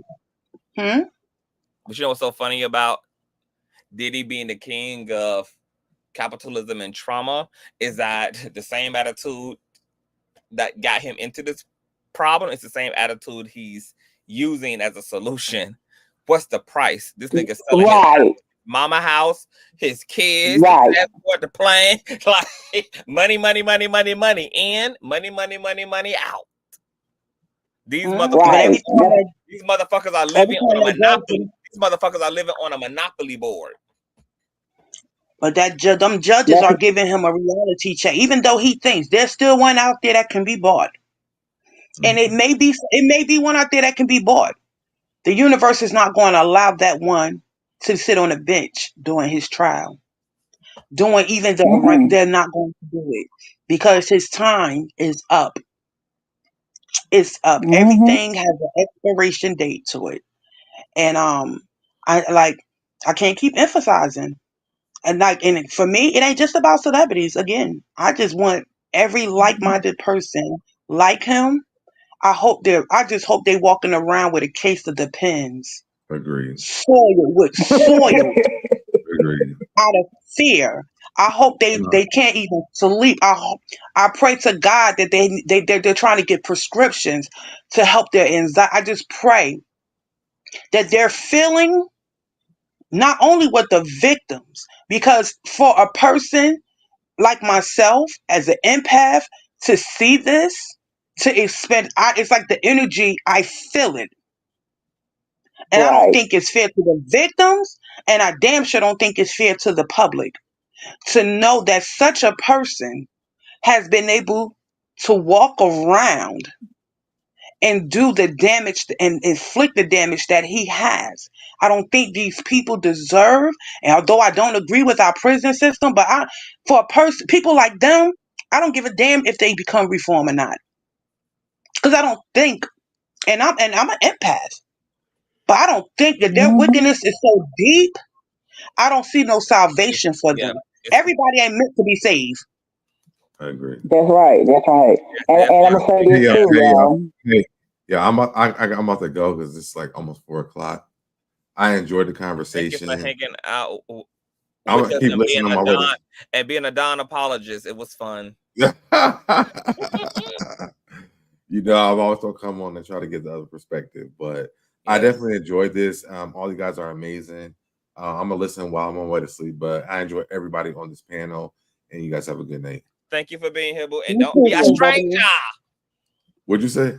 I said, don't be a stranger, and thank you for being here. Oh, I definitely won't. All right. I'm always in the chat. I never really say anything, but I'm always here. Okay. All right. All right. That was so debonair, you guys, on YouTube. He be reviewing Good all the night. reality shows. Y'all know I don't do a lot of reviewing the shows, but if y'all into the shows, the reality shows, the Married to Medicines, the Potomacs, the Basketball Wives, the whole nine, and celebrity gossip and all that kind of stuff, like, so debonair got it going on over there on his platform, child. I think we got Beach is better in the background too. Hey, Beach. Okay, hold on. Let me see. I'm gonna drop the link again for Beach. I think that was Beach in the background. Okay, y'all continue on.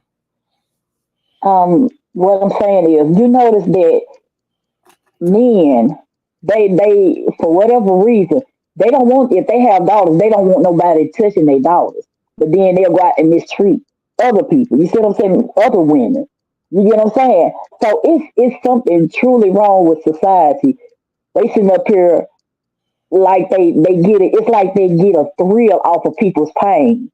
It's like they so dysfunction that it's like that's what they love to get off on is people pain, and they think it's a joke until it happens to them. And then even if it happens to them, they still don't see what's going on.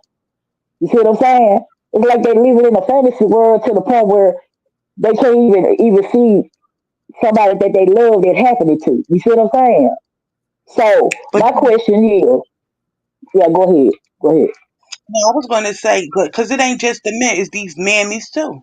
It's these mammies too. Yeah. Because I'm not going to let up off of Mammy J. Blige, Lil Kim, Mammy Combs, Mammy Dawn. Like, it is really sickening. Just so you can have a seat at the table, at a table that you're not even welcomed at.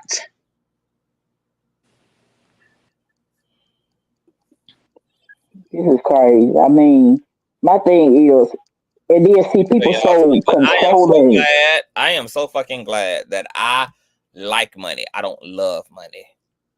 I like relationship to money. Okay, I'm so glad that the weirdo in me, the artistic, I'm so glad that I was born the way that I was born. Like, I am artsy as hell. I am creative as hell. That was always my whole forte and foreplay in life. Is I like to draw. I like to read. I like to write music. I like to act. I like to perform. I like all of those things. Like, that was my whole thing in life. This whole fucking obsession with money. It's like, money is great.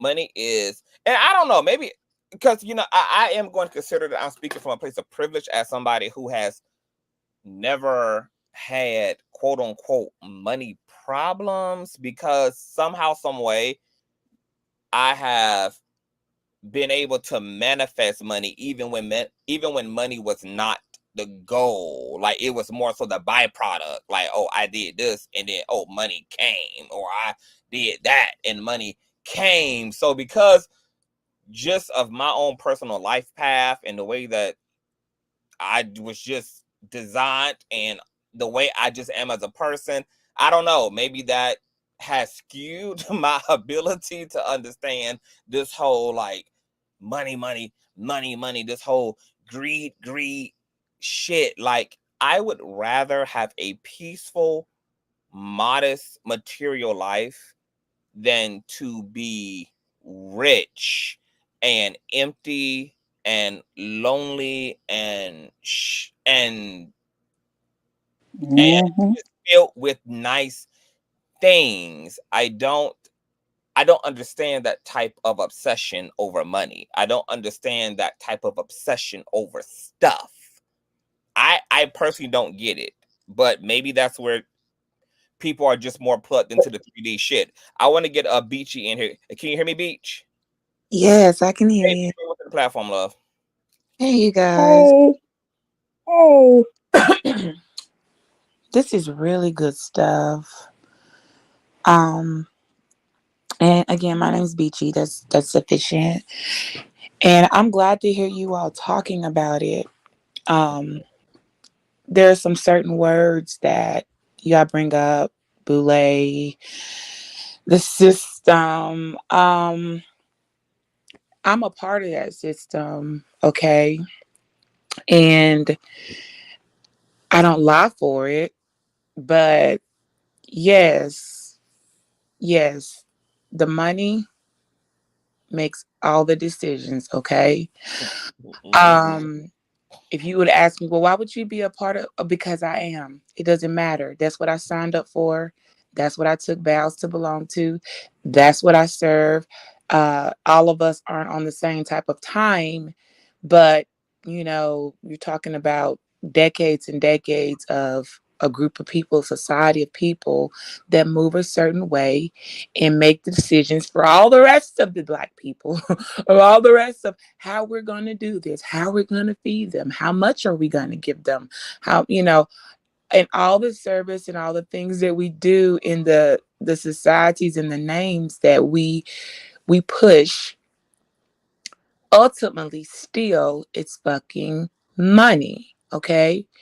And it's even hard for me sometimes sitting in rooms with these very people some of y'all are talking about.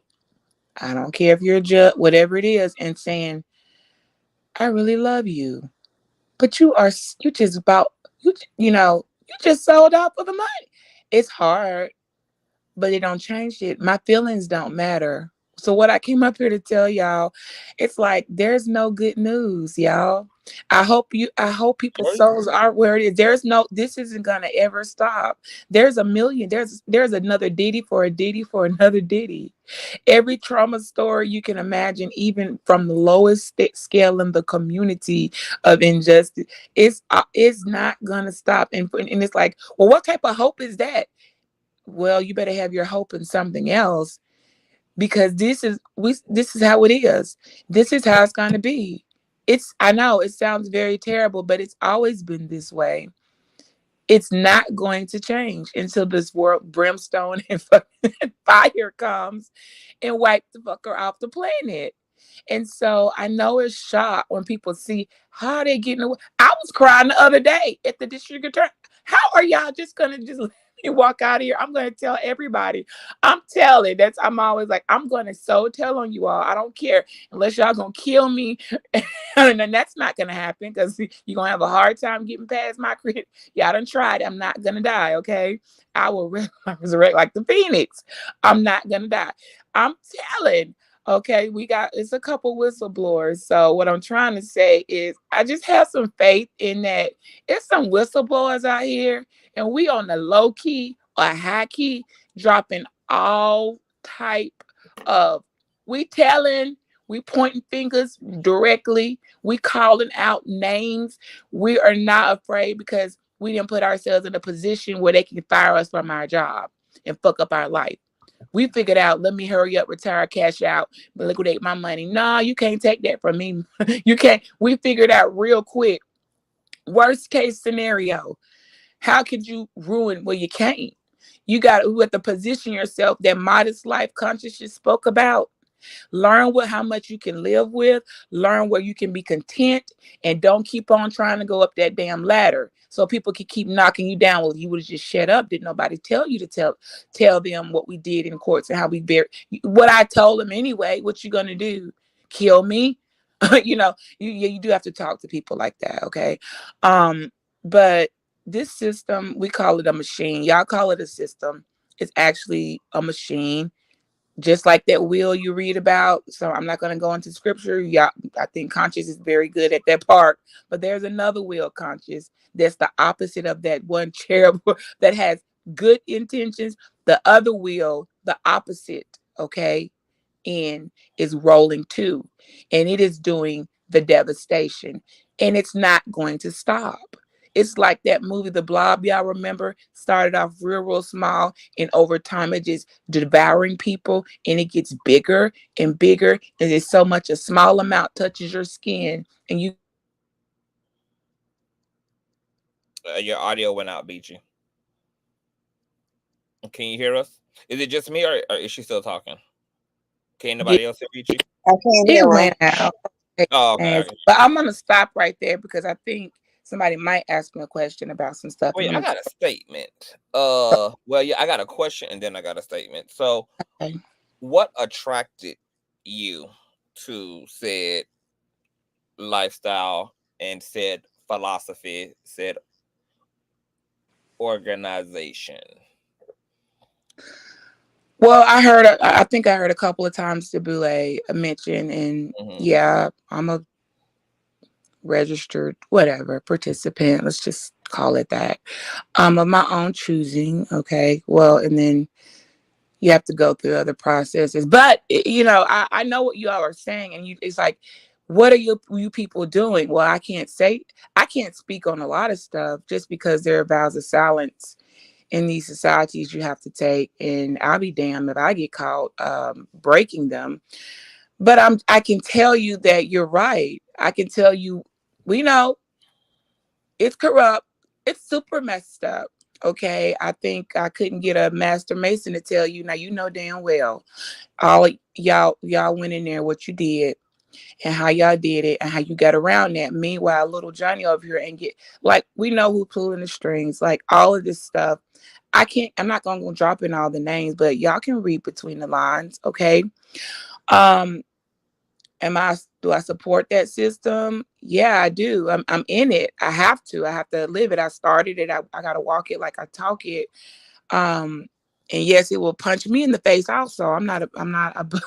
I get some special privileges, but not where to the point. I mean, if you out here evil doing, yeah, they might sit you down and try to put you in a corner like on some Diddy, like you done went too far, but they still gonna keep going. They're gonna wake up and like, we're gonna change the rules now, you guys. We're gonna start being for the people. It's never gonna happen. That's never gonna happen.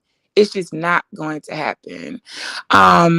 So what do I have to say? What hope do I have to be like, get yourself together so that you don't have to you can look past them and you can discuss, wow, how did they get this far? Well, somebody kept buying them, so they kept being for sale. They kept putting money in their face, like, and it was never enough. And that's how they got lost. All of us aren't lost. All of us aren't corrupt. We out here waving flags. I mean, you'll see, but I'm not going to pretend the devil ain't working right up in there. I'm not going to pretend he ain't right there and I got to look over there and be like, don't try me. You better go right on over there to them. That'll do what you need done. I see y'all and I hear you. And even if I took back everything to the table and I try and I say, look, they talking about this on social media, these folks catching on real quick. They still think, oh well, they can't beat us. I'm like, okay, I'm just letting you know though, it's not working, and they know. Okay, they know we're treacherous.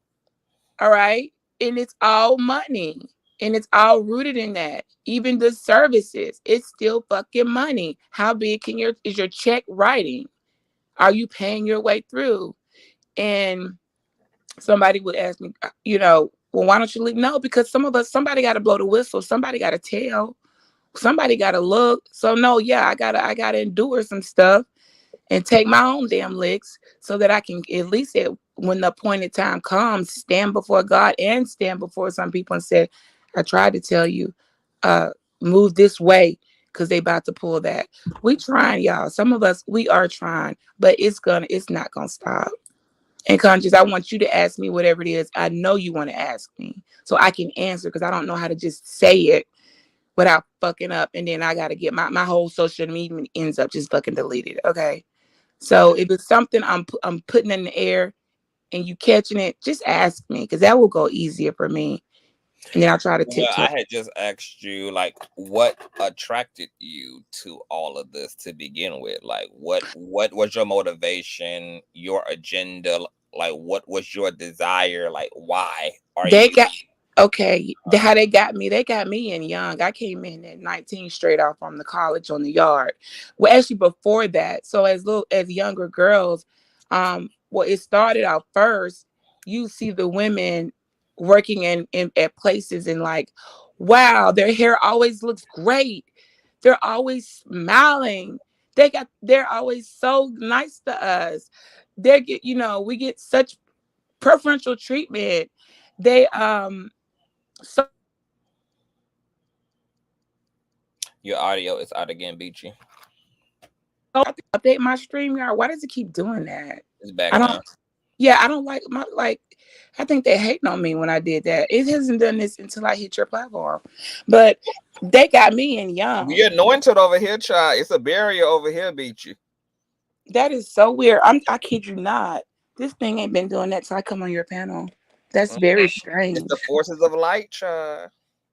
That is very, very interesting. It's But protection. they get us young, and I'm doing these young girls that's looking at me, and they're like, I want to be like Miss B. And I'm like, okay, I got to do my best to steer them in. Okay, this is what we're not doing. Okay, I know they over there doing that, but we're not doing that. But they get us young. You said indoctrinating, definitely. Okay, they definitely indoctrinated the hell out of us. They definitely groomed us very, very meticulously. Damn near almost to the point where it's probably so many clones of myself. I can look and be like, how everybody in this room look like me. Let me go change my clothes, because about 10 people wearing the same outfit I have on. How is this possible? And I have to laugh, because I'm like, none of us we are all, we at this point. Let me go change. So I'm always doing something to try to stand out, saying, yes, I'm going against y'all. I'm wearing this. Y'all said to wear this, all the way down to what we have to wear to our shoes to come in with. Like, damn, y'all really, this is some control. And I have to laugh at my own self, y'all, because it really is like that. How the molding of how they mold us, and they start with the women first. Yes, they mold us into these images, and some of us just, we won't mold. It's like we just was still sticking out. It's like that one hair conscious that keep on, you done smoothed it down, but that one little area that just don't want to do right, and you got to keep on, you know what I mean? It's like that's what I am, and a couple of other women. We're that hair that it just won't lay down. That we have put some gel, some extra whatever, and it's just still sticking up. That's the light. We're the light in the room. We know it's dark as hell in here, and this is not working for the good. It says it. We look like it, and it's presenting itself that way, but it's not. It's really not. We understand that, but it comes with privileges, and it comes with all type of special treatment and perks, and who doesn't want that? Yeah, it comes with, damn, gatekeepers. You just gonna, yeah, I need that key. So all these things that y'all talk about, I'm like, yo, this is not conspiracy stuff. They're gatekeepers. It's some couple of keys that I want. Okay. What I'm willing to do to get them, that's another story. Maybe I may have to just use somebody else's key because I want through that goddamn door and I'm going. So these are real things, guys. These aren't just words of conspiracy. Gatekeepers, yes, they are real. Who got the keys? Well, I that just depends on which door you're trying to go through. The money, which, do you have any money? Okay, it's kind of how you serve in poverty. Yeah, I got some. Yeah, because you're gonna have to write a check to for the boo. Like all these things, it's all rooted in that money, and it's so corrupt. It's so corrupt, but it's not gonna change. You can't you can't take down that damn machine. Nobody has that type of power but one. Okay, and we know who that is, and that's God. It can't be. It is so big. Even I have just thought, did I know what I was signing up for? But when you do vows and you say rituals and you enter into stuff, yeah, you kind of, you said it, you in it, and so what you decide to do with it, that's your heart, and that's gonna be you. You're gonna be held accountable. But it is real, you guys, from the small end all the way up to Diddy. And there is a society for another society for another society, and they're working. And yes, I know, like, how could you support that? How could you be in it? Well, I am, damn it. Okay, I just am. It doesn't matter why. I am, and I have been, and I'm not leaving. But I'm not gonna lie and say it's been fucked up. And it's only for a few of us. It's for you. Like, you're gonna have to. It's anybody can get in, and that's why, because people will tell, they'll leak stuff that shouldn't come out. um Even I have been tapped on my shoulder a couple times because I posted some stuff, and it's like, girl, you was in the sanctuary, you was online, and we saw the floor. I'm like, oh my god, dang. But I wanted to do that intentionally for a reason. I was trying to be slick. I got caught. So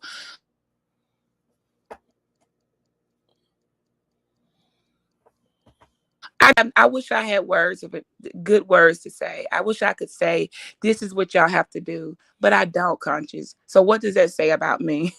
What does that say about the girls of us that's no, or the men ain't gonna say shit. They scared, they're cowards, they heterosexual men. They're in this on this machine too. They're not gonna say anything. They're gonna say, hell yeah, we running the show, we call the shots, and it's gonna be our way or the highway. They will tell that to you, me, and everybody else, and we just be like, and that's over there on them goddamn Freemason sides. But I still have to, good luck getting past that.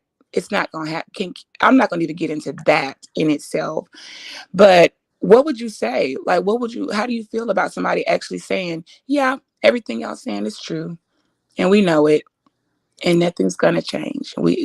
No one's gonna do anything. How do you feel? Well, for me, I already know that it is what it is. It ain't even no question.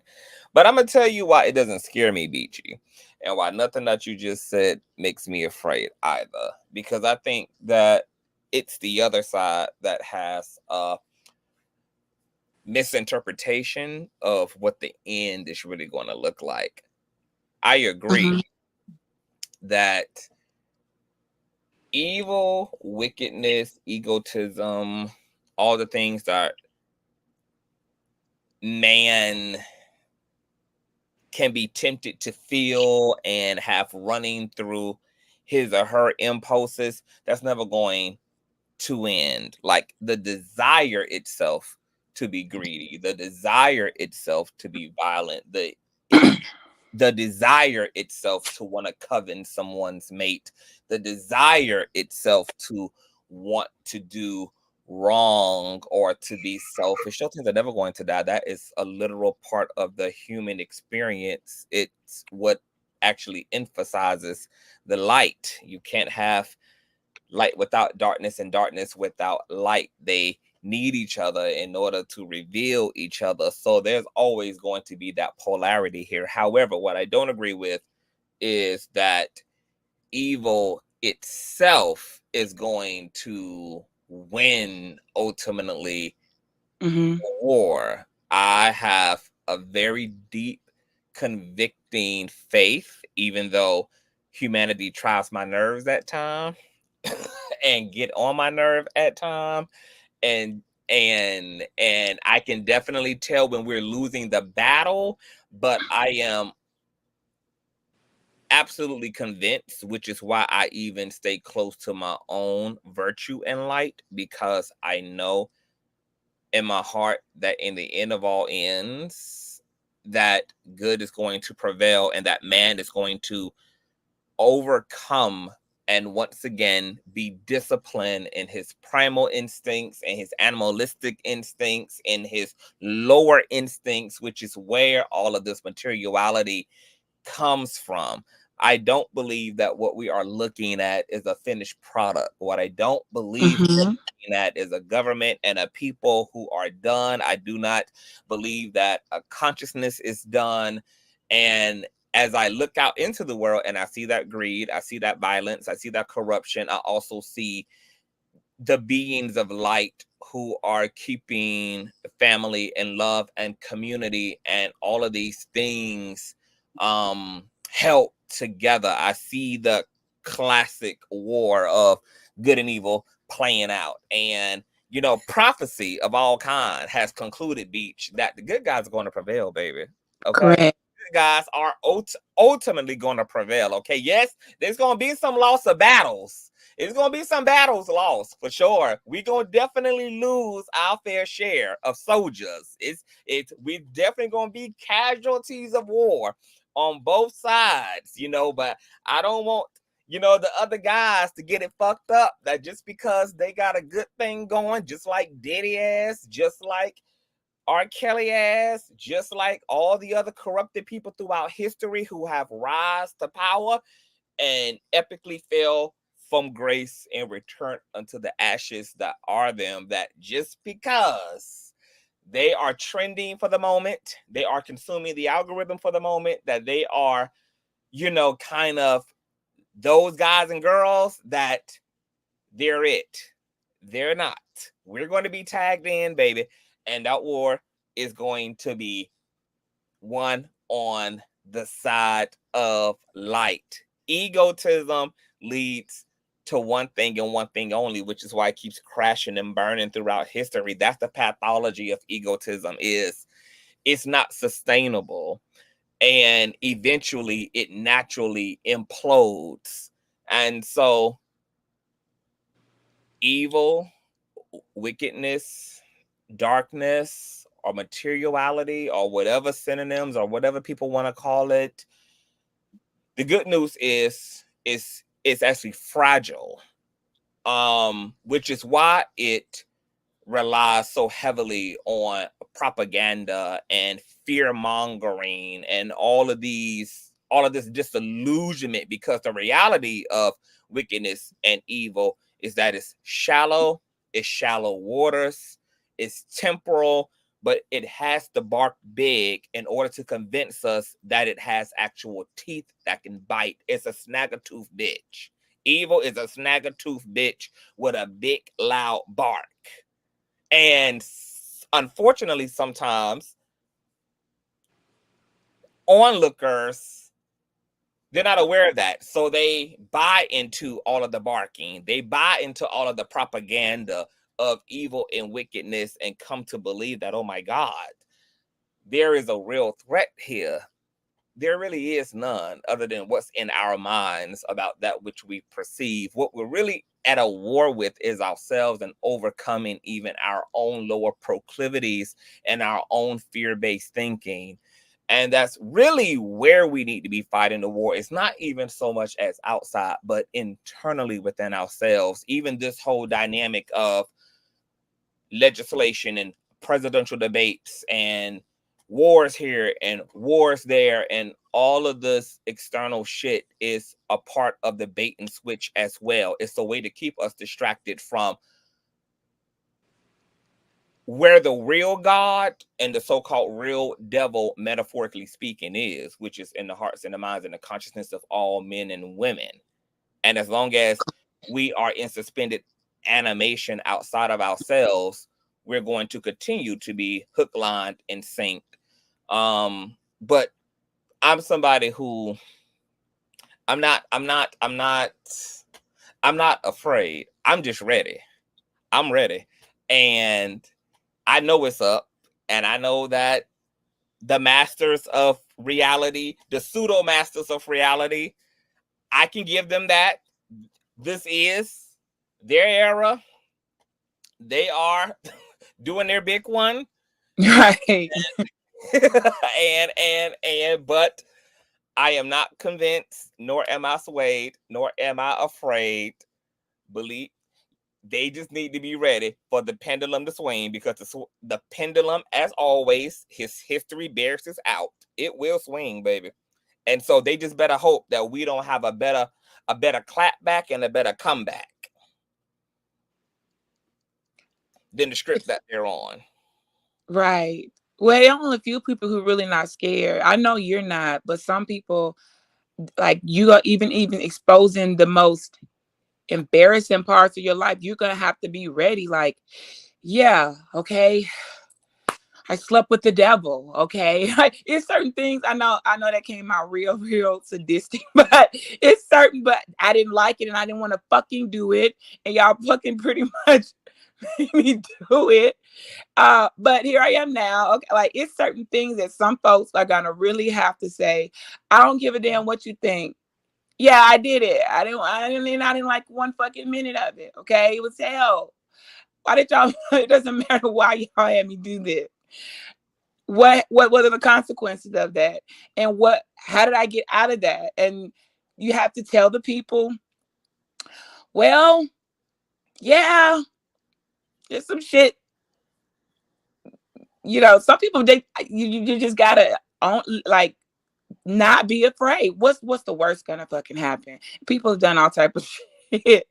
They will, ultimately will use you for your own damn children. Okay, but they can't have mine. Okay, I mean, it's really, really bad. I'm telling you, when they snatch over you little girls and say, we need some more light-skinned people. Okay, they fading out. What they got to do with me?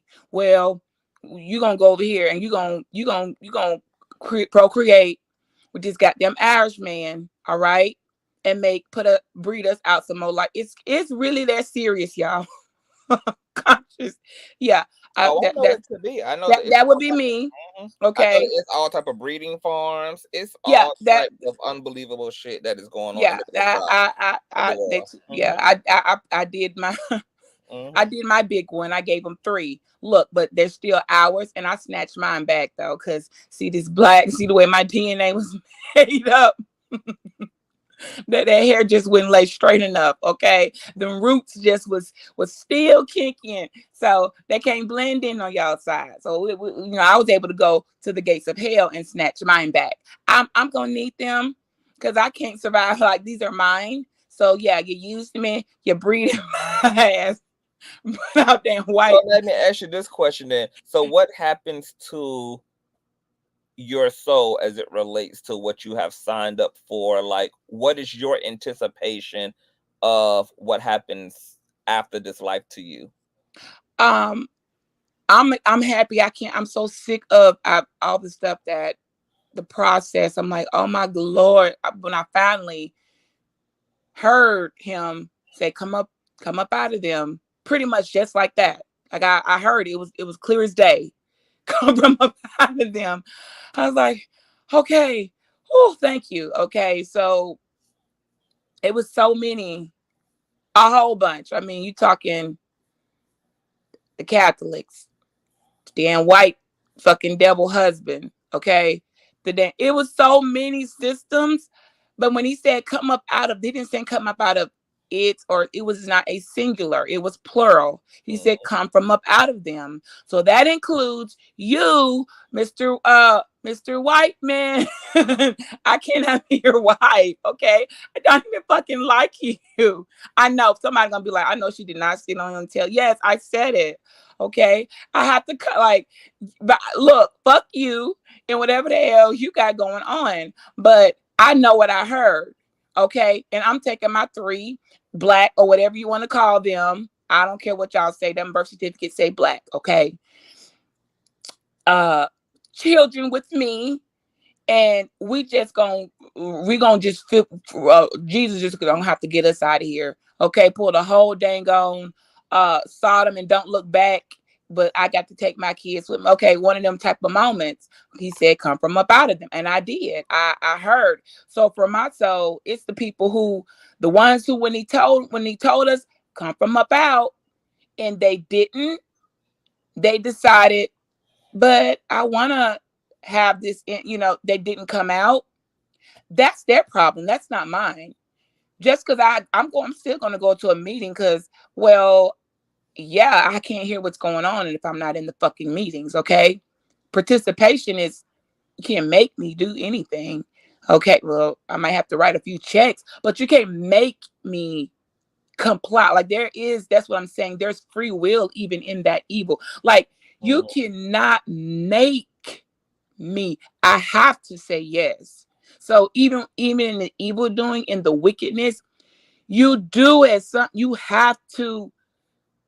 You can say no in your spirit, but you may have to lay down. Okay, some things just. How do I say this? You either willingly do it or willfully do it, or unwillingly do it. That's 3 different words: unwillingly, willingly, or willfully. Okay, so you may unwillingly or unwillfully have to do some stuff, but you know it. But you also know when if he were asked to come from out, you should have came out, because I came out. So I'm on the side where I ain't going down with y'all. Y'all gonna have to pay. You didn't come out. Maybe they didn't hear it. I don't know if they. I don't ask somebody, did you hear that call when it was told to come out, and left everything, left that damn, like, I don't know if they did that. I look at some of them and they look a little bit. I don't know if it's all the vices they're using to cope, like you said, whatever somebody said earlier, you better take a prescription and medication, or is what it is. But when I look in their eyes, I see emptiness. I'm like, I don't think they came out. I think y'all broke. I think y'all couldn't let go of that house. I was able to walk up out that bitch with nothing and say, you keep this fucking house. I'll be damned if I lay down with the devil another fucking day. You're not going to make me. I'm not doing it. Okay? Keep the house. I'll buy some more. And I did. Okay? I'll get my own without you. I'm not doing this no fucking more. So at some point, yes, the higher power is going to call you out of that. Whether you willingly or willfully, whatever. Either you're going to say, I can't let this go. Look at my house. I got a house. And girl, it's better to live in a woods somewhere and figure out how to survive off the wilderness than for you to be sitting there in emotional hell. You feel that fire. You walking in there every time. You can't even have no peace. And that's what I'm saying. For some, unfortunately, for some of our women, they cannot let go. They can't leave them car keys. You hear me, Conscious? They cannot put down their car keys and their house key and walk out that door with whatever on their back, get their babies, and say, I don't know how this gonna go, but y'all got to trust me. They don't have that, so the money. They fumbled. The house was they couldn't let that many people, well, go back. Girl, you leaving a hole. I'm not going. Fuck that. I don't care if the house blow up. Stop. I'm not going. It's my own dang on mama, bless her soul. Mama, I don't care. I don't have a plan. I'm not going back in there. I'm not laying with the fucking devil no more. He done got all he got. He giving me. He is not raping my. No, I'm not. And as a community, that's unheard of. You don't just give up with the materialistic. It's unbelievable. People like, I'll get it. I don't know. I don't care. When it's your soul, you shouldn't be caring about your damn house. Take this bitch, blow it up. My soul is going to be gone. You know it. It's not. I didn't know. You cannot plead ignorance, Conscious. None of us. I could not plead ignorance. I tried it. and God's foot was on me. That fire was so hot. Oh my gosh, it was unbearable. I was like, oh my God, this is hell. If I go another day and do not do it, my soul will be gone. It is so obvious. So that's why these people, I'm like, y'all knew darn well you felt the fire just like I felt it. But you just didn't want to leave your fucking house. You didn't want to give up that house. Well, because So, but here's the thing though too though, and you know, and I hear that part of it, but there's a thing of people's soul salvation is not the thing that's on their minds as it is the material life of where they yet live. You know, some people cannot conceptualize what Miss Silly was saying. It's because to the degree of what you're saying might be like, you know, this life be over soon, heaven last always. Well, no, God damn it, I'm living here and now, and that I'm living here and now is going to override people who have the accessibility. The proximity of what their soul is doing is not in the concern.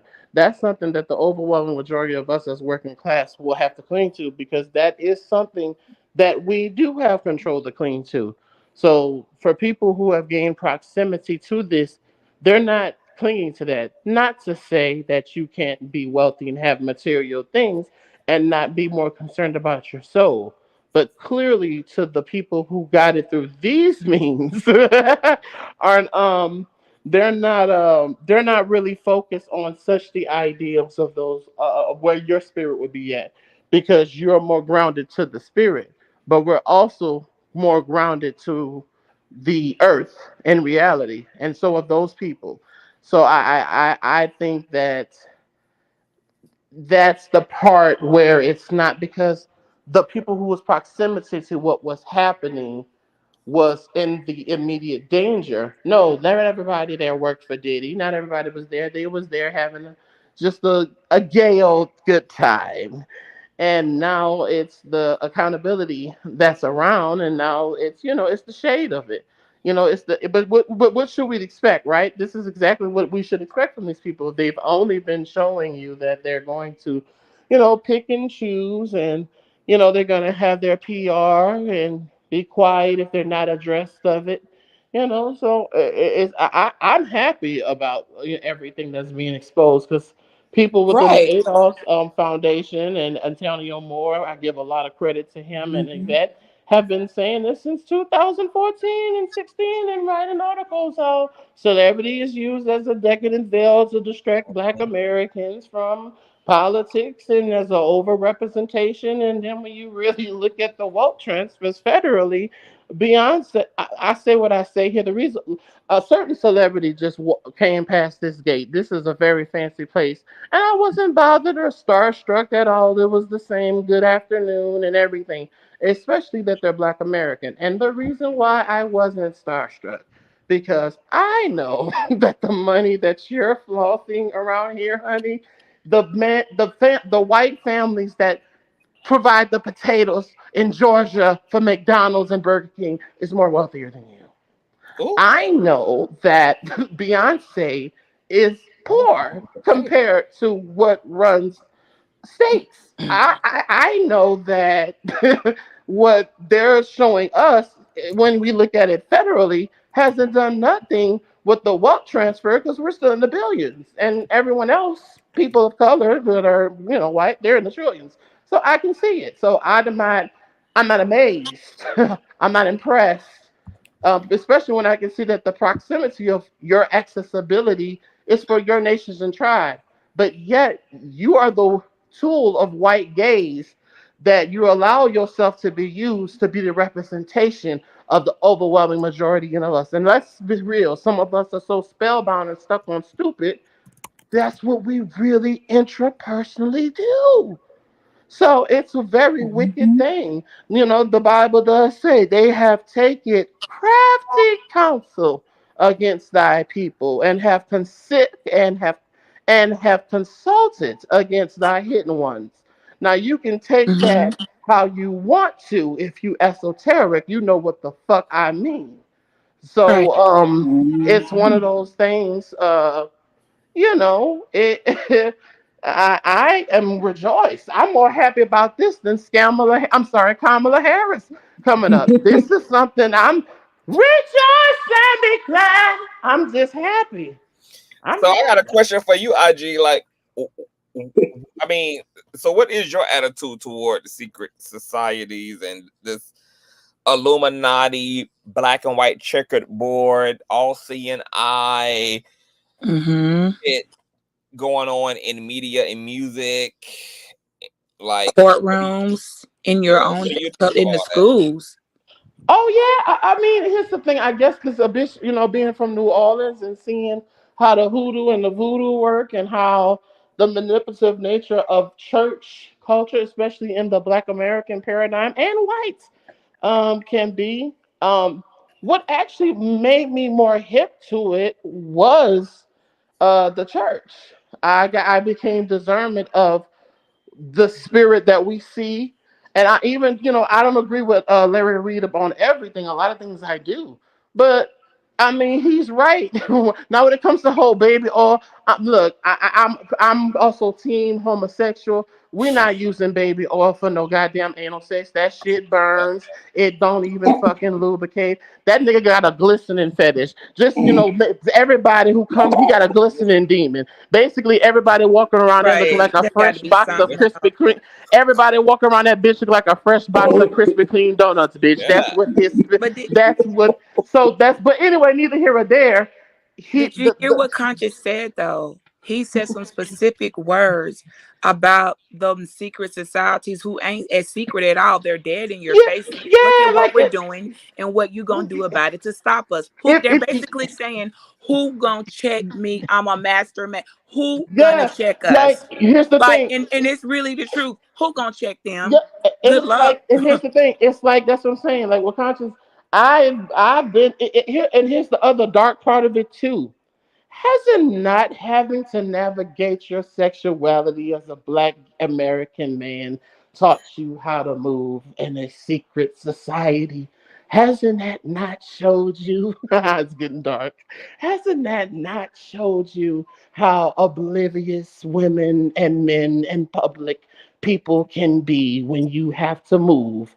So you see how that energy even translates more into how a secret society. You have men, multiple races, who have to move in a secret sexuality, which is also linked to that. So, if anything, me being under that frequency has exposed and enlightened me to was that, oh, most of my sexuality was ignited from the person who is not my same sexual orientation. That might have been a little overboard for y'all, but the person who ignited my sexuality, same my same sex, but didn't share my same sexual orientation. So that in itself unlocked the decadent veil, and then everything else became so much more clear that, oh, it isn't just your sexuality. Nah. Looking at things, and then things that my father, being a shaman, exposed me to. Yeah, we didn't do the whole penis worship thing. Like, we were anti cock worship, despite us only being men. We didn't do the whole pastor. My daddy was like, yeah, that whole slave master shit. He said, that's why I like going to certain niggas' churches. Now, they serving you chicken backs and shit, and these motherfuckers eating fried shrimp. And it would be one thing if it was a feast and everything is in abundance and there's special things. No, you can see that. Nah, that's a thing. You can see Okay. that. Yeah, well, you can see where you can see it's just not just such a secret, because even within the church, oh, there are rules about things and dress and someone get pregnant. But let the proximity to the person that's in office administrate the church, or they can still operate in their office.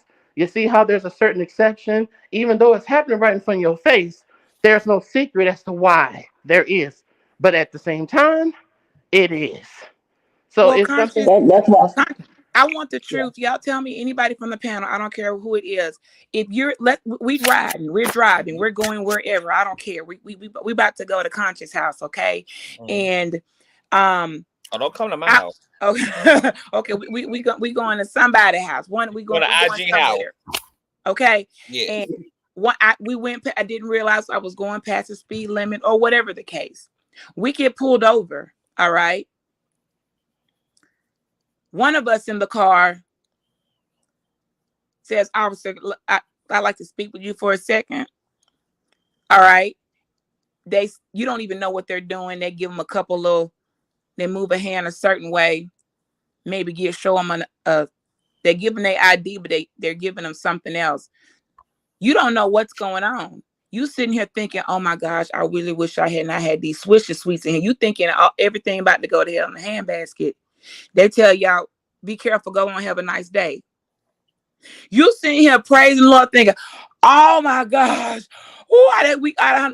God looking out. You don't realize, no, they just went over there and gave that code to that officer, which is who brought up that Monopoly board earlier. The get out, go past. Yeah, they just showed them what they're supposed to show the officer, meaning, I get a free pass and you got to let me go. It don't matter if I got a whole a kilo of cartel drugs and stuff. You got to let me go because I just gave you the word and I gave you the sign, and they're gonna let your ass go. Who is going to say, that's not right? Or, well, damn, you got it. Let me get some of that. How can you make even people realize, okay, can I get out of jail free card? Like, those are very tempting things, even when you don't look at money.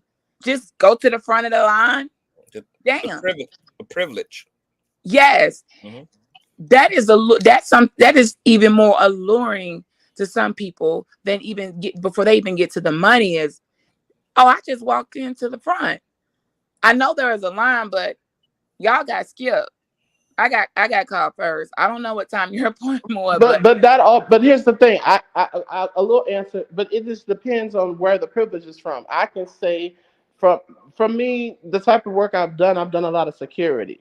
Now, I did the last Texas rodeo. I was manning the gate for the horse trailers and all the different vendors and stuff like that. So as a result, I got to know all of the food trucks, all of the stands.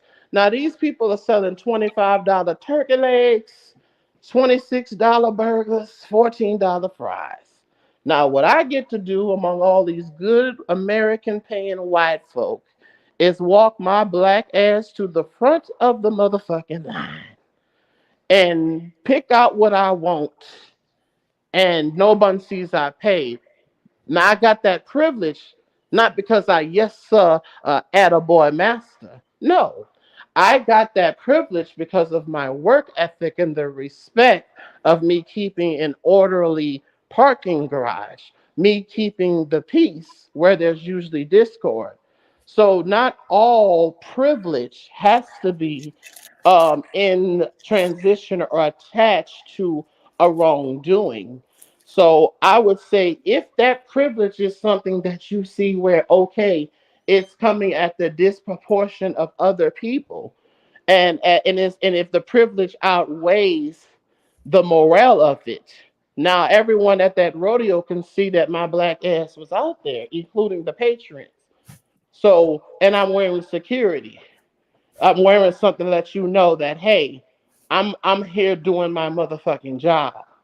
So it wasn't because of I had a superiority complex or I had to kiss no one ass.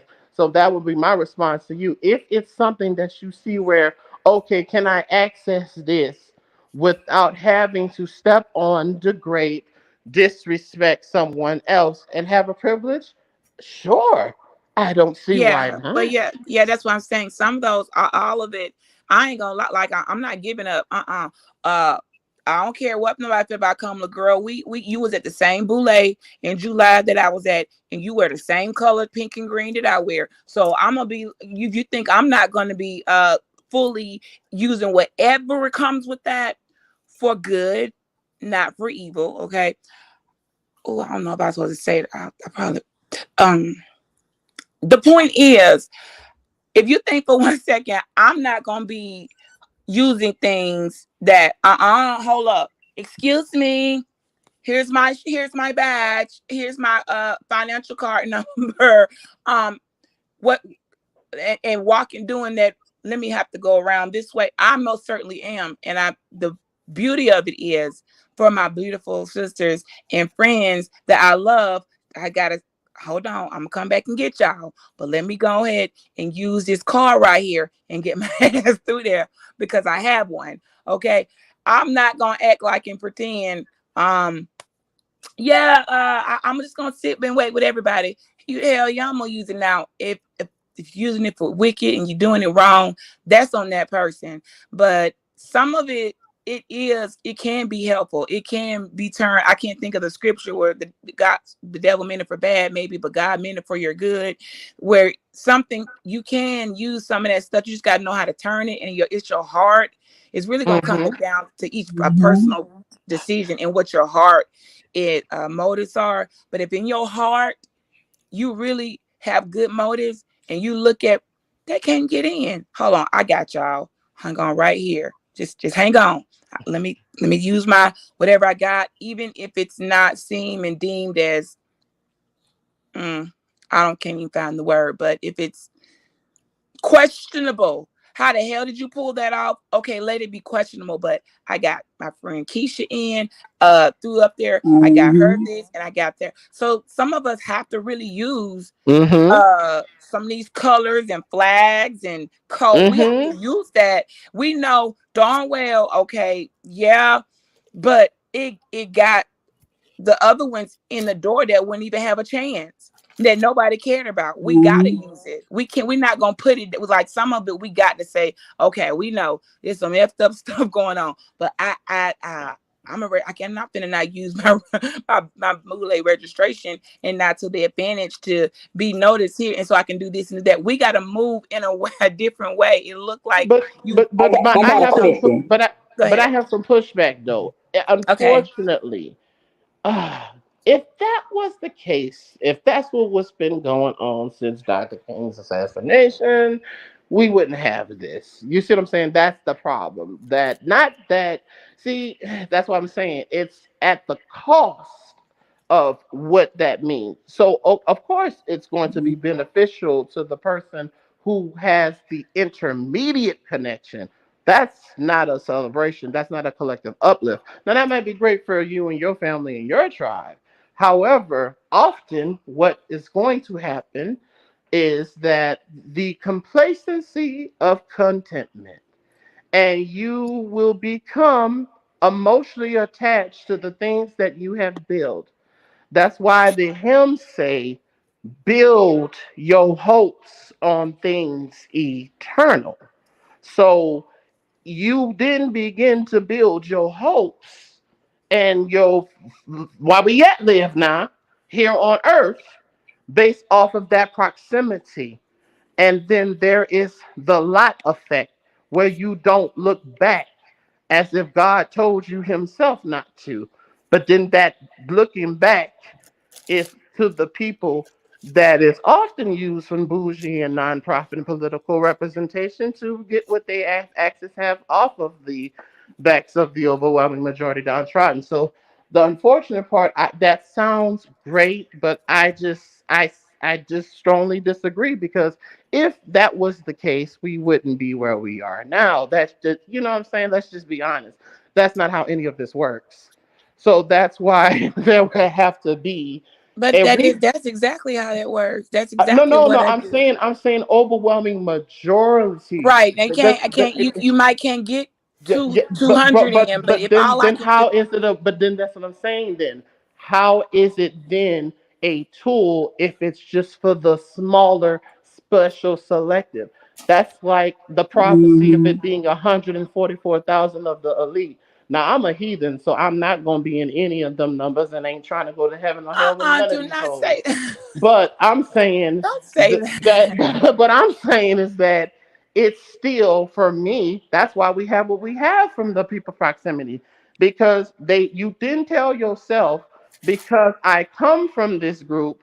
But even though I'm looking around and seeing that the overwhelming majority of my people aren't here, despite, yes, that's great, that's a personal, but unfortunately I would be looking, you have to do something individually, but that is not enough, obviously, to move the needle to where we are here, especially as Black Americans. this is that's not enough of Yeah, I that. get it, but that's the best some of us can do. I can't get 300 in. I Yeah, can't do that, but I can. At least I can, like, I can count today. Like, okay, this many I could do. I'm only like, there's yeah, only so you much do what room in you the can car. do. You do You, what you can do, yeah, but there's only so much room in the car. Like when I was playing with people with the Rosa Parks and how we orchestrated how many times before they realized that she was even a black woman. First of all, shame on the historians and people who do portraits and have increased every year. She becomes darker and darker. Okay, how many times that we got that before they even noticed her, we realized she dressed too nice. Hold on, we need to darken you up because it's not working. They supposed to been caught you. It wasn't just one day somebody looked over there and noticed. She just decided, I ain't moving. No, that scenario had been ran many times and no one was noticing. She was not white. Okay, she was blending in too dang well, and so some things had to look. Let's take that comb, tease it up a little bit. Your hair too straight. We got to make you something. Got to look where your clothes a little more shabby before it was even noticed by. Hold on. Oh, you're not white. It took some strategic, like, things to make stuff move. It is never one big grand moment. So some of it is small doses, and I know it's small. And you could tell a sick person, like, "Hey, you got to take your medicine in small dose. Don't take it out. You got to stretch it out." But is it not gonna? Does that not make anybody feel any comfort to be like, understand? Can't get them all. It's too many. Nobody has the car that big. There's not even a vehicle. Okay, the biggest bus only has room. There's always a capacity, but I can get as many as I can. Okay, and bring them out from the back and bring them up here. It's never gonna be, I got 1,000 because there's not that much. You can't lead a line like that. They will. That's not possible. It's just not. It's impossible. That would have oh, to be some but type of divine intervention to do that. We But as can't. long as you don't, but here's the thing, but I will say this, okay, that's fine. But as long as you don't gatekeep, see you if you trailblazing, but long as you don't close the door Hmm. behind you. See, that's That great. part, As that part. long as you do that, but if you're doing that and also gatekeeping, and Hmm. you're only you can't you if you are doing that and okay, you're not gatekeeping and closing the door behind you, fine. But unfortunately, sister, what you are speaking of You is an are correct. anomaly. You are What you correct. The door is what you're going to be speaking for, closed. yeah, that's what I'm saying. It's kind of it's I'm going to close. Yes, that this is it. Sorry, the door gets closed and you will not open that bitch back. uh-huh because Right. there's some right. So Yeah, I'm telling you the truth. Yes, yeah. I'm I saying know. yes. Oh, We trust me. ain't Oh, leaving I the know. door No, open. trust. Yeah, Close the doors. yes, Yes, close I that bitch and understand. Right, right, lock it. right, right. So again, that also helps play into the control aspect of the white gaze dominant society. And I'm not saying to Exactly. Yeah, you're right. not to undermine your intentions. I'm No, not but trying to. you're right. It's not undermining.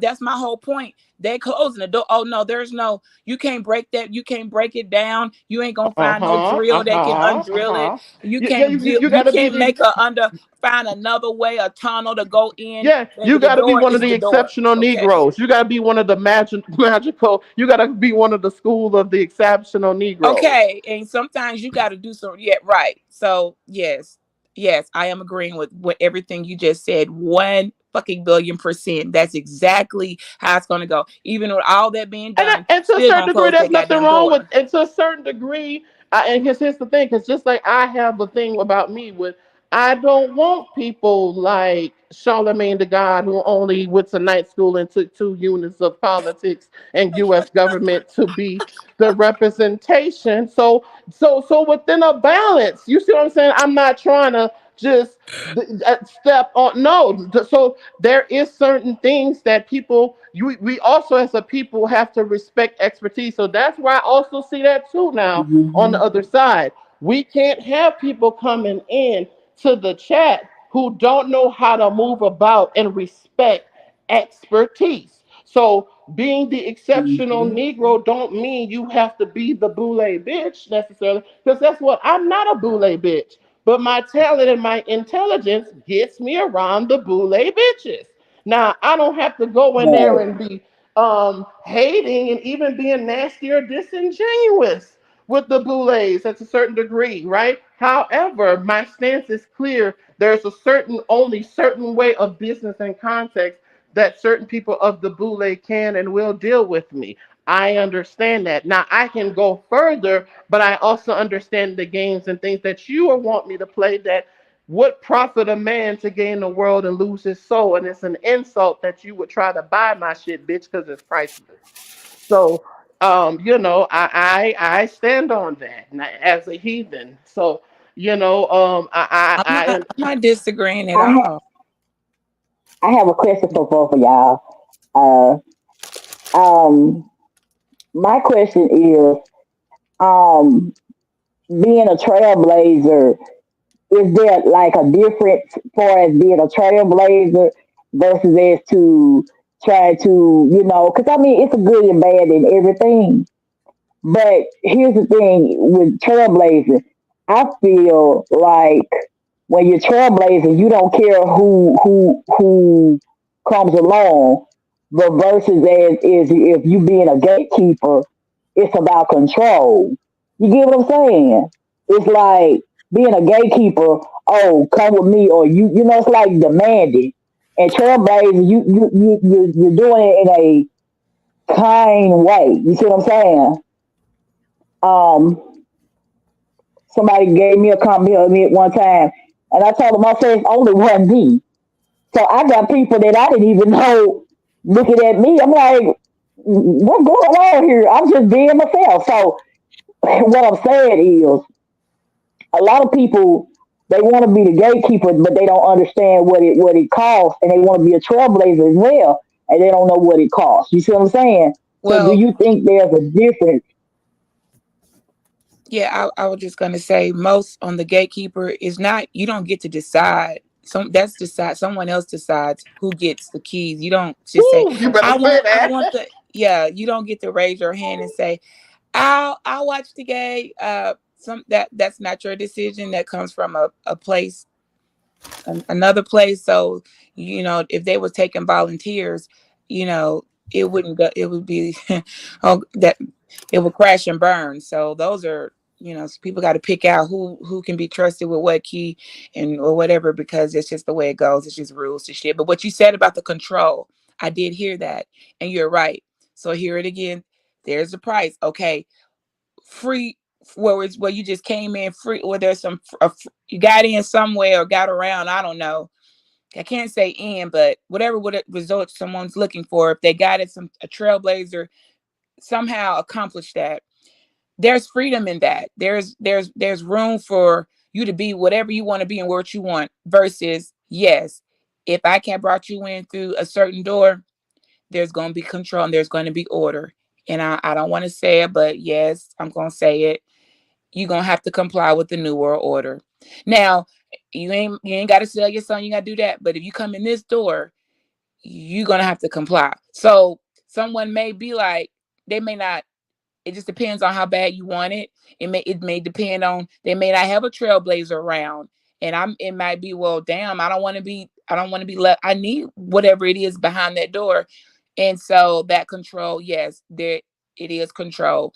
But the thing about it, that's a mindset. Some people are strong enough to go against it in their own mind and not be molded, or know how to play a part and not necessarily actually really just fall for, and then some don't. So that is a price that I cannot guarantee. And that's something I've seen.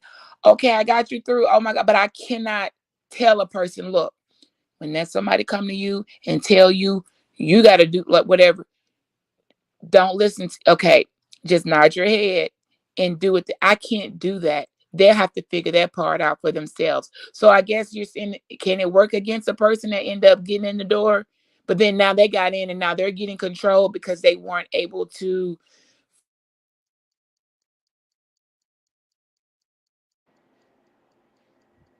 Hello?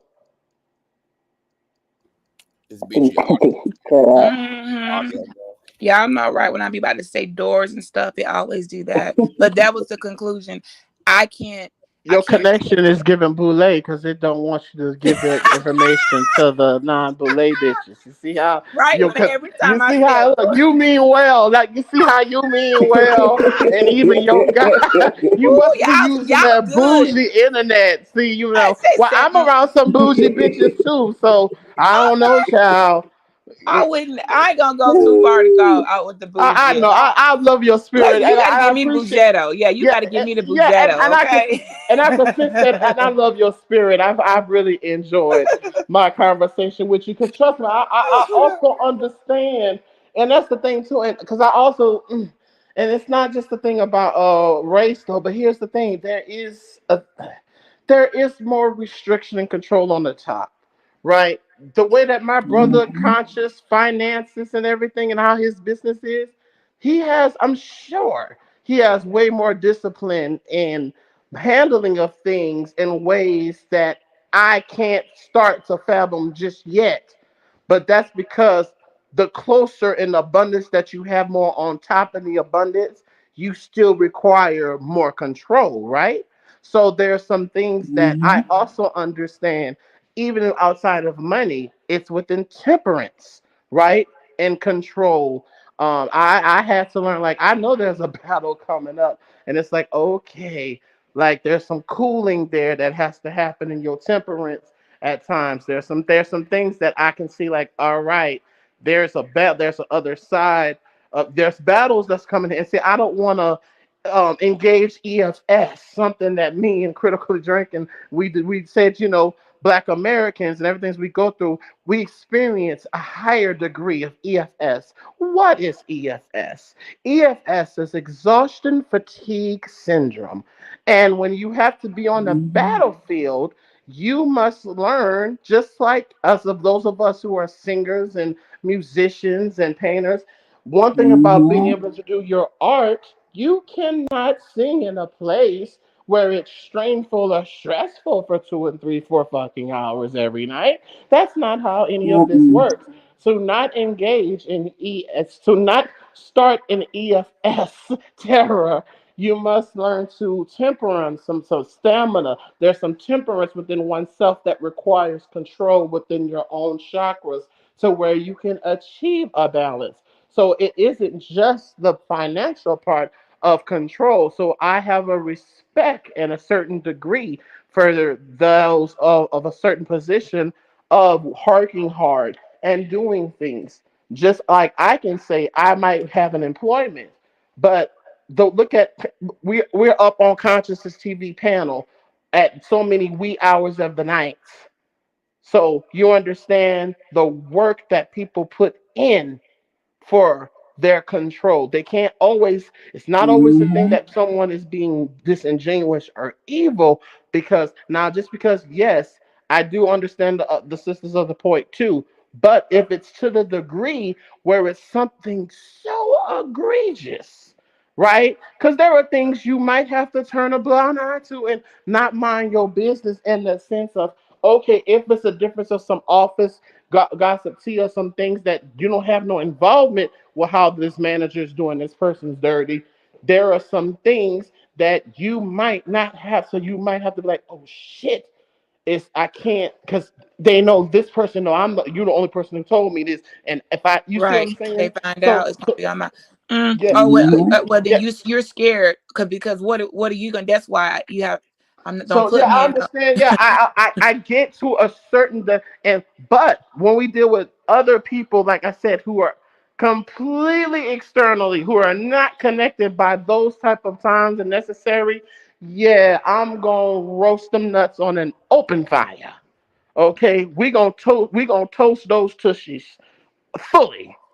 But when it comes to those situations and certain proximity to that, again, though, this is a more thing. Is it somewhat, you could say, problematic to a certain degree? But we're not going to pretend as if what is going on with Diddy is going to be as something so egregious. Our sister, nobody's doing that here, of course. But I'm just saying that what she's talking about, is not to the same things that is witnessing there. I'm sure even for her point of Boule, she's like, oh, wait a minute, bitch. Now, we say some fucked up shit in conversation and this, that, and the third, but this right here is treachery and deceit.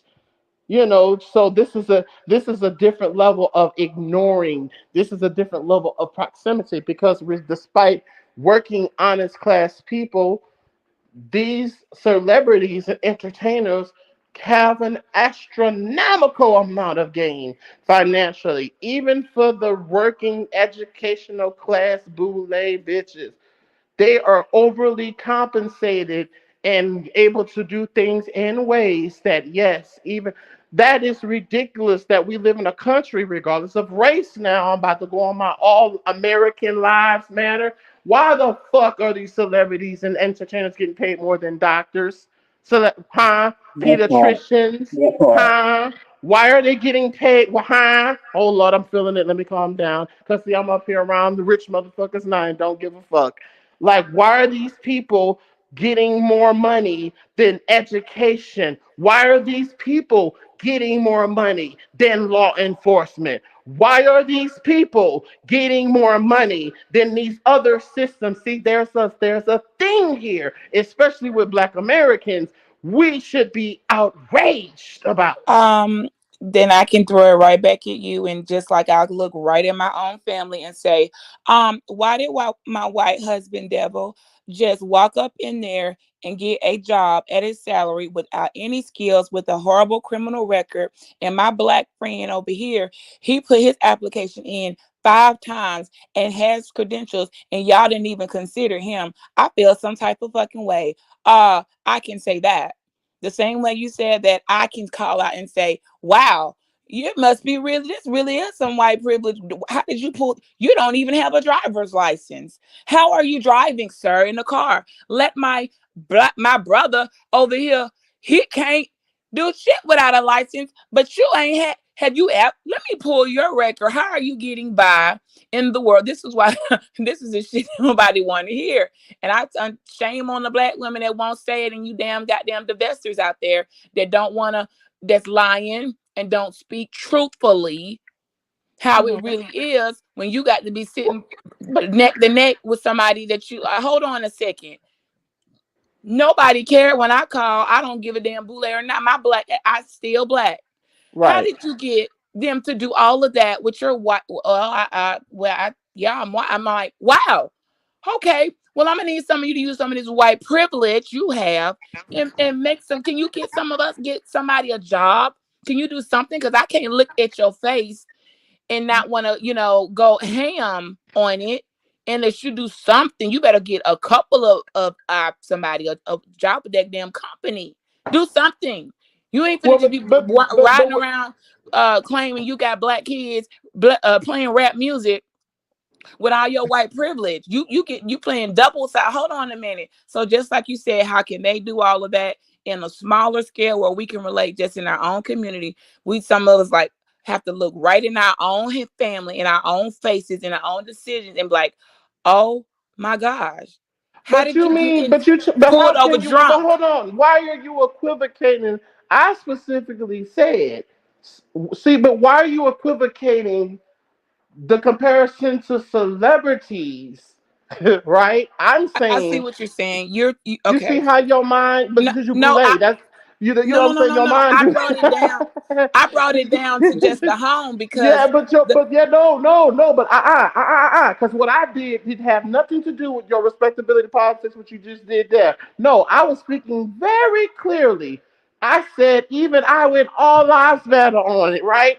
I said even when it comes from the essential and the high class earners. Do you understand that the celebrities, even among you, ma'am, that's boule, you understand that these people out earn and out influence you at an astronomical I know that. I guess degree? the way I was seeing it where you was, and I'm like, okay, they do that too. Yeah, And so do but in your right, own neighborhood, who right. there are no But why? celebrities But on my why are you? street. But why? But here's what I'm I saying. But don't that's know. Maybe I just because you maybe boule. No, it's because you boule. But that's the other side. I understand. That's the part that comes from maybe being boule. call me on it. Yeah, Maybe that's maybe my yeah, but mind. I Yeah, mean, that's I'm not saying that to be ugly, but girl, you boule just like I'm gay, girl. I'm gay, girl. You know what okay. I'm saying? Well, You maybe boule. that You know what I'm saying, girl? indoctrination. You boule, and that's why you I did don't that know. because I'm not saying you wrong. I'm like, you hey, know. maybe But that I'm little just saying indoctrination that's why I turned had on to me. ask. That's why I had to. I'm like, hold on, like y'all saw what she did. That was a false equivalency, ma'am. You see what I'm saying? So that had Right. so because I'm not disagreeing. yeah, that was a false equivalency. So that's what I'm saying. But again, and I'm just gonna say this because I was to say about smoke break. And this is why when Y'all been even going a long time. when we have conversations, see that's how I know how to deal with boule people. This should show y'all. I'm not saying nothing bad against her, but you see, this is what you have to be beware of because when the people get to certain class or certain proximity, this is why you can't trust them when you But are you discussing can the say it. issue. But that's why I'm But here. I'm yeah, telling you. yeah, but I'm gonna hang it up right now. But I'm gonna let somebody else talk.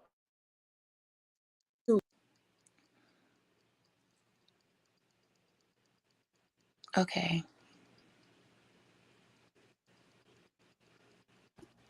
I think IG ran to get on smoke break or something. I think so. But y'all really But can't say see, it. Yeah, nobody has that type of power. Why they're gonna jump through the screen and, like go somewhere like you can say it. I call a spade a spade. You know. but see, here's the thing though. With that, I feel that it's not only it's. I feel like it's privilege. You know, they have a certain privilege. Like, oh, they have a right to. They don't feel like they're invincible and stuff like that, which causes a lot of drama, cause a lot of envy toward other people. They look down on other people because of their privilege, regardless of what race, how they are, all of it. You see what I'm saying? Not only they feel like they can control what others think and feel and how they move, but they also try to use their privilege to get indoors as well. You see what I'm saying? Did y'all know that Diddy got the key to New York City? They gave him the key to New York City. Mm. That's what It's y'all like didn't you know. And I'm still like, punch down. You punch. You chose to at that moment. You chose to punch down when there was something clearly to punch up. Even though it was something that's above your head, you took the example in your subconscious mind to punch down when the example was something for you to punch up at. Sit with that for a second. Mm. Sit with that for a second. You Okay. chose to punch down when the example was clearly articulate in a way for it didn't matter how fucking articulate I said it, right? As class people like to be, it didn't matter if I use English vernacular and not a New Orleans accent. No, Wow. you So still I so so you I still actually chose to punch down when there was something that fucks you up for you to punch up. so okay. You saw me punch. I punched. You saying I actually pounded down. Okay, I got you. I think I see understand what you're saying. So I sent a blow. Are you saying that I sent a blow or an injury? No, And it's not that. No, but it's okay. It's a phrase like okay. So what I was talking about that. Okay, let me try to put yeah, it let me somewhere. under. Yeah, you got. No, yeah, I want you to Yeah. understand. Like okay, so if that, I say that, man, this this company that's coming in here, this big ass company, man, they coming in and taking all the local small business competition. Now again, we're still in competition with each other, but instead of addressing okay, well, there's a bigger company that's coming in to take out all of us as within a balanced competition. Instead of focusing on doing whatever you can legally to go up against the bigger company that's coming to encroach on all, you choose to go against the smaller companies that are trying to fight up against the other companies. You choose then to fight and say, hold on, well, instead of focusing on the company that's coming in to clean my clock, who's over above me, you would then choose not to address that. You chose to go ahead and try to attack the other smaller companies that's trying to fight against the bigger company that's making your business more difficult. The smaller competition guy, the one that's underneath you, isn't the one. You destroying their business or addressing things to destroy them didn't affect the competition or the main big fish that's fucking you up.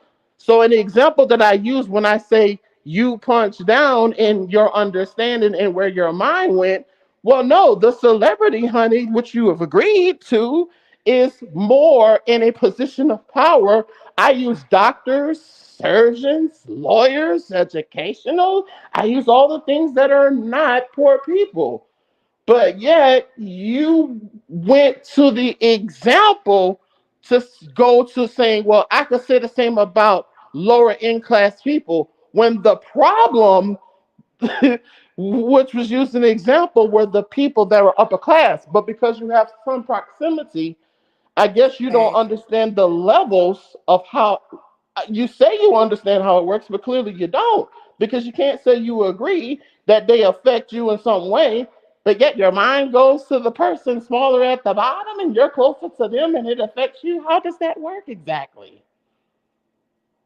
I don't know. Yeah, I understand. It's a spiritual thing. You have to find that answer for yourself. Yeah, I don't have all the answers for that, but that's something you have to do intrapersonally for yourself. And hopefully you do. But if you don't, there'll be a bitch like me to warn people to be aware of what that is. No offense. I love you, but it's the truth. no, it's good. It's I'm not offended at all. Nobody says anything and stuff like I know the voices and stuff. That's why I can conscious is the place where I done took a lot of stuff back. Like, I don't know what y'all doing. I think he ran a video and a comparison concerning the black, non-black. Oh, come on, I can't remember what that video was, but I took that whole video to some people who are supposed to be actually in this political forefront and showed why was he able to break this down. None of you have brought said any of this stuff. You all have not hit any of these angles. Yes, I did use your video. We didn't play it or something. But, and so his very talking points, which he'll never know, somebody on Tuesday on the poll, whatever you want to call it, the forum to the polls, that whatever it was, are using conscious words that from his video, he'll never even know to prove a point and try to use that, but that wasn't theirs. They like, he has no idea, but that video was so profound. All the comparisons, what he was saying, I'm like, yeah. What does that have to do with anything?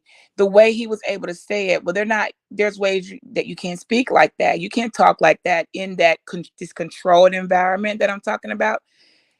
Conscious, you can't get the mic and say that because for one, well, where's your badge? Who gave you permission to be in the room? You're not a keynote speaker. There's people that would have locked him out of being able to do that, but not on YouTube. Okay, this is social. Everybody can say stuff. And I took it and I'm like, see this right here, how he said it. Figure out the right jargon, but this is the angle. And they used it.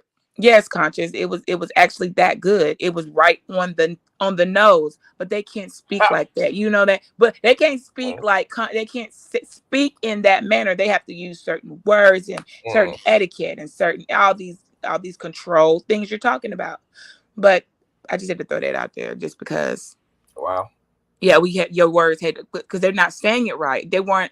I don't understand how you could actually have a degree attached to your name. How can you work in a prosecutor? How can you work in a district attorney office and not know how to somehow reword it in a way that it could get this message? Y'all could not do that. So now I got to take somebody's YouTube video, listen to what he said, and then y'all figure out how to reword it and present it as your findings. Yes, Conscious. I just told you that, but I mean, what am I supposed to do? Like? But it was right. It was actually right, and we on this. What was I supposed to say? But it was the delivery was not working. They were failing miserably. The meetings were going. It was terrible. I'm like, why can't? Okay. Oh my gosh. Nobody is saying it right. And so I just happened to that day. Yes, in your video, they're not gonna give you no video and know nothing about no Consciouztv, but you're almost word for word re-script. Let's just say remixed. Let's use hip hop. They remixed it. Okay, mixed and mastered and engineered that bitch, honey. And your whole commentary is somebody's was on a podium being spoken just in their jargon and as it was their discovery. Just total plagiarism. Well, yeah, okay, yeah, it is definitely. But I had that's all I mean, somebody got to say it. I didn't have the mic I don't have the mic, and I'm not the one that's up on that. Yeah, I'm not a delegate for this stuff. But somebody needs to say this. So you knew it was better for some. You want the information, and I get it. You mean well, sister. And that's the thing. I don't want you to feel. I get it. I can feel your heart and your spirit and all of that right there. But I also do. That there's some things that I know that most of the bitches around you ain't you. I know that. Even if they're ADOS, even if they're Black American, they still. I told you I was the hair that won't lay down. You know what I'm saying? I'm the hair that won't lay down. I'm the one. Yes, girl, you the exception to the rule, and I appreciate that. And I hope Conscious don't be mad. Like it was not ill. It was not ill intention, Conscious, but they were not. They were failing terribly. I'm flattered. I took that set. He just broke down the whole thing.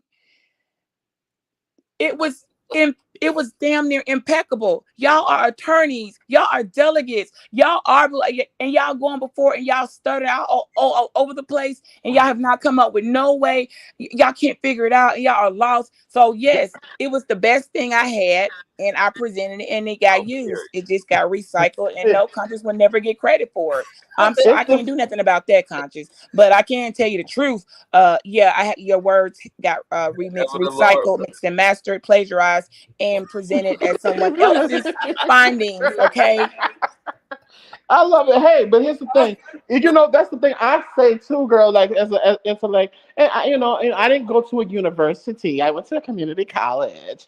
And the thing about it is, what kind of irks me, that just really irks my soul, like brother Reckless would say, it really irks my soul when I be like, hold on, we got these people. Now, how the fuck do we learn where Spain is? And we got motherfuckers thinking, when we hear Hispanic in Spain, we think brown skinned people when it's a European Latin language. It's goofy. You got people who study political science. They say they traveled abroad, but then they're going to come back and tell you everybody Black when they didn't travel to the countries of Africa where people was clearly distinguishing them as American. Oh, they lie. They're all liars. Yeah, they lie. Yeah, like that's what I'm saying. That's intentional. So I think some of this is sometimes willful. I had to lie. A lot of it is willful. Yeah, that you can't. But I'll tell you, I lied when I said that. But here's the thing, and that's what I'm saying. So for a bitch who really know better, or a bitch who's really intelligent, it is a certain degree of insulting a lot of people's intelligence. But since people are more for dumbed down, they don't even see how like what is being said is really an insult to your intelligence, because it's knowledge that you didn't necessarily have to research and confirm. Now you can make an observation and come to the conclusion without picking up a damn book. But for commonality, right? You can look and see that. Well, wait a minute. But you telling me this? So hold on. How does this? Yeah, these people. But at the same time, sometimes some of these bitches got where they got not because they were intelligent. You know, people Correct. people forget that Correct. being Off of part of the somebody universe. else's work. Yeah, it's a Agreed. And university. Yeah, you got it agreed. because your daddy knew this person. Agreed. Aristocraticism. People don't understand university. A lot of times, I'm not anti-education or intellectual, obviously, right? It's okay. But I I'm a also, retired. I'm yeah, a retired teacher, yeah. full But retirement, and I'm I, anti-education. So right, you but good. no, You but I good. mean in the sense of I'm not anti-learning and knowledge, but I am saying this is that I also understand that aristocraticism is a thing to where you're in the circle of knowledge and mystics. Now, you bitch, you might not be a knowledge or mystic yourself, but because you have proximity through wealth and financial influence or gain, this is why you are represented. So yes, often I found that a lot of bitches who went to university are far less intelligent than bitches like me who went to community colleges. Facts.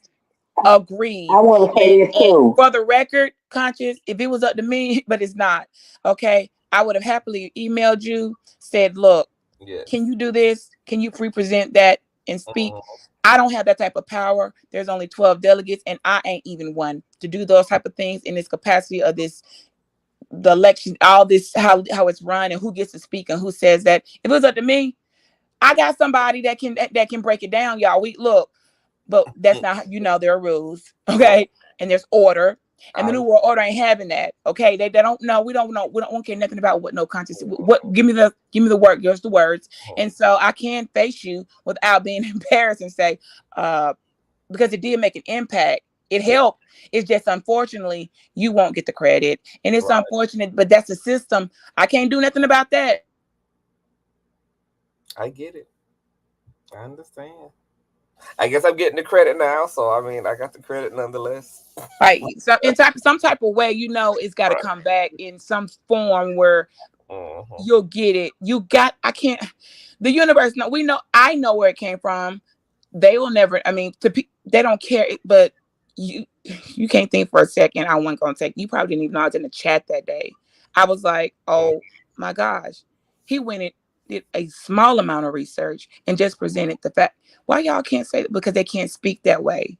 And someone has the minutes and what's on your agenda and somebody proofreading you, all that extra, probably like they said, propaganda, when this is what you need to say and figure And out how that's to a say shame it. that they can't take, because I'm a person, as much as I cuss and everything, I could easily take stuff that I say and Brother Conscious say and grammar and put that shit so politically correct you wouldn't even believe that it was me who wrote it. You know what I'm Well, saying? I didn't have but a little time, and Right. we on the But no, countdown, but I'm and saying, yeah, I understand the countdown, but I'm just saying, not one of you bitches was excellent in writing. Not one of you went like, no, it not. wasn't the writing, it's the fact checking and what he did in that particular Mm, video. He went as far back to show, okay, well, when she was light on in the courtrooms, you all said it was right. a discussion of how she was handling in the courtrooms, and he was speaking on that. That was one of the main things of how she was she good prosecutor? Was she heavy? Was she too?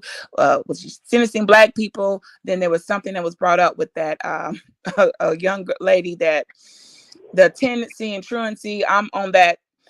I don't want to say the word committee, my gosh, but just because it just sounds so. Let's just say I'm on the committee with truancy. Issue a warrant. Okay, I might have got a warrant or two. Okay, look, I said it. I said it. Okay, I might have gotten a warrant put out on somebody because you wasn't bringing that Kiki to school. But she ain't been to school since first grade, and she is now turning 8. Okay, yes, I got a full.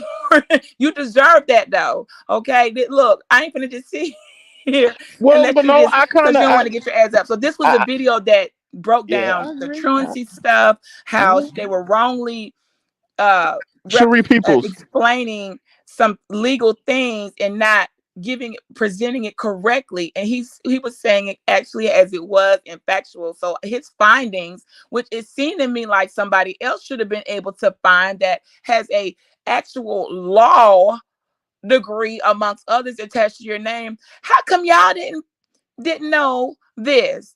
How y'all? Oh, because everybody want to be seen and want to be heard, but they don't want to do the work, and that's so lazy. So yeah, I mean, yes, it needed to be heard. These are findings. So this been out here because I didn't even know that part. How did I not know that? And we sitting in the same room.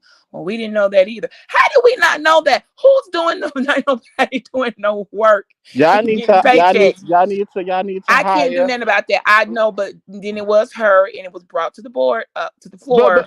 Conscious so, about the delegacy, about the truancy, whatever that was in us in that video, something else concerning the courtroom and how it went from she was being too lax to now she's being too firm. I can't use the exact word.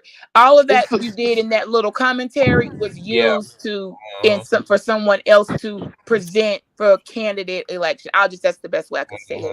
so, brother Conscious. So, I just want to know just one thing. Do you have sympathy for the black male reckoning that's going on? Do you feel sympathetic in any forms to um okay to Uber side for people who decide to commit ubercide as a consequence of the acknowledgement of what they did?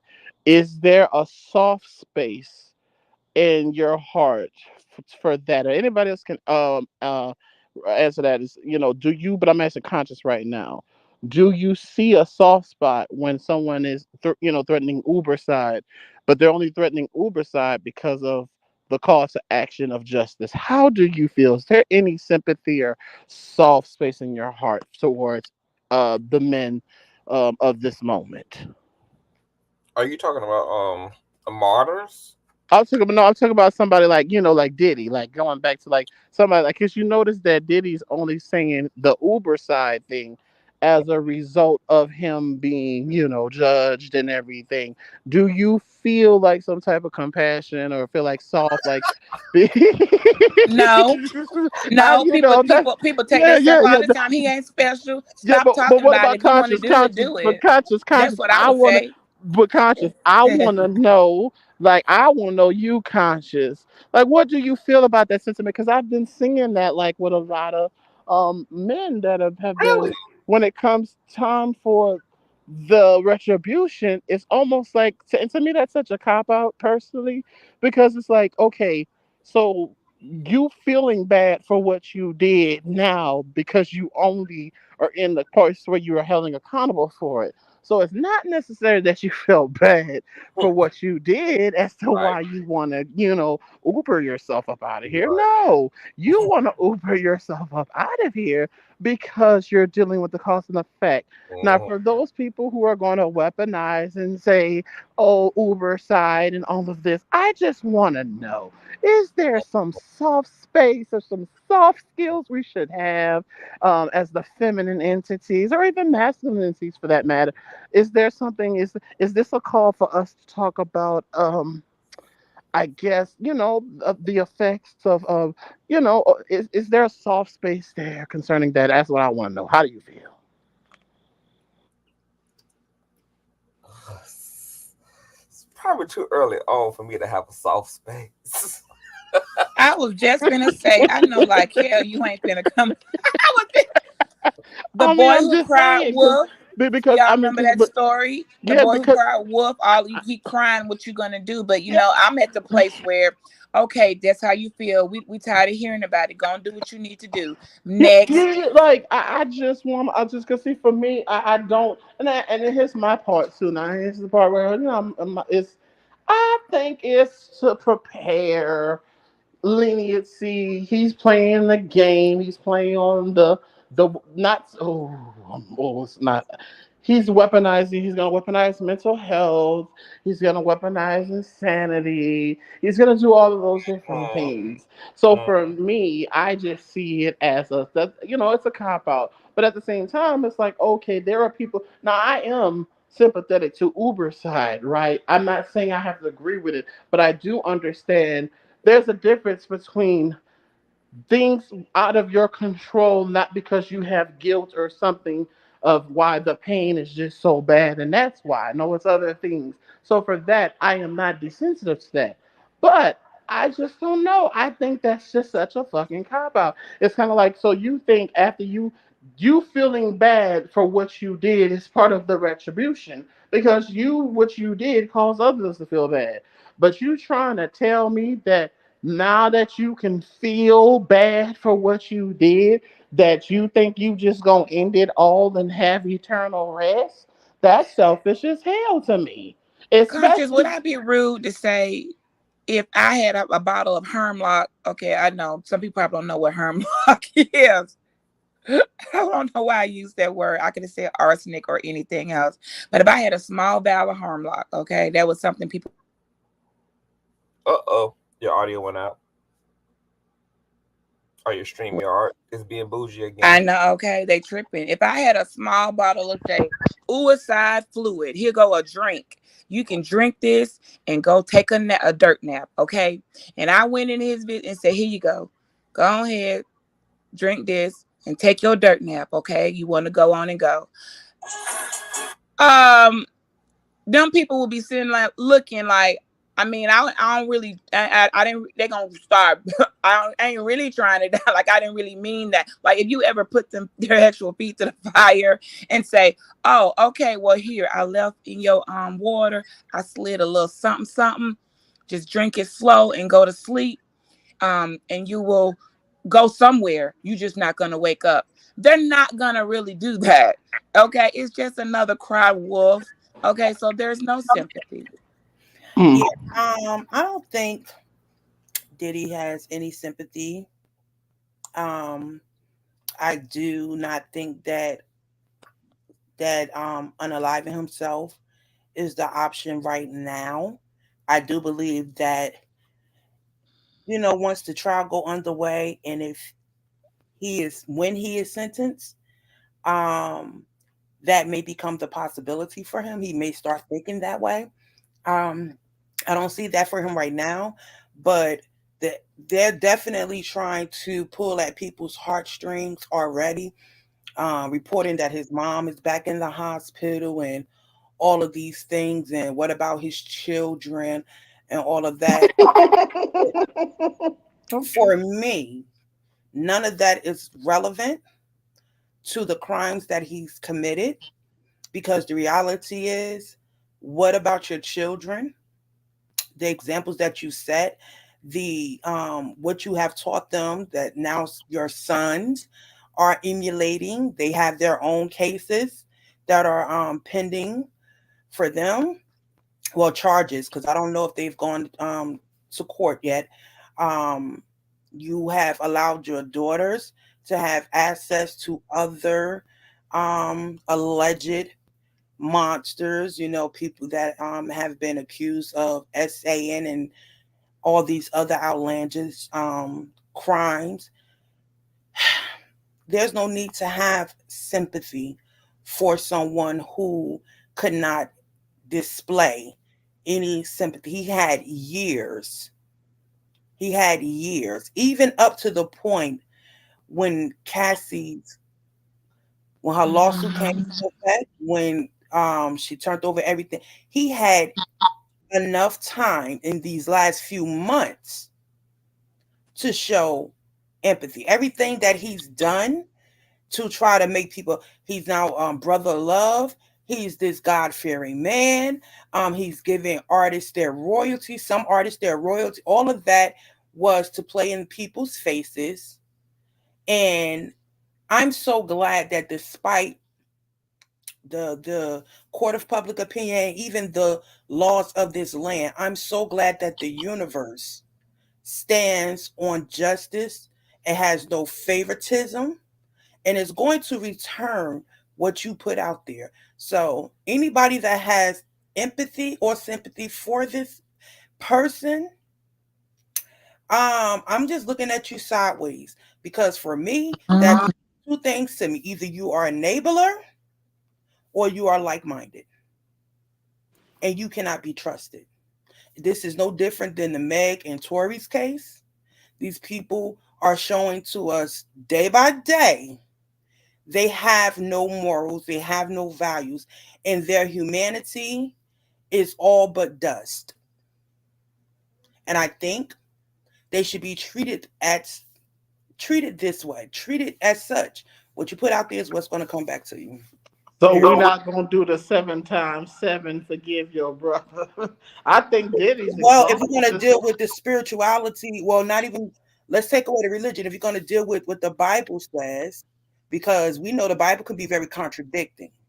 And there's a scripture that tells you that if you bring a blessing and they don't receive the blessing, it also tells you if your right eye offends you, you're to pluck it out.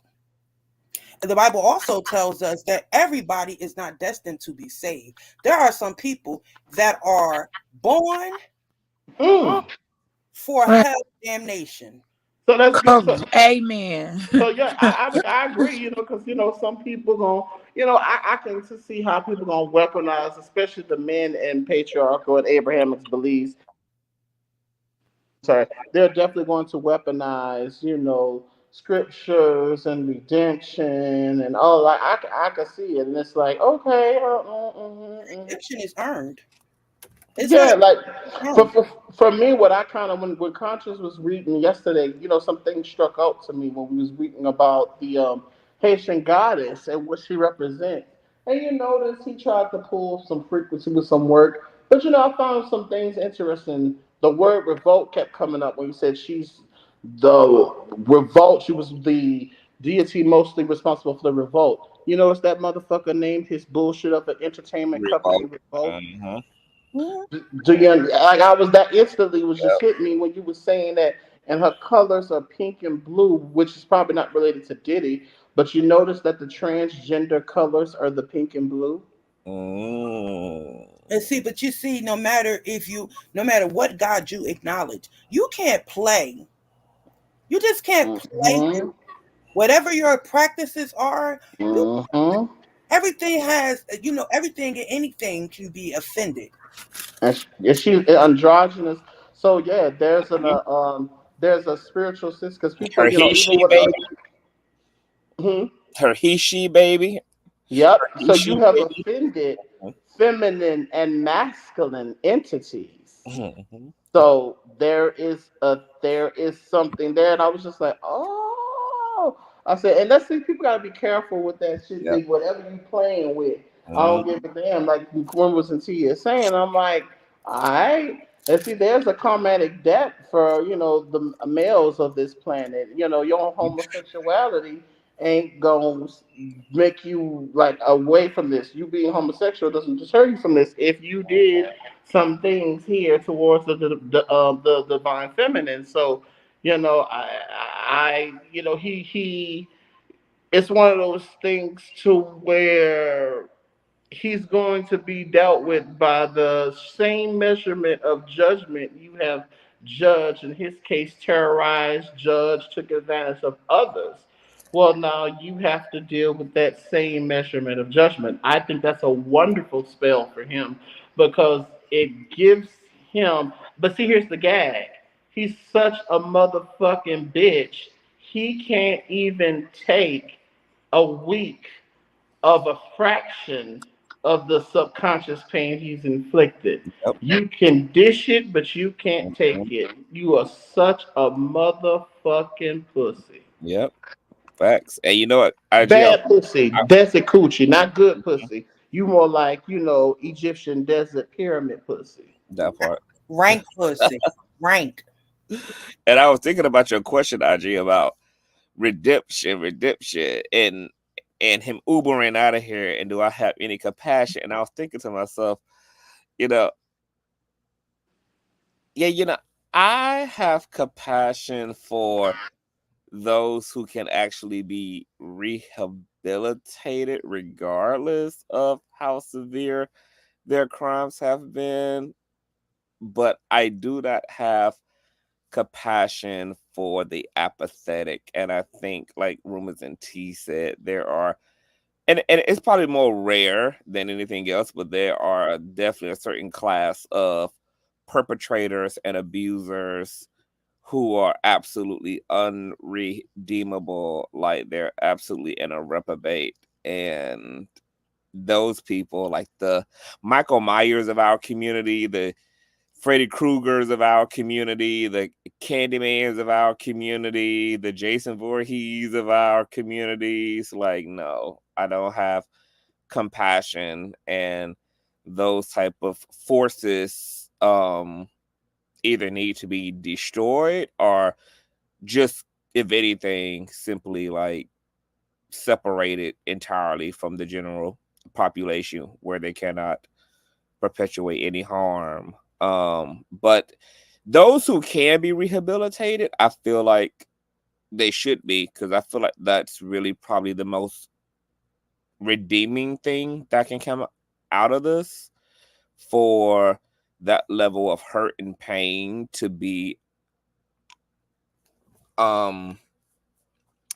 transformed and alchemized into light. I think victims and especially victims will probably feel even more rewarded knowing that everything that turned this person into a monster has been eradicated, and that this person can use their experience as a way to maybe even help evangelize or even bring awareness to, because I do think we need to continue to study evil. I think we need to study, like, I want the Jeffrey Dahmers and the Kellys and the Epsteins and the Combs. I want these people studied. Like, I want us to analyze every aspect of these people's lives and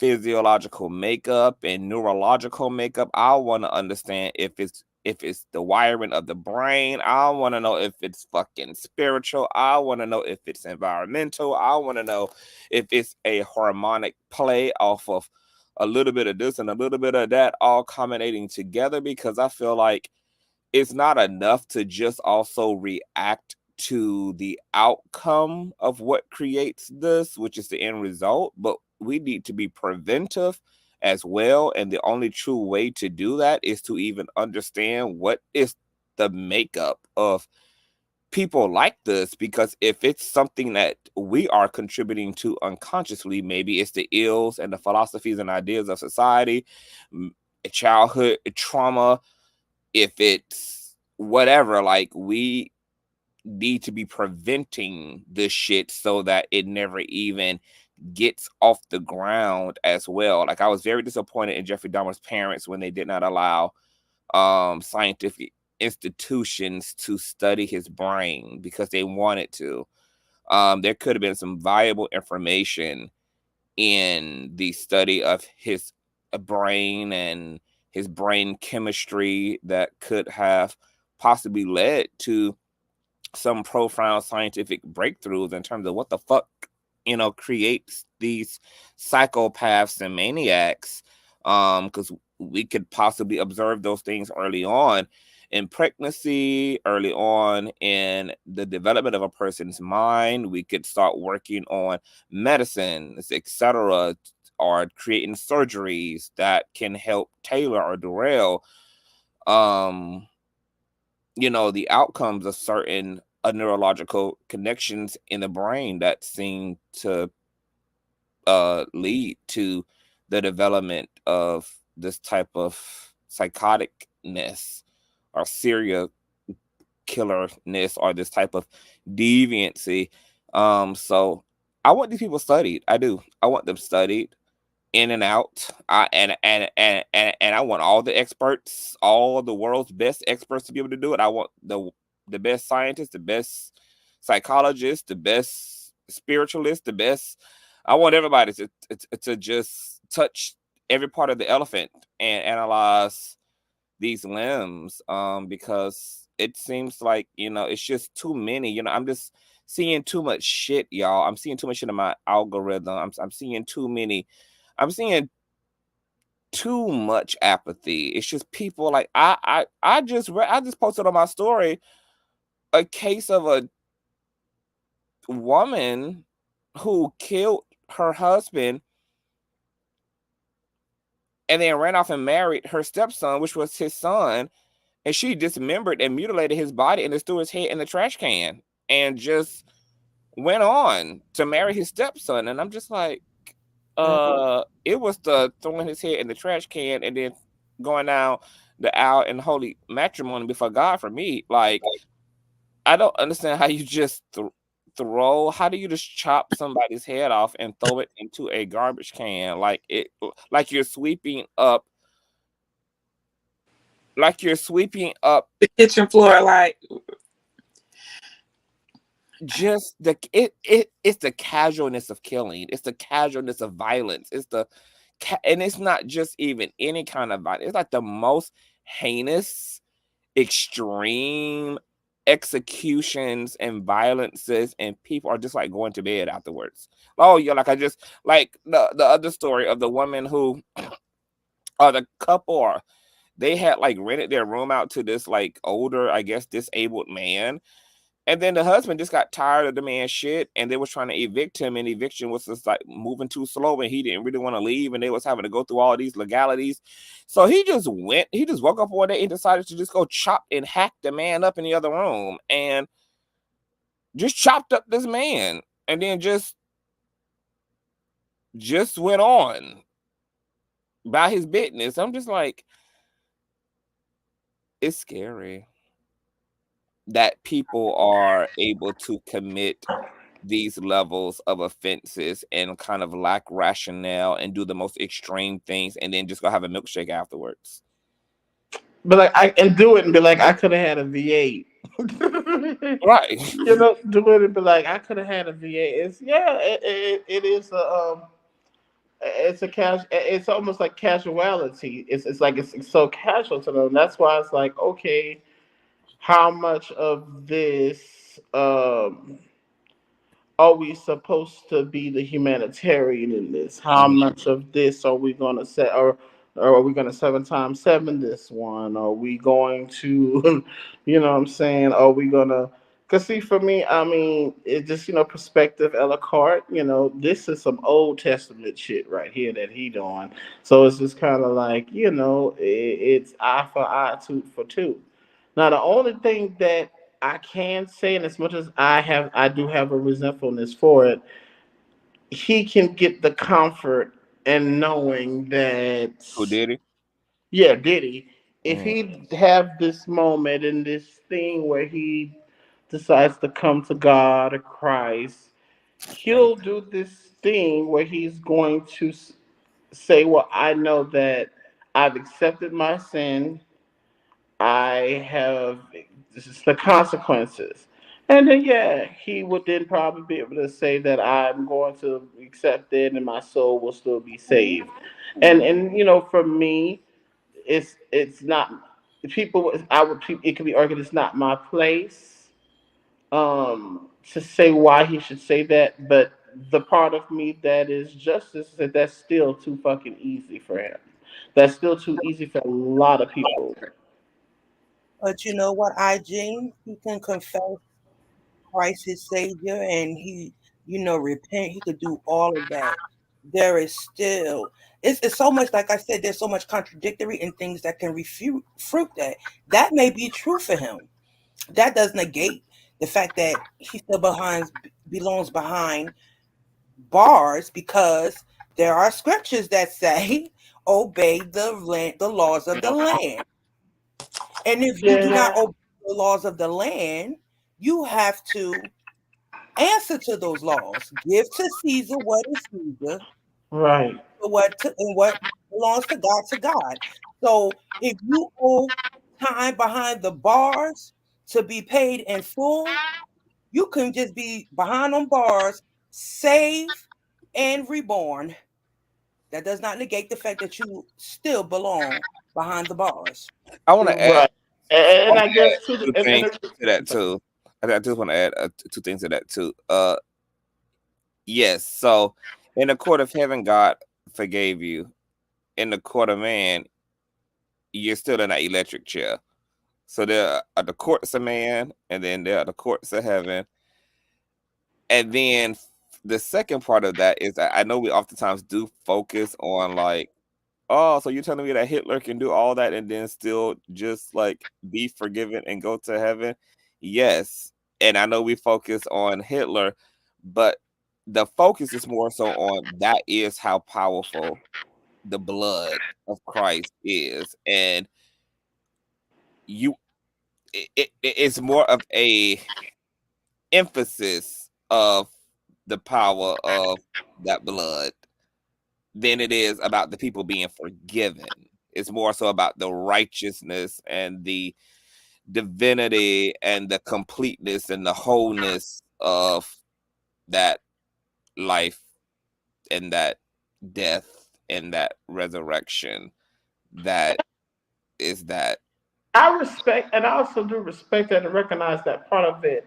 But I also see where, spiritually disingenuous people, the other thing is, I have a little just, and I don't disagree with that, but I also see how that can be used to manipulate someone's subconscious and giving them peace while they yet leave. Well, what do I mean? Them knowing that gives them a comfort in this life while they're on their way there. And for me, I think about the things that he did. See, even if they share the same belief of his victims, what they're going to have to do spiritually, physically, it's going to affect how they're going to walk out what you would call their soul salvation. It's going to affect their life on a esoteric spiritual sense on top of what has happened physically to them. So I also have the contentiousness with that, and not just for Diddy, just in general for it, but especially for people like Diddy. Well, I also know that that is going to give him, see, peace in the time of storm. That's good. But if that applies for people who do stuff like this, he will keep you in perfect peace whose mind stayed on thee. So he gets to have perfect motherfucking me peace in this life while we yet live because of principle. And my spirit is so contentious towards that. I just had to have a moment. I'm sorry.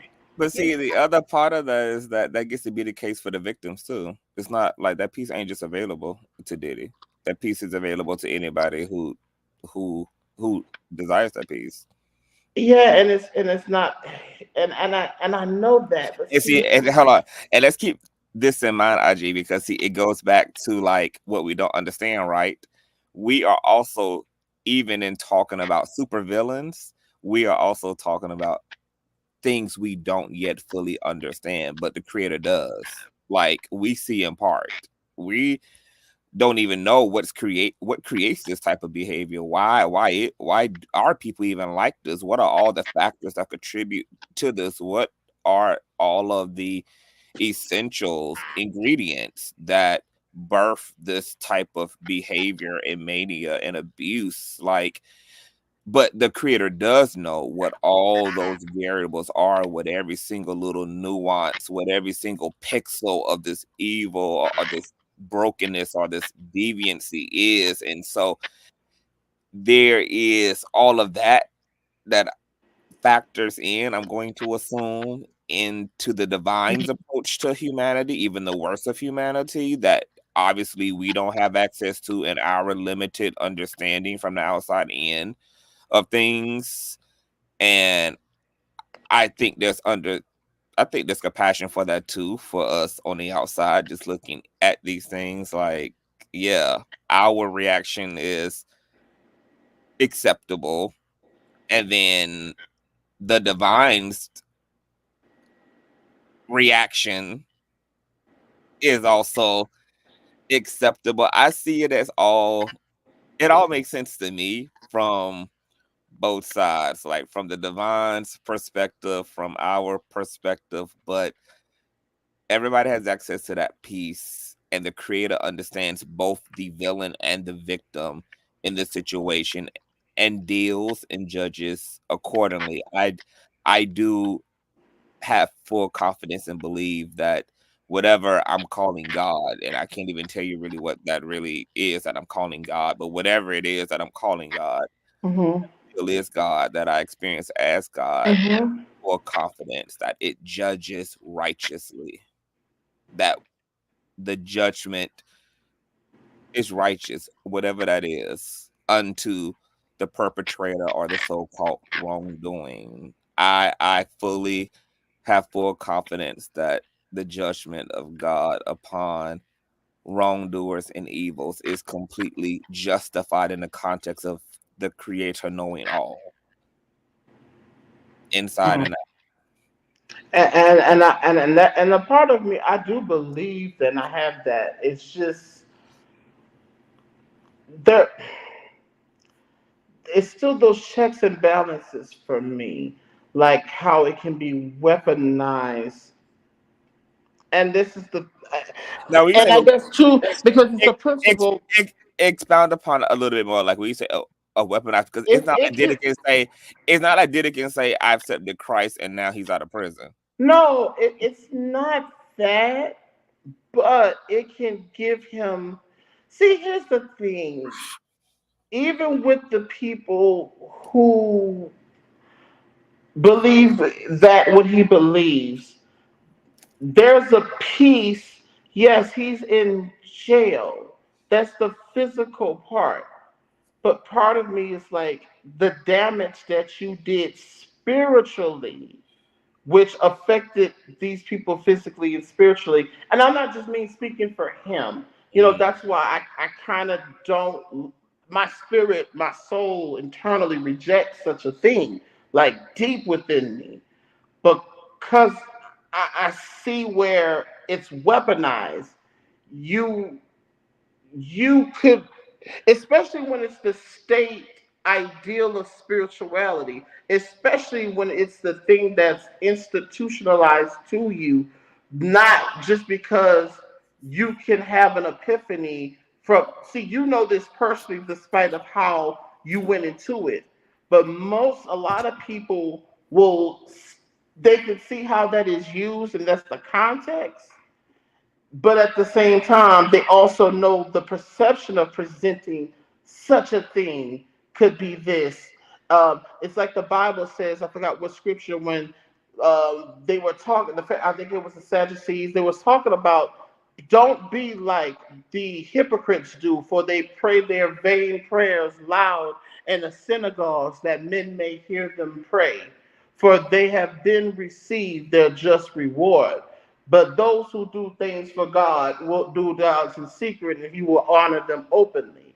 I feel that the part of that is where that is weaponized as in presenting that, because also that is the state institutionalized culture of things. And yes, you can call me selfish, but I'm not a Christian in this aspect. I don't have the ultimate forgiveness complex. In my opinion, no, it's not good enough. That's one thing I love about Haitian voodoo love. No, no, no. You can't have peace of mind. No, what the fuck you mean? That no, ain't no mind state on D is perfect peace for you. Mm-mm. Ain't no, he will lead me besides the spill. Mm-mm. Because those are things that But let's be honest though, IG, how many people who have done a lot of fucked up shit and are serving some type of penalty, well, especially the type of penalty like prison time, etc., are walking around with perfect peace? How how in the much physical, you're right. how much You're right. of In the a certain time, population, yeah, to a what certain degree. percentage what But percentage of the but at the same time, is see, filled with people walking around with I'm a hellish bitch. I'm a hellish bitch. No, I don't want you, bitch, to have no subconscious peace. Because I understand trust me, ain't none of them got none. intrapersonally. Yeah, Ain't none of them in actuality got any, so you can rest assured, baby. Ain't nobody in prison got no damn perfect peace. I'm Every just day. saying, but that might help the look. that might help the nigga cope with his situation. And I don't want that for him. I'm not sorry. If you fuck with my tribe, that's one thing about no, ain't no salvation is yours today. I don't want none of that. Fuck that. You ain't gonna be in that number. You ain't Barabbas. No, nigga, you no, you ain't gonna be like the thief at the cross. No, that's giving you way too much grace. That's giving you way. Part of the reason, and part of me, it's a little dark, but I think the part of the reason why people do shit like Diddy, because that's always the contingency. That's always the contingency. That's always where they can know, well, I can always go to the God of Abraham and Isaac, which is presented to me, and I know I will find some peace of consciousness. That's such a fucking cop-out for me from people like that. I can't. I'm a old. That's the part of me that's something spiritually there that rejects that. People might say it's demonic, but I think it's very fucking demonic. But it's not. You know what? It's so many things that I think it's demonic that you could do that and that you can find perfect peace. But they're not gonna. In your mind, you could find something to. They're not gonna find perfect. See, here's the thing. Not perfect peace, but there's some peace of that will pass. Because they'll give you a peace that passes all understanding. I don't want this bitch that has the peace that passes. Hold on. Here is something, because remember when I had that live stream? I don't know whether it was this year or last year. I think it was this year. I was having a live stream. Oh yeah, it was this year. I forgot what was happening, but we were talking about like capital punishment of children or whatever, like a disciplinary, like beating kids, not beating kids, the gentle parenting, and I was pulling up all type of statistics and articles and all of this. A big problem, right? Like for those of us who don't want bad people to feel better and want them to be tormented and tortured, the gag about that IG is that that's the state that they're currently in, that's also fostering the perpetuation of abuse and hurt and harm of other people. Yeah, but here's Nobody who feels good and has peace is perpetrating harm against other living things. I don't know. Here's the thing. I don't know. Here's a little dark part. No, they are. He was at perfect. They're he not. was at peace. No. He was in the garden. Let's go back to Eden. Live on top of the world. That was his vibe. No, it wasn't his vibe. I'm saying, like, when he did that, he was trying to treat and express his condition all in the same time through his violence against other people. I get that, and maybe again, unless we're just gonna be that ambiguous and just like swap around the definitions of being it. Like, if love can now mean evil and can mean that your vice is in a genociding whole communities of people. I don't know. I think that's what I'm saying. But that's the truth, though, and that's the thing. Because see, good and evil. Unfortunately, what I've learned in my spirit, and everyone doesn't have to go here with me. It's very subjective. It's very subjective. I mean, think about it. The slave masters really felt they were doing the will of God when they took the parts. They feel like they felt good. They felt right. I'm gonna tell you how they know. That's not. They knew exactly what they did. That's why they gave us a redacted Bible and a remixed scriptures. They do intentionally what they were doing. But they also felt that the justification could have been, well, slaves, you are the slaves class and etc. You're supposed to. They felt it wasn't necessary. If that's when you're dealing with a spiritual system, like all spiritual systems, there's a hierarchy of people, of lineage. So it still wouldn't be within the scope of what they felt was the righteous will of what God is. And you know what I'm saying, like the Pope, Satan and slavery. They felt that that was the righteous will. And they felt good. They saw the work that they had did and said that it was good. Because when I consider all the works, thy hands, I that's think it's some humanoid. feedback in your phone, Miss T. Oh, my bad. I said, but that's the thing when I say, when I hear scriptures, when I say, when I consider all the works thy hands have made, how great. Well, great isn't good and bad. Great is just large in mass and quantity and known. Now, how good and bad it is No, very it's also based subjective. on quality because calling uh you probably aren't calling the burning down of Ferguson, like the rumors of Ferguson, great works. Yeah, it was a great it was, yes, it was a great event because when we say great, that means large. It don't necessarily mean like the Great Depression, right? What's great about that? It was great. It was great because in the context of what we use great, we mean how lost. So yeah, how large something, how known. Now, how good or bad that might been, that is very subjective. So, I my spiritual understanding, as much as I tether with things and have the connection, there's something in me that rejects that because I see how it is used spiritually. I see how it's used psychologically. I also because I don't like that. I just because that's too. So what's the alternative? Like you don't want a bad I don't person. have. Yeah. I'm gonna I'm find. going to ask the question because you don't want a bad person to feel better. You want them to remain in the pain that is fueling their harm. What? Yeah. I don't understand. Like, well, because how does it all come 360? Because for me, in my worldview, it got the 360. Like, we need a. We do, but here's the thing, like, but that's why we do have the degrees of separation of putting certain people away. But then at the same time, if that's the very thing that you are using as the contingency in your deciding to do evil, if that is still the thing that you can always count on no matter how fucked up, but that's the reason why you still fuck up.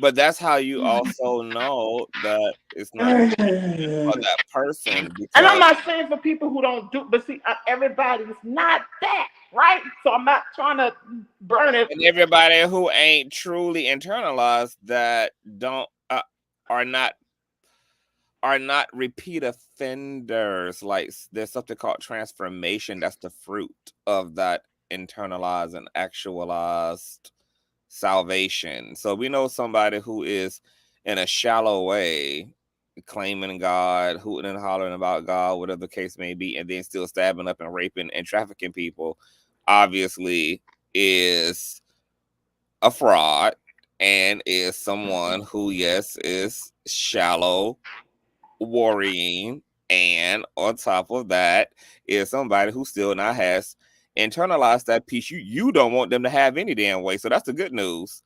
Because if they are a proverbial abuser, a perpetual abuser, then they're still in that state of chaos and dysfunction and disorientedness of the mind and consciousness. Because I don't think any of us are going to agree that this behavior of graping and murdering people in cold blood senselessly and just indulging in the misery of other human beings is of a higher consciousness. That's the quality of a higher mind, of a higher self, of a light body, because we also are people who talk about our own ancestors and we hold them to a higher regard and do not believe that these things are properties of them, right? I don't think we all are thinking of our ancestors as deities and vibrations and consciousnesses that are interested in the perpetuation of harm against children or of women or of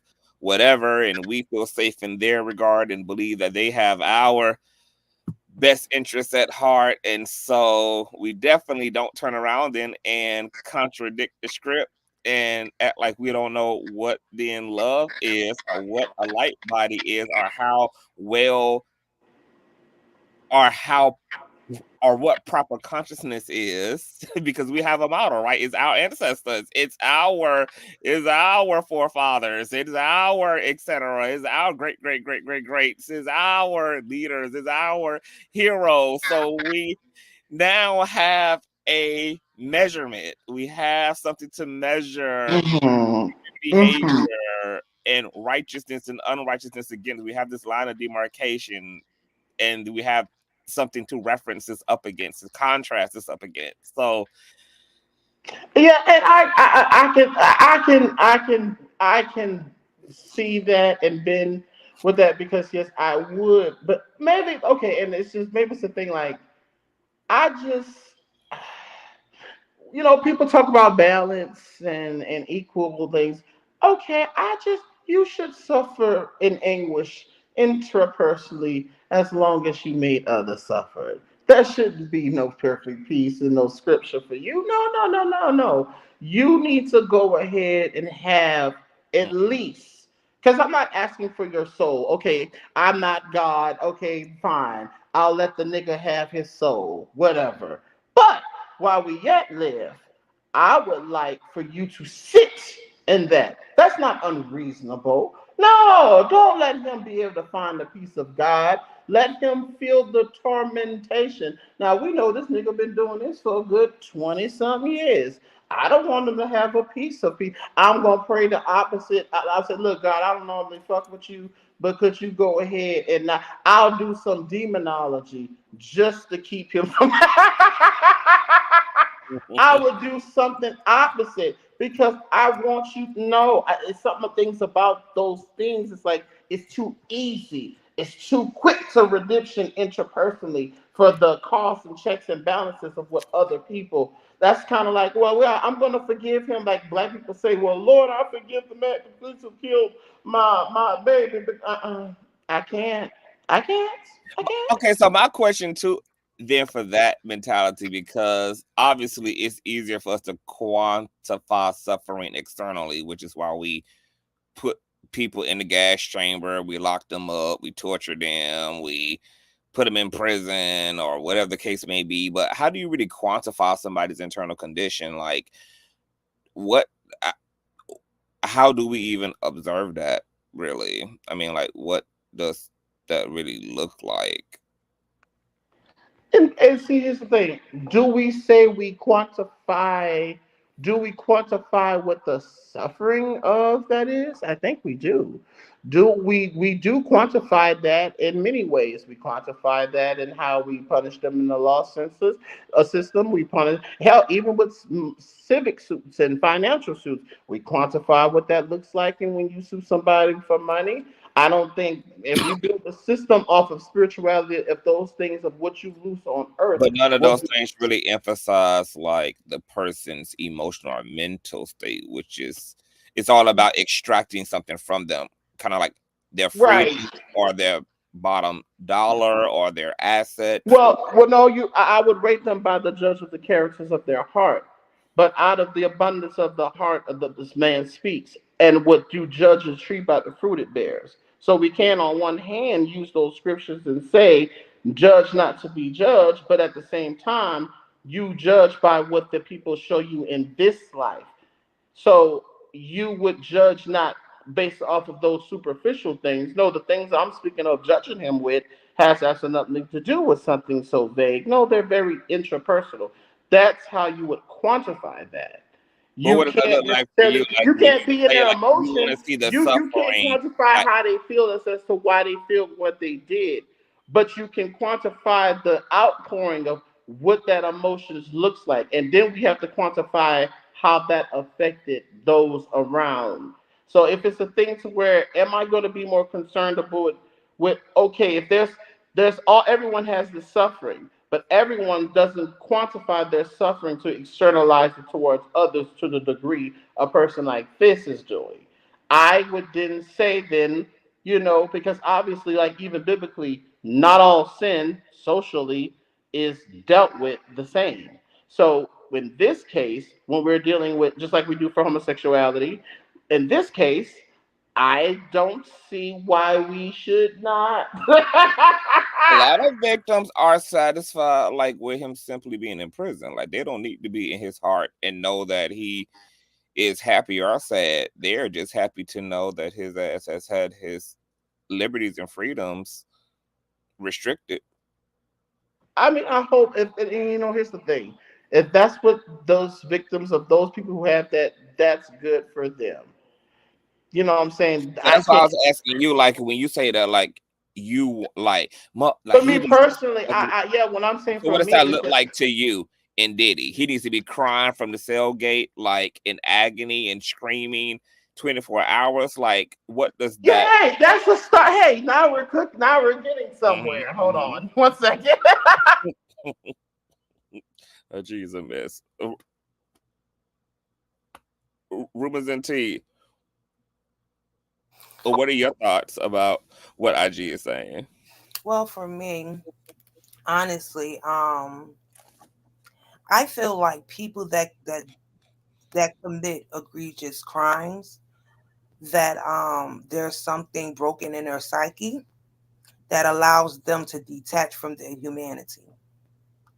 When you spoke about Jeffrey Dahmer's family not allowing them to examine his brain, I agree. I think that's something that should be looked into. I believe science and spirituality works hand in hand. Um, and I think there's something to it where you have to be detached from your humanity. There has to be a break. Even like when IG was speaking about, the slave masters, definitely we're detached from humanity. There's no way that you can be attached to humanity and like commit such egregious crimes to another human being without considering yourself as in like putting yourself in that person's shoes. So I definitely believe that there's something psychological to that. Um, as far as wanting someone to be tortured, I just feel like when you're in prison, most just think about that. Most serial illers, um, they feed off of although they may not be public, to their court, well, until they're apprehended, they feed off of the fame of dropping seeds and feeling popular even though they're not known, like the identity is not revealed. They feed off of that. That's an ego thing. To have yourself being put, now we do know that when they're behind bars, they can still commit crimes, they can still have an audience because there are other people that's there, but it's not the same on the same scale as being out in the general public. So there for me, there's I don't see how a person can obtain peace. Not saying that it's impossible, but I just don't see realistically how a person can attain peace if they're in prison. You have to watch your back, be concerned about other inmates that may not take lightly to the crimes that you've committed. That's why I was telling IG that he should be perfectly satisfied because there's not one prison in the United States where there's going to be a person who is going to attest to having perfect peace in that motherfucker. Yeah, there's so much. There's so many things. I mean, we're not even talking about the other inmates. Talking about the CEOs, the water. Like there are things. I mean, the treatment just alone of being in prison, not having the comforts and the lifestyle that you're used to, not being able to have access, even for those that get conjugal visits and stuff. Even that's limited. To be able to have the power and a certain amount of authority to because some of these people, if you're gonna just deal with Diddy, he really felt godlike, Right. actually bigger than God. So to have someone else to have that come and have that authority over him, that's going to be earth shattering for him, life shattering for his ego is going to be destroyed. That is going to humble him in a way, like I said earlier. I believe that is when he's going to want to take the easy way out. If he can, if they don't keep him in solitary confinement, he's going to want to unalive himself. Such a cop out. And that's that's just something for me that just always kind of be like, I guess that's what makes me not want to go to heaven or hell. I guess Me because personally, I don't think I don't that's that. life. I believe in reincarnation. I believe that our Yeah, that scares me about the whole ideal of going to heaven because it's like, well, wait a minute. I don't Yeah, subscribe, even though I yeah, speak. I know you don't, but I'm just I saying don't for people subscribe like him to that textbook believe what if he way of does heaven. that route, he can still believe his eternal soul is gonna be all right. And that is okay. Listen, that is okay. That does not negate what he's going to feel about the here and now. And honestly, if there is such a place for me personally, I don't, because again, I believe in energies. I don't want to, because I don't know what I'm going to have to answer for. Like to my understanding, there's no God doesn't look at crime like humans look at crime. There's no, what I'm saying, it's all equal in his eyes, hers eyes. Me personally, I just feel like that's his job. That's his headache. That's its headache to deal with. It is not for my small mind. Right. I'm a critical thinker. My small mind would not wrestle with that. That you know what I mean? Because I don't want to. If he Yeah. does take part in before God and God gives him another do over in the next life to come back as a millionaire and be successful all over again, my prayers and my hope is that although I don't believe he will remember the previous life, but that the consciousness though within him would not allow him to come back and live the same life he lived prior. But I can concern myself with things that I have no clue, and that's the area of expertise that I don't have. But I think prison where he belongs, and I'm not going to concern just for me the victims because that's who. Although we are affected, especially as empaths, we are affected by what he has done to others. I'm satisfied with them getting the vindication and whatever that looks like for them. Right. That Right. gives me peace. Right. And and that's the part of me that is kind of like, you know what I'm saying? Unfortunately, it because I just there's so much taintedness what I've seen people like him they do that. They count on that being the thing for them to fall back on, and that's why they do what they do. You see what I'm saying? They're counting on that for their checks and balances. Like, you see what I'm saying? They do that knowing that, okay, at the end of the day, I can fuck up here on this life. I'm willing to pay the consequence for this life. No, gee, it doesn't work that way. I know I know, but see, See, here's the thing. it's a lot of But they move over. But here's the thing. But the people who are doing what they do are moving about in that way as if it does, and we see that that's how they're Yeah, moving. but like you said, as if it does, it's not the same as it It is. does. I know, but no, I That know, is, I that know, I is know, two different things. I know, This is but the thing that I want y'all to really understand. And I know you know this because you are a spiritual person yourself, and you know how true spirituality work.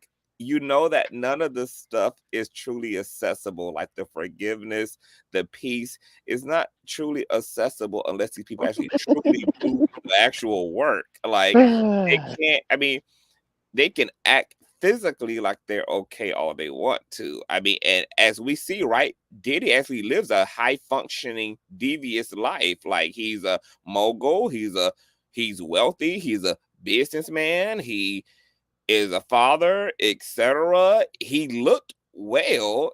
On paper, it seems like he's just a man that has done well for himself, and then come to find out, he tore up from the flow up and is a drug addict, and God knows whatever the fuck he's using drugs to treat whatever trauma his drugs and numbing agents are suppressing and pinning down. I mean, he's all fucked up in all reality. And so the good news is that he can't actually fake the results. There is no faking it. right, You have to right. genuinely do the work to get the transformation and the peace and the other side of it, or you don't. And because you have to do the actual work, that means you can't also fool God. It means that also if there is a promising heaven on the other side of you truly forgiving yourself, guess what you got to actually truly do though? You got to truly a license to be forgiven. You got to truly actually, like, those things have to be sincere. All they got to be sincere. If it's not done sincerely, like, there is no, like, you can't, like, it's not transactional the way that our matrix currently is with each other. Whereas you can pay your rent, you can pay off your ticket to avoid going to jail or avoid a warrant out for your arrest. But, Like, it doesn't work that way right. when it comes to the, to all of this internal work, which is why this is the last work that people are ever interested in doing, because it's actually harder to do than all the transactional shit. The transactional shit is easy. But maybe it is somewhat transactional spiritually, because blood had to be spilled in the flesh to remove in the spirit. So there is some form of transaction here. No, that was transaction though, on only one person's part to God. That's not the rest of. Right, that's but what we're called to do. Our experience, I mean, coming from the Christian lens, is to self-actualize the love of God that was personified through the personhood of Jesus. Is to self-actualize that divinity through that historical, religious, spiritual deity figure person who came, saw, died, etc. All that transactional shit Jesus had to do between himself and God. The rest of us just get to accept that it was done or not. Right. But doesn't that make a person not then accountable if your debt? Like, I wish I could call my creditors and be like, you know what?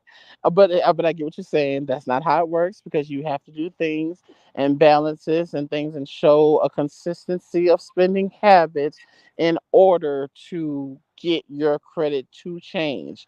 There isn't no instant call. Or, well, you file for bankruptcy. So that's what's going on, is these niggas filing for spiritual That's bankruptcy. a good way of looking at Like, it. you know what I'm saying? That's what I'm saying. It's like, okay, so you get to file for spiritual bankruptcy. But how do you No, file that's for spiritual? How do you so file that's for what's spiritual interesting from the bankruptcy? Christian perspective, is that we all have defaulted to that from the Christian lens. But what if you spiritually? What if you spiritually bankrupt? What if you spiritually degenerate and spiritually, like, okay? So if you built your hopes on these things that are not eternal, then bitch, what are you filing? If everything that you have built has been built in the flesh, what are you? What charges? What, of course there are things that you've done here in the flesh that you've done that affected things in the spirit, right? So it's like, if you file in a nut, so there's no credits, everything is just charges. I mean, then that would make a nigga be like, well, shit. All right, I see this. Like, I'm gonna run this credit up. I'm gonna run this credit up, and then I'm gonna wait to file. Okay. It's Steve. Oh, can you hear me? Okay, hold on. Let me put Kate, our son. You're in the background, but I think you got your microphone on, because I can hear IG in your feedback. So you probably got to turn us off whatever external device is playing in the background, and just listen through StreamYard. Okay, hold on. Let me see if I can bring him back up. See if he's straight. Son. Good morning. Good morning, son. Good morning. I'm Conscious and panel. You guys have been going all night. Oh my god. 7.5 hours. Yes. How are you feeling? I think you're on mute now. I don't know if you had unmuted yourself by accident, maybe. Son. Okay, there you go. Nope, you're back on mute again. Okay, you're off again. Okay, I'm sorry about that. But I'm just waking up from a little kip, and I wanted to commend you for yesterday's stream, because you really walked that dog, and we need that a little bit in the community, because this is just tomfoolery to the utmost, and it's just like and after everything kind of broke on Thursday, it was that big wave of, oh, he didn't do it, and you're just trying to like take black man down, and etc., etc., and so on and so forth. And it's just like, are you damn well kidding us? And that's beside like the 1,000 bottles of baby oil and all that type of stuff. Nobody's stupid. If you just think about if you would have come forward 10, 15 months ago trying to say anything disparaging against like Diddy and that whole group, you would have been buried up under the house. Oh no, you're a hater, and shut up, and that whole series of tropes that goes with it. And it's just like, okay, well, this is why people don't come forward, men and women, girls and boys. It's just the same thing. And it's just like, okay, so we're just going to stand on this falsehood of that's what boys do, or that's what men do, or weird as fuck. I mean, yeah, weird. No, we can't do that. And we do appreciate you just for our lives. Yeah, tell them if this is if this is the only platform that we have as Black people, globally, because we can't get a lick in mainstream media. But if this is all we have, we need to stand on it and be like, that's wrong. Yeah. When we look at everybody's been analyzing Diddy and whatever in their lives, as we're growing up, and they were idolized. Everybody wanted to be them. But when Tupac and Biggie were unalived, something did change, and it's just like Diddy like just absorb people's energies and their personas. So did Jay-Z. Look at all the people that were shelved or kind of like drifted away from like the scene after they rose in power. And this is just spiritual wickedness in high places, no matter what anyone wants to say. This is not about the music industry. I could write bars and beats and all that type of stuff. I could do that. So it's nothing about that. It's about something way more big and different. And then every day it's like a new, and we could, yeah, we looked at the shade. Yeah, we looked at That tea. is, hold on. Yeah, I yeah, just yeah. want to put a pause on there, son. You just said something that is so powerful. You just hit it on the nail. This is not about the music industry. No, This is because this is how beyond that. this is how the whole culture interacts with each other. The whole. I mean, just think about it, because I'm a little bit older, but this wasn't the way it was at one time. You know what I mean? I'm sure there's all types of freak off way back in the day. When some of our conscious creators, we were on with Voodoo earlier today, and she was going on to the history of a lot of how things were, because some of these things happened before we were born. Yeah. But this is still the same. This is the same dump, different toilet, as she likes to say. This is still it's still crap. Yeah. Ultimately, and it's just like, and then it permeates the whole culture that we can't really see straight. Okay, really. I mean, because it's like, okay, like you were saying maybe an hour or two about, okay, you need to get out of your feelings when it comes to being homosexual, being bisexual, all this other type of stuff. Yeah, that okay, whatever. But this is 2024. A lot of this stuff, you just, you and your transgenerational curses, trying to pack that onto our children's back, who aren't really going for anything. Our children are like wild weeds. So it's just like, well, what are you really standing up there trying to do? And then making us all look like, I don't know what we look like to other groups of people, but it looks like you guys you can't control your gonads. You're out of control, oversexed. And it just makes it easier to mow us down. We are not at a point in the purpose of Yahweh just for you to go amok. I'm just sorry. This is not the time to not have your head on a quote swivel unquote. We are being attacked on every genre, every front. Men, women, our sexuality, our economics, our the the way we worship, everything is being called under suspect by enslavers.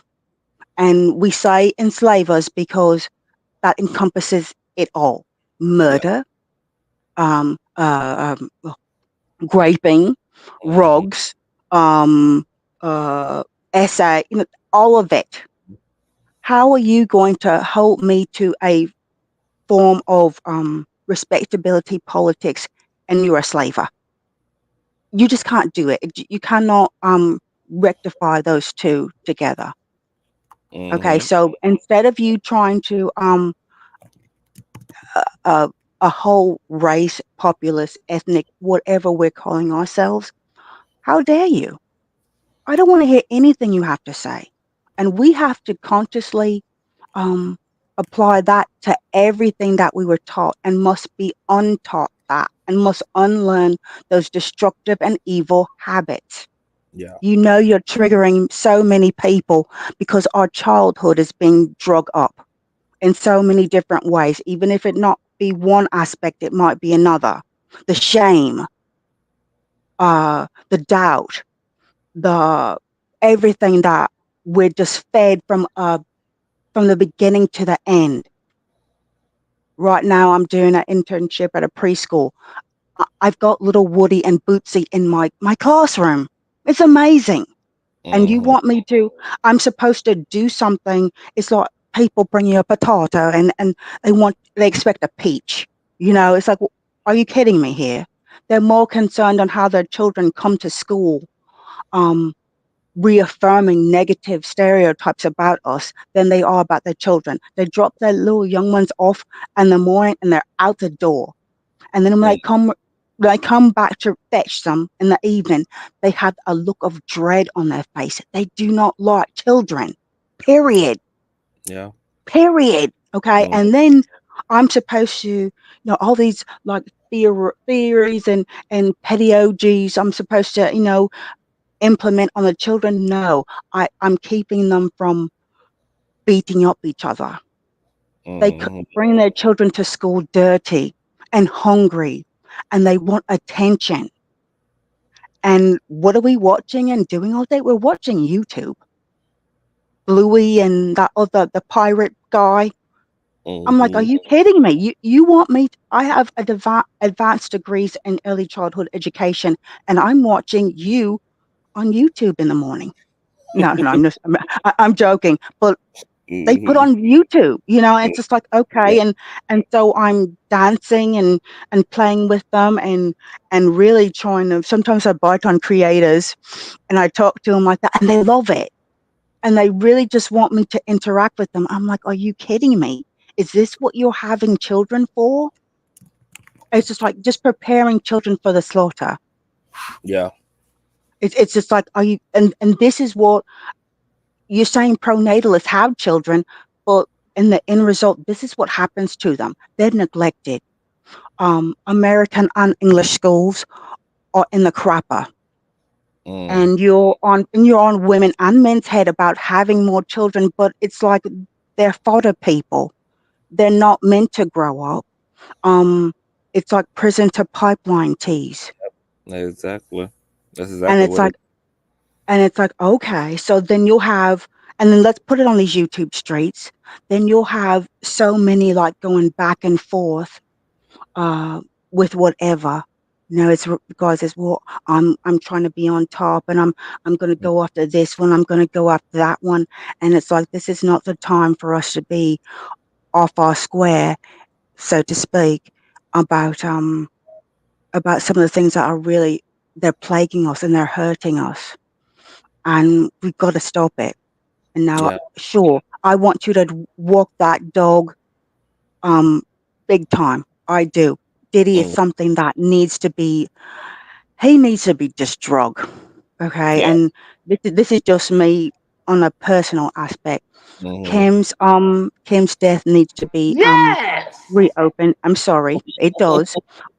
I now live in California. The fuckery, the foolishness that goes on in this state is out. It's out the box. everybody in those royalties need to be re-examined because he screwed a lot of people out of money with Bad Boy. Yeah. Mhm. Biggie's unaliving as well. And you Mhm. got to throw in Tupac's. And I'm not about, deitizing some of the things that went on in the culture at that time, but let's put it in context. Easy E, uh, Biggie, Tupac, Left Eye, all those people, Aaliyah, they all went down around the same time. And the connections, you'd have to be Stevie Wonder not to make the connections with what's going on as far as that. It's doing that. Then the music started to change. Remember, we used to sing about the accolades of our mother. We went from "I always loved my mama" to "Dear Mama" with Tupac. You haven't heard a song of venerating motherhood since then, have you? Now we're Right. bitches and hoes. Mhm. Now she's a gold digger. Now, Mhm. come on now. We've seen a coarsening of our culture because of that music, Including all of the which is wholesome, not music. It's including subliminal including messages and spells. including all of the wholesome black sitcoms that have Hmm their family matters, all that stuff. You don't see no black sitcoms like that no more. And All if of the you do, they're dysfunctional, like Seth MacFarlane. You'll mm-hmm. see black people, like as far as characters, as far as cartoons, like Franklin on just silly things. It's just like a coon, very coony, Yeah. very coony, and there's no even stereotypical representation. We're just like freaks. Mm-hmm. We're like a walking Zeus show. Yeah. We don't live like that. We know that might be funny, and yeah, we're not a monolith, but we are a big tent. But that's not the norm of how we live. Yeah. No, you would have not been. Can you honestly say that in the culture of FBA, ADOS, or Afro Brit, Afro Scot culture, you cannot like masturbate in front of a room full of people and then let's go take photos. Who's doing that? Mm-hmm. That's something that you do within the confine of your toilet or your bathroom. No, you're not doing that. Freak offs that require IVs days upon days. Mm-hmm. We're doing that as a collective now. No, we're not. And Mm-hmm. why are you doing that? Is because I can have control over you, Lucy, all these other big wigs, all these other gatekeepers. If I got you by your gonads, well, of course I'm controlling the boss, and that's all it is. And then you're thinking, well, unless you adhere to that standard, okay, I'm just gonna rip and dip. Um, I'm dropping it, busting it wide and spreading it low. Unless you're doing that, then you're not normal. And wait a minute, I beg to differ.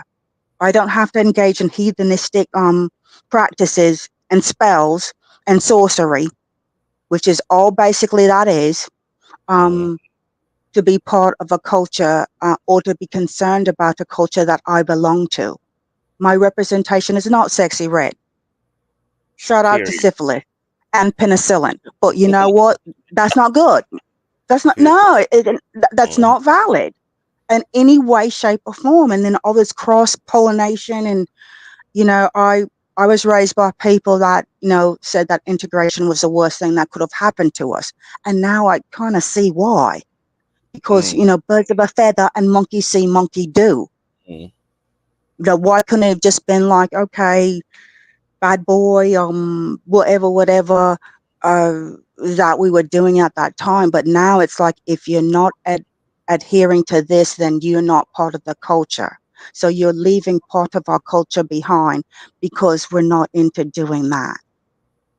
Or we're not into affirming that part of the culture. And I don't mean to like try to say, oh, you just, you're rainbow bashing. No, it has nothing to do with that. It has to do with the fact that we're allowing ourselves to be represented as just savages, and especially on these a lot of these platforms, it's like, if you want to make a bag, just just bash back people, and Mm. and you're already online. You know what I mean? Go after women, go after anything that we might hold dear, or maybe that's a touchy subject to us. And then you can have these whole Twitter streets or all these YouTube streets just lit up mad. With that Fahad and James that got those two doinks that we would call them back at home. They're like, oh, we don't like black women, or they're laughing at them, and they didn't apologize. They actually just had a little word salad there.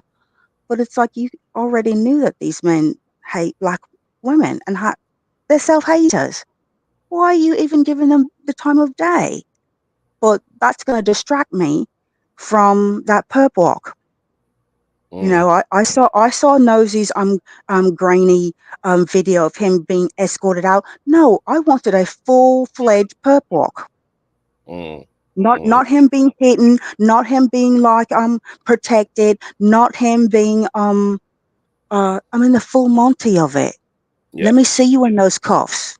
Let me see you be shamed. You're upset that you're in whatever, you're equivalent to Belmarsh, wherever the hell he's at, with roaches and bad food and so but leaving out the fact that he paid off the mortgages on 2 of those houses because he knew this stuff was coming. This has been 6 months now. So Yeah. you knew that was coming. You knew that was something. Because the feds, that's why they've taken so long. They're going to get you.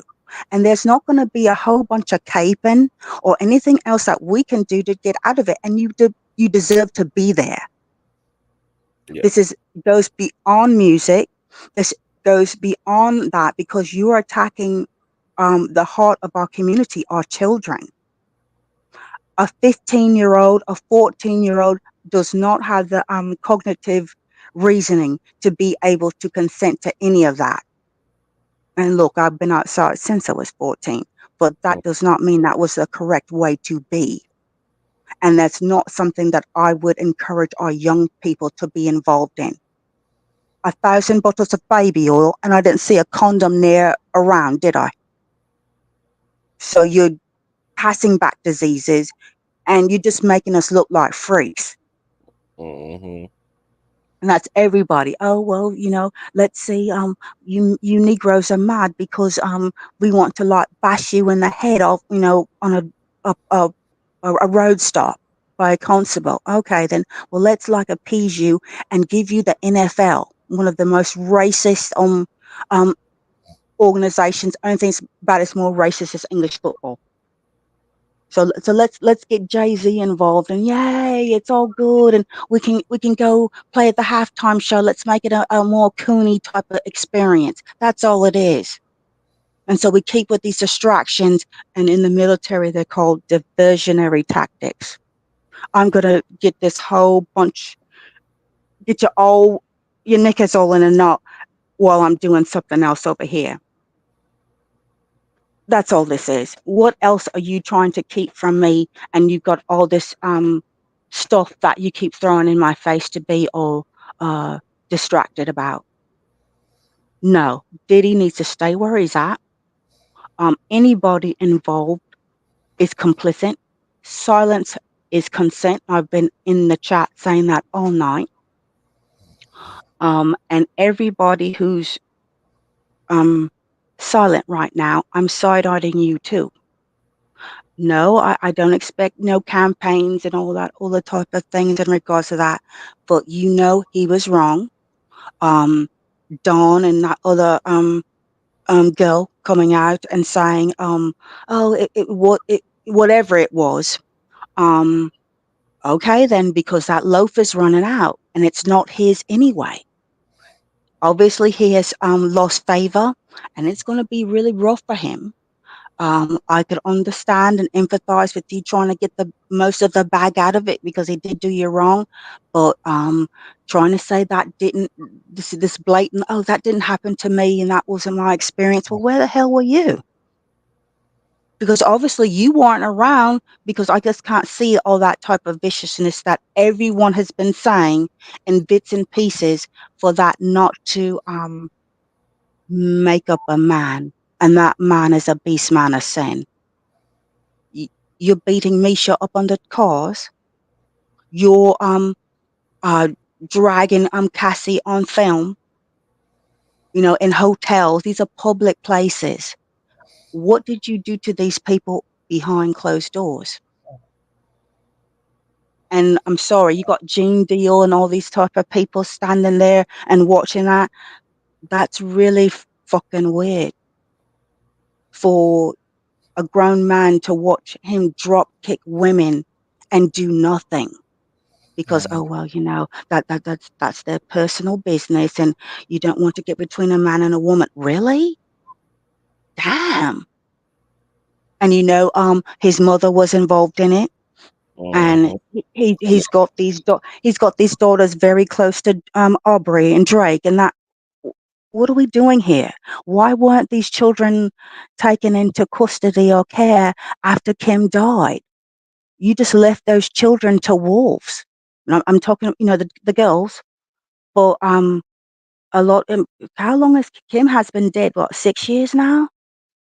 So those were like teenage girls. They should have never been just left to Lala or whomever's been rearing them all this time. And like you were saying earlier, now that Knox grip is being loosened, and they're getting different sets of information about their father, about the lifestyle that they were being raised in, and he's losing control of the narrative, not only for himself but for the people that are backing him. Diddy is a low-level toad worm. So was his mother. So was his father. His father was a snitch. This apple's not fallen that far from the tree. So of course he's going to put the screws on everyone around him. Don't be fooled. Save your tears and caping for a worthy cause, namely our collective, and leave those blood sacks alone.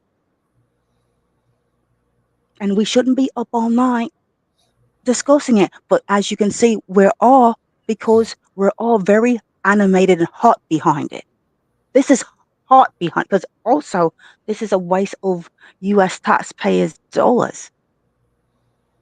I want to make sure you get a conviction after all this, after getting the whole barnyard up in arms for the last 6 months. I need a conviction. I do.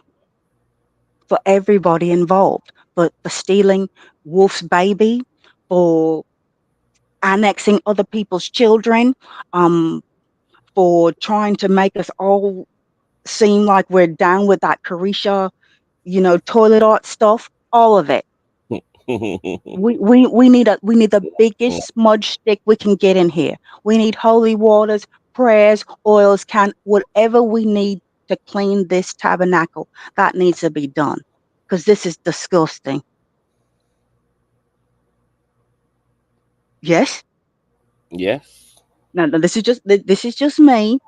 And all right, I could understand that, and we can have diaspora rules all we want to, but we still need to stand on that square. And yeah, I'm off the porch with it, because this is a lot of foolishness for anyone to be able to digest. Because if you stand off and look at it from afar, it looks like we're just all complicit deviants, and I'm not signing up for that. I've got enough intersectionality going on in my life that I don't need to. Oh yeah, and I think it's okay to hurt children. Yeah. That's just not all right. And then you look at how is our culture going to be going forward. I mean, does anybody make their own music? Does anybody? Are you real? I mean, because when you look at all these people, you guys all seem to be kind of oppy and tethery and kind of weird, and it's just like hashtags save us from the petties, all of that. All of that's related. Wayne and his 3 dreads hanging on by a thread. Come on now. Because if we green light one, we have to green light the other. Mm-hmm. You know, and then it's just like, and then say with victims, how are you going to like come forward? First of all, just, you know, not only disclose what might have happened to you, but also be the change that we need to see. If you say, well, I don't believe you, or you're just lying, you're a hater. You know, could you imagine being someone who doesn't have the notoriety or fame, going into a police station saying that someone hurt me, and then someone of renown that has hurt me? Where are you going to go with that? Mm-hmm. Okay, I have been assaulted here in America, and I've you know, gone for help, you know, with what I can here in Los Angeles. And you can go into any one of our precincts, and it's just like, well, what the hell do you want? You know, well, and let's not involve sex in it. Let's just someone, you know, having a bit of a Barney with you. You know, that, you know, we're not sexually assaulting you, but maybe just, you know, they beat you up. You know, we've got migrants tough on these streets. And if they attack you or do something like that, you really are kind of, you have to hope that they don't hurt you, because Los Angeles Police Department is not going to help you. Mm. I mean, they're just not. They kind of look at you like you're an inconvenience. Our streets are dirty. American citizens. I'm an American citizen, born and raised overseas, but I'm still American citizen. And it's like they kind of look at you like, well, and especially if, you know, if you're down in the brown, you know how it goes. Yeah. What are you here for? You should be grateful that we're not allowing people to pilgrim through your communities. You know, the only thing that really will bring the police out here is shots fired, and then they come full force, and then they, you know, they're ready to like blow everyone up. It's that type of tease over here. So could you imagine some, you know, female or a male who's been violated in that type of way coming to the police and saying, you know, I need help? That's just not happening. It's not. I mean, and it took Cassie being drop kicked on camera, and a lot of people still don't believe that. Oh, she tried to rip him off. Uh-oh. Son. StreamYard might have. I dropped the link in the chat, but something happened with Son's connection. Does anybody want to respond? Because Son was unloading, child. Yeah. The only thing I just came up here to say one thing. The only thing I want to say in terms of, I want to give IG some peace in terms of Diddy going to prison. The thing is that I can only speak. I'm not saying for what I think. I'm telling you from what I know. One thing that the DOC inmates, staff, whatever, one thing they do not play about, as in inmates in prison and their code of conduct. Now, it can be very much polarizing, and it can be very much, I think at times, hypocritical. But one thing they don't play about is people who commit the R word, and also people who may A word, because YouTube, A word, children. So let's just say he is, and then on top of that, him having access to his. You can see my teeth through my black ass skin. Look at the teeth. and then on top of that, one thing I will say as well is that, to my understanding, correct me if I'm wrong, Conscious, he doesn't really have access to his money, right? Is that correct, Conscious? Yeah. He got access to his money, but where he is in the special units housing department, he doesn't have access to much of any damn thing at all. So another thing with that as well is that since he doesn't have access to his money as well, is that he can't even use his money as a way to try to use it as a shield of protection. So so that's probably just to give you peace. Because I'm not gonna lie, before I was kind of like one of the people that wondered why people who probably did abuse women and children, why they probably got low sentences. Yeah. But once I actually got the chance to actually experience and see the insides, I was like, oh, okay, Yes. 6 years is really not that bad because that's kind of a 6 years of you being on the run and not until you're not gonna make it. So yeah, that's it. Yeah, that gives yeah, because see, I'm a person, some of us that's part of the light work, we all of our colors can't be light. People talk about the body of Christ. If I was part of the body, bitch, I'm the kidneys, I'm the bladder, I'm the bowels. It stinks, it's not nice, but it's necessary. You have to have some, there has to be some retribution on the shadow side. And that's what I'm getting at too. It's just too early for him to be able to find the peace that passeth all understanding. It's too early for him to go ahead and delete and everything himself for me. No, no, no, no. Just like in the spiritual Christianity, there is blood and there's things and sufferings that you have to pay. I believe in that retribution while we yet live. I believe that I want that to happen. Just like you fed off the terrorization of people, well, bitch, I want to do my root work off of your terror. I want to feed off of your sorrow and manifest something. So yeah, that it's dark, but I mean, what he did is dark. Sometimes you have to let the darkness overtake that person and give that back to them. I'm not gonna feed and speak life into destruction. No, I want you to die. I want you to suffer insufferably. So it's one of those things to where I'm glad to know that the environment around him will give him some form of hell that will put him in the state of mind of hell and anguish that he has placed others.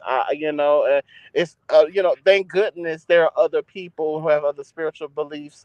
What I'm saying, that will give this motherfucker a chance at some soul salvation. Hey, that's not my call. I didn't create it, but I just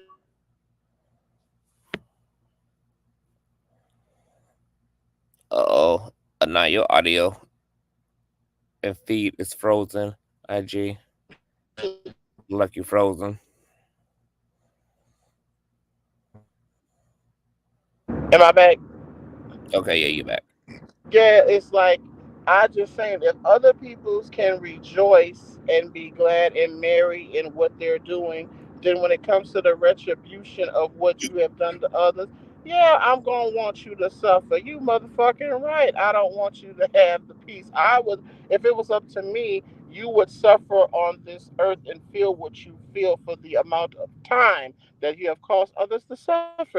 I don't see nothing wrong with that. And then if you go on to, you have your I forgot the thief name on the cross, Lord have mercy. If you have your moment where you at the cross and you able to be forgiven, and after you have paid your suffrage and retribution and your blood has been spilled on this earth and for the people here, hey, I'm okay with that. But I just don't want the whole, oh, I found God and everything propaganda, and he gets to be able to be seen as fuck and that what I'm saying.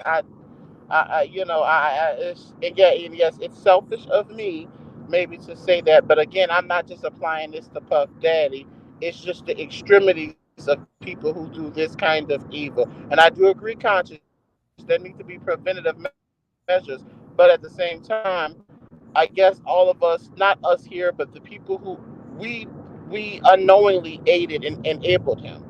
Something I've always said about celebrities and athletes, it's the working class people at the bottom that feed your success. So then we all have to look within ourselves also. Why were we enabling and feeding this monster? What were we told? What was about the aspirationalism to where we invested more into Diddy than the Tulsa real estate fund victims of the descents of actual Tulsa? Why were we so more drawn to investing our money to enabling and creating this now monster? So that's also a question that we as the people have got to face retribution for. I don't, even though we might not have been in the rooms with Diddy and them, but we sure did glorify and buy the tickets and albums and everything else to make it possible for this bitch to do what he did. There's a certain degree of accountability there, even for us all. So, and I hope you don't just say, Lord, forgive me. And that's what you does when you have that thought and you go about your way. No, do some effort toward the retribution of that. And I feel that it would be easier. It's not about me. I don't have people say I don't have a heaven and hell to put people with, but I'm starting to truly disagree with that.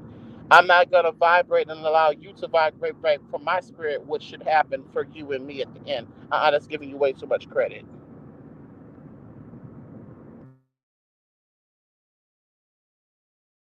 Sound like you were gonna jump in there, Reckless, and add something. I thought I heard you earlier about to. Can you hear me, Reckless? No. I can hear you. Oh. Oh, were you gonna jump in and say something? 'Cause I thought you was gonna. Yeah, the only thing I was going to continue to say to kind of like double down on is that whatever quote unquote the American people don't do, the inmates in prison they're gonna do, because Which is what's interesting, because that's what's keeping him in isolation, which is worse than general population as well. Especially once they actually find out, because one of the things that actually does happen inside of the DOC is where, let's just say if an inmate comes into the institution or the facility or whatever, and the other inmates don't know what this new inmate or this new person is in prison for, so they'll go interrogate them, say, hey, what's going on, what's your name, okay, what, and then what they will do as well, they'll actually have their people go and look these other inmates up, and once they find out what they're in there for, especially when it's along the lines of the A word on women, children, or anything along those lines, they're gonna be on their ass. And then what also puts Diddy in a difficult situation in terms of the prison system is the fact that he is a public figure, and not only that, the actual video footage of him assaulting Cassie. It's one thing to hear it, but it's something else to also see it as well. So yeah, they're gonna be on his ass. Especially like the article that you said before, especially if certain inmates were to be the ones to actually attempt or actually take Diddy out, that would be a status for them. But yeah. And you know Marvelous, darling. Marvelous. That comforts my. Because you know they don't talk to, whoever they're making their calls to, they know. Yeah, marvelous, darling. Yes, his suffering comforts my spirit. It gives me peace because I can't. Everybody else can't be feeding and enabling and feeding off of our sorrow, and they have peace. No, feed off of these motherfuckers' sorrow that do this evil to you. Ain't nothing wrong with that. Ain't nothing wrong with that. There's nothing wrong with that, and that's how I feel. It's like, nah, there's too much. For me, like sometimes I was like, we be so willing to forgive and give so much grace to the wrong motherfuckers. I'm fresh out of that, honey. You're gonna have to go to a source outside of humans to get it. And then even then, I don't want you to have it too much in front of me. I want you to feel the terror of how other people felt around you when you was in your God complex and they had to move. Yeah, I want that same measurement of judgment, that same degree of suffering. I don't want you to die and go to. Nah, you can't just die and go to hell and experience it. No, you got to experience that while you yet live, boo. And he will, But yeah, I'm about to jump off of here because I sound like we about to go to the end. I so thank you, Brother Conscious, again for the confirmation. This was amazing. I want to pick this up too. I want to pick this conversation up before the weekend is out as well. Pick it up again. Yeah, because see, for me, I could tell spiritually there's some things going on with me, and it's something that's there. Yeah. That as much as I know people that I love on this earth, and I love y'all, it still don't make me want to go to heaven with y'all or hell for that matter. It's still something there that is not motivating me to even think about that.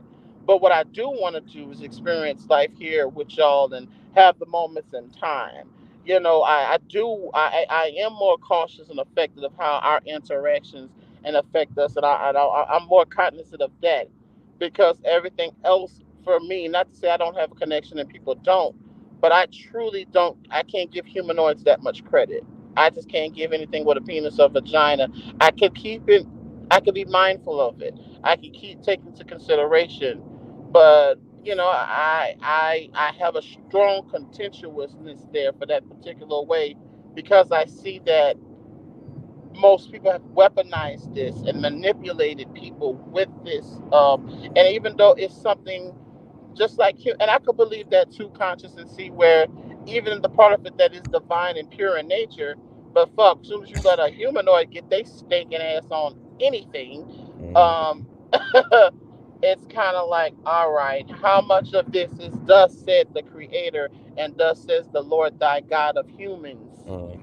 How much Yeah. is this the inner God from your human experience that you are plagiarizing as the divine, that you are plagiarizing as the cosmic chakra, that you are plagiarizing, you're saying that this is what this is.